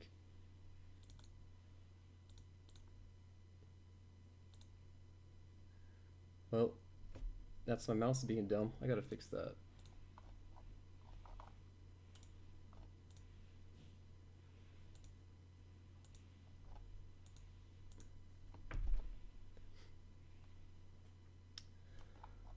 Oh, I really wish I got that extra fill. I didn't. That was. Oh my god. I'm so upset about that. I got this mouse and it like double clicks, so I reversed my position instead. But I think we still want to keep taking this down, so I'm gonna stay here. You know, that was the move I was talking about all day, and I was waiting for that. It's too bad that my mouse messed it all up. Yeah, it was all right. I mean it happens. I really shouldn't be trading with this mouse, but I don't have an alternative right now. I would have really liked to add those extra contracts on there, but it's all right.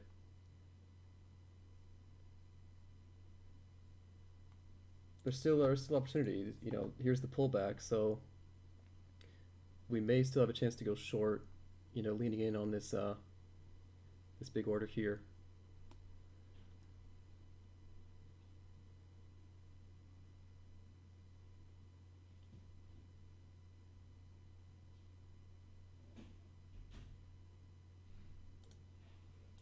Let's see, I was initially shorting at what price? 11s. So, not bad, not bad.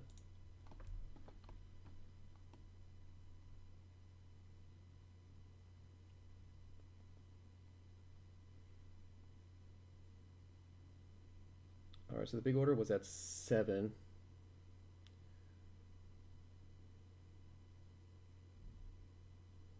They don't really want to buy 6s anymore.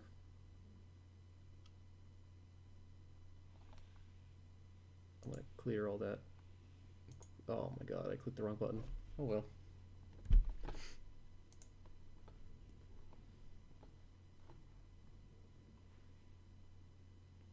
Let's sell 5s.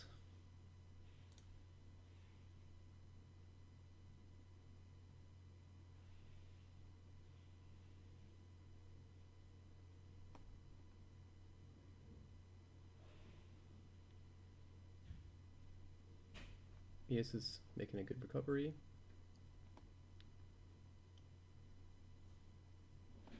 Oh, I'm so upset about that. Ugh. How many? Man, that's painful, right there. I should call Razer and be like, you guys owe me $125 because your mouse griefed me.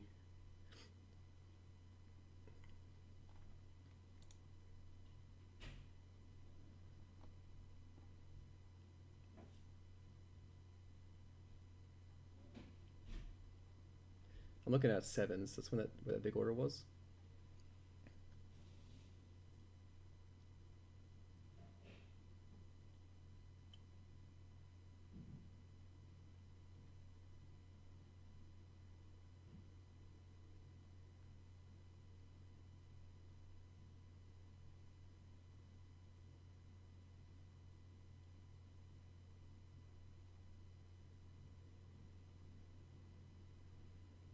We're selling ZF. They're weakening this bid just a bit. Some decent selling coming on, downtick there. I think the short's all right still. If I can get an extra contract at this price, I'll be okay with that. Again, I'm looking at 06 and 07 as my exits. Or I just don't get filled. That's also cool. Thanks, guys.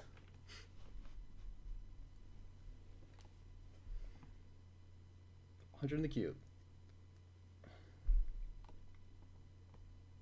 Probably not gonna get another puke out like that, but if I can cover at the low at 0-1s, so one tick away from evens, it's a pretty decent target. I could target evens, but he might be a bit too greedy.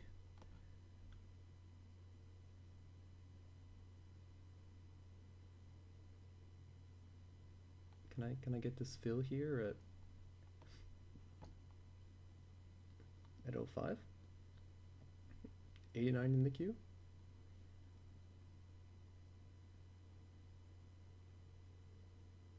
Okay, cool. Thanks, guy.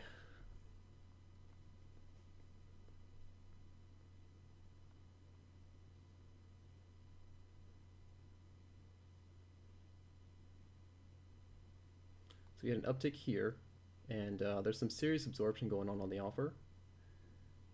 So there's a chance we may see a bit of heat on this trade now. However, if this holds and they actually tick ZN down, then we're okay. Actually, they ticked it down on ZF. What am I talking about?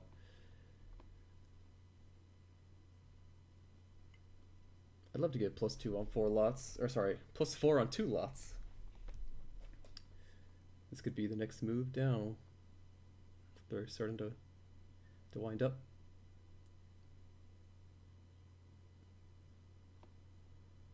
And do we trade O2s? That bid is weak on O2s.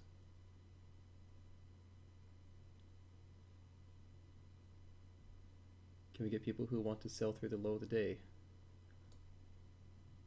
Oh.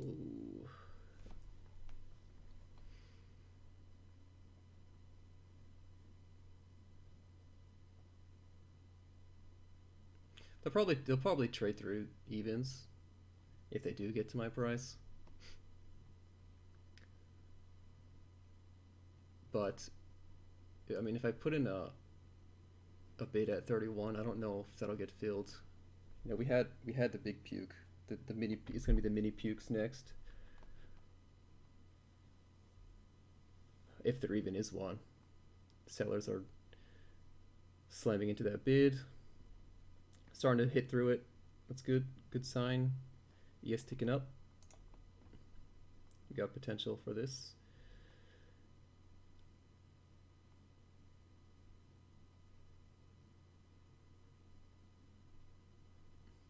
ES is still going pretty strong.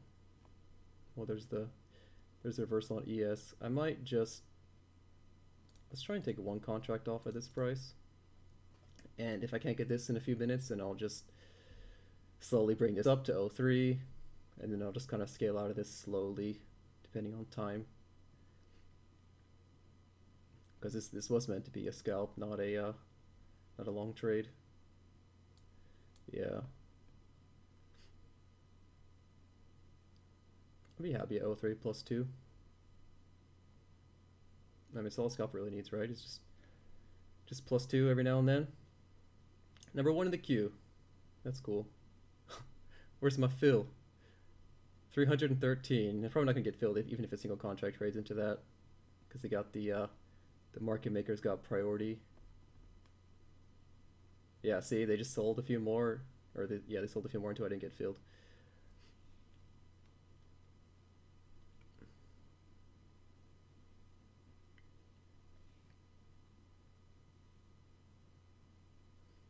All right, let's take it out at +2. I'm cool with that. I would like to get +4, but I don't want to risk it. I should be able to get this fill anyway with the offer, with the bid being so small like that. Yeah, there we go. It probably would have taken a long time to try and get out at 02, and like I said, the momentum was starting to dry up. We had some upticks and some absorption, so that should not hold on to that anymore. So I think I'm gonna call it for a day. Let's just do a quick review. So let's see, trading today was pretty good. Let me open up a larger positions window so we can kind of review the session today. Or if anyone's joining in late. So You might see two windows on the stream. I'm sorry if you. Oh my god, what's going on? My mouse is double clicking. So, let's look at the day today. So, I started the day. I was playing around the overnight session here in Japan. It's kind of lunchtime, around 5 p.m. I made some good trades. I traded a 5 lot, which was kind of stupid, but it was one of those really slow, super slow, grindy ranges where I just kind of worked my way out of a position, just kind of scalping around it. Um, these scalps were pretty solid. I'm happy with these trades. Uh, this trade was really stupid. Um, I was kind of lecturing myself and lecturing people watching about how, if you're in a trade and it doesn't even go in your a single tick in your favor, right? You just got to get out of that trade. Like, that's dumb. This loss here was understandable. I mean, that's just the cost of playing. This loss was when my mouse double clicked and I had to scratch out of that trade. Oh man, yeah, that's 4 ticks on ZV. That hurts. 2 ticks on 2 lots. It's pretty painful. Um, Let me look at these. So these trades here, I bought at 22 and I bought at 16. So what actually happened there? Let's let's pull up the chart and try and get a memory of what happened when I was trading at that level. So I don't exactly have. Oh, I do have the times here. Uh, let's see. Trade 22 at 23:06.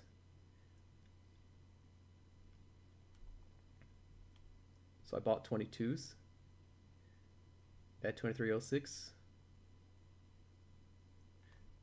Yeah, actually, I mean that was, huh? Let me look at this. 22. 23:06. Sorry, my bad. 23:06. I bought 22. And how much did I take on that? -6, and I sold it. I guess I sold it here. So that was a pretty bad trade. Um, I mean, I guess it wasn't that bad because technically at this point I would have only seen to this position, and I would have seen that if we had bounced here at this 16 price, that technically the uptrend is still intact with the bottoms with lows here. This would be the next higher low. Um, so like I mean I could have held on to that and gotten out at like something like 16 or 15. When did I get out of that trade? 16. So it was the same price if I would have held on to that, but that move was kind of impulsive. So I don't know if it was news or something, but whatever it was, I got out of that. So that's just unfortunate. This trade was another one of those stupid trades that I shouldn't have taken. Again, not even 1 tick in my favor. Not even 1 tick in my favor. What am I doing? 16. I bought 16s at 23.33. So yeah, again, I was still playing that trend. I saw that we were bouncing around here, making a higher low. So I was trying to buy this as the pullback and expecting maybe to get up to 24, 25. You can see the uptrend. We have a low, high, low, high, low here at 16, 15, and then maybe another high up here, but we didn't get there. So um, again, that's another loss. I mean, that's an unfortunate trade that I took quite a big loss on these two. But I mean, I had a plan and I followed the plan, and the plan said there's an uptrend and this is bouncing around. This is resistance, or this is support. So you should buy it. It's too bad that I got stopped out at 13, which is, yeah, because again, this is the idea was the higher low. The higher low didn't hold, and we were on our way to potentially make a test of the bottom, like a double bottom, which invalidates my trade idea. Yeah, and then this last one, this was my mouse double clicking and me reversing my position when I was trying to cover my short.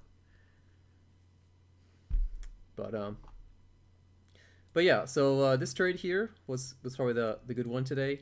We were, or not that one. It was that one. Actually, it was these two together. So these two were kind of the same trade. I was catching this series of lower highs, and the sellers kind of slowly gaining control.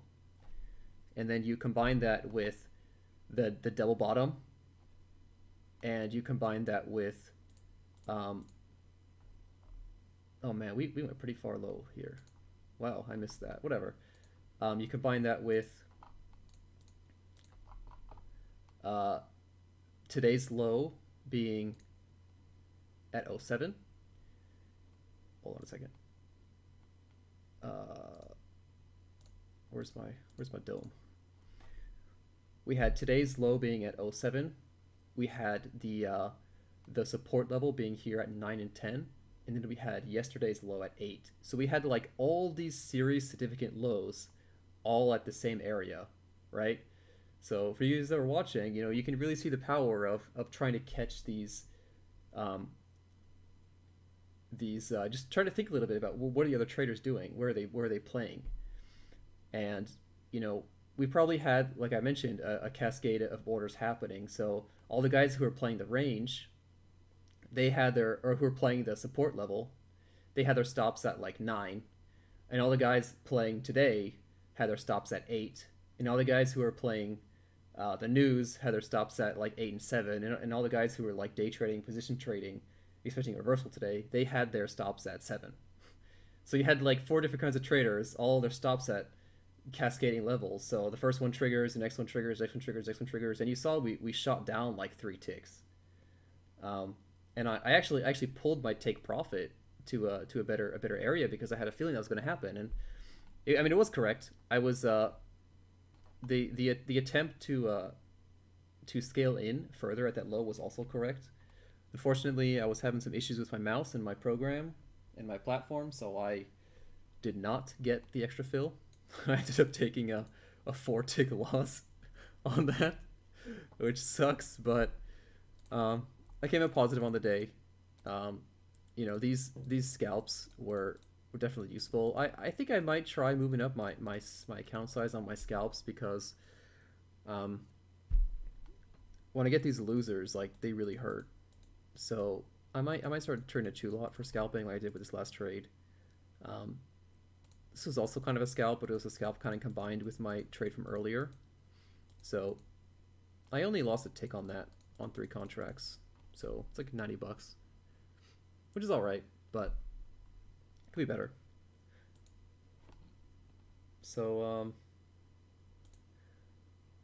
I think with that, I'm gonna call it a day. So everyone, thanks for hanging out. Thanks for sticking around. I hope you guys all made some money today or learned something. And if you have any comments or criticism or feedback or whatever, let me know because I'm always looking to improve. I've been trading live for about a month, so I'm still um, getting used to all this. And yeah, I've been trading for a month live, so if I make some mistakes, it's cool. But yeah, appreciate it. Have a good weekend, and see you guys here maybe on Monday next week. Later.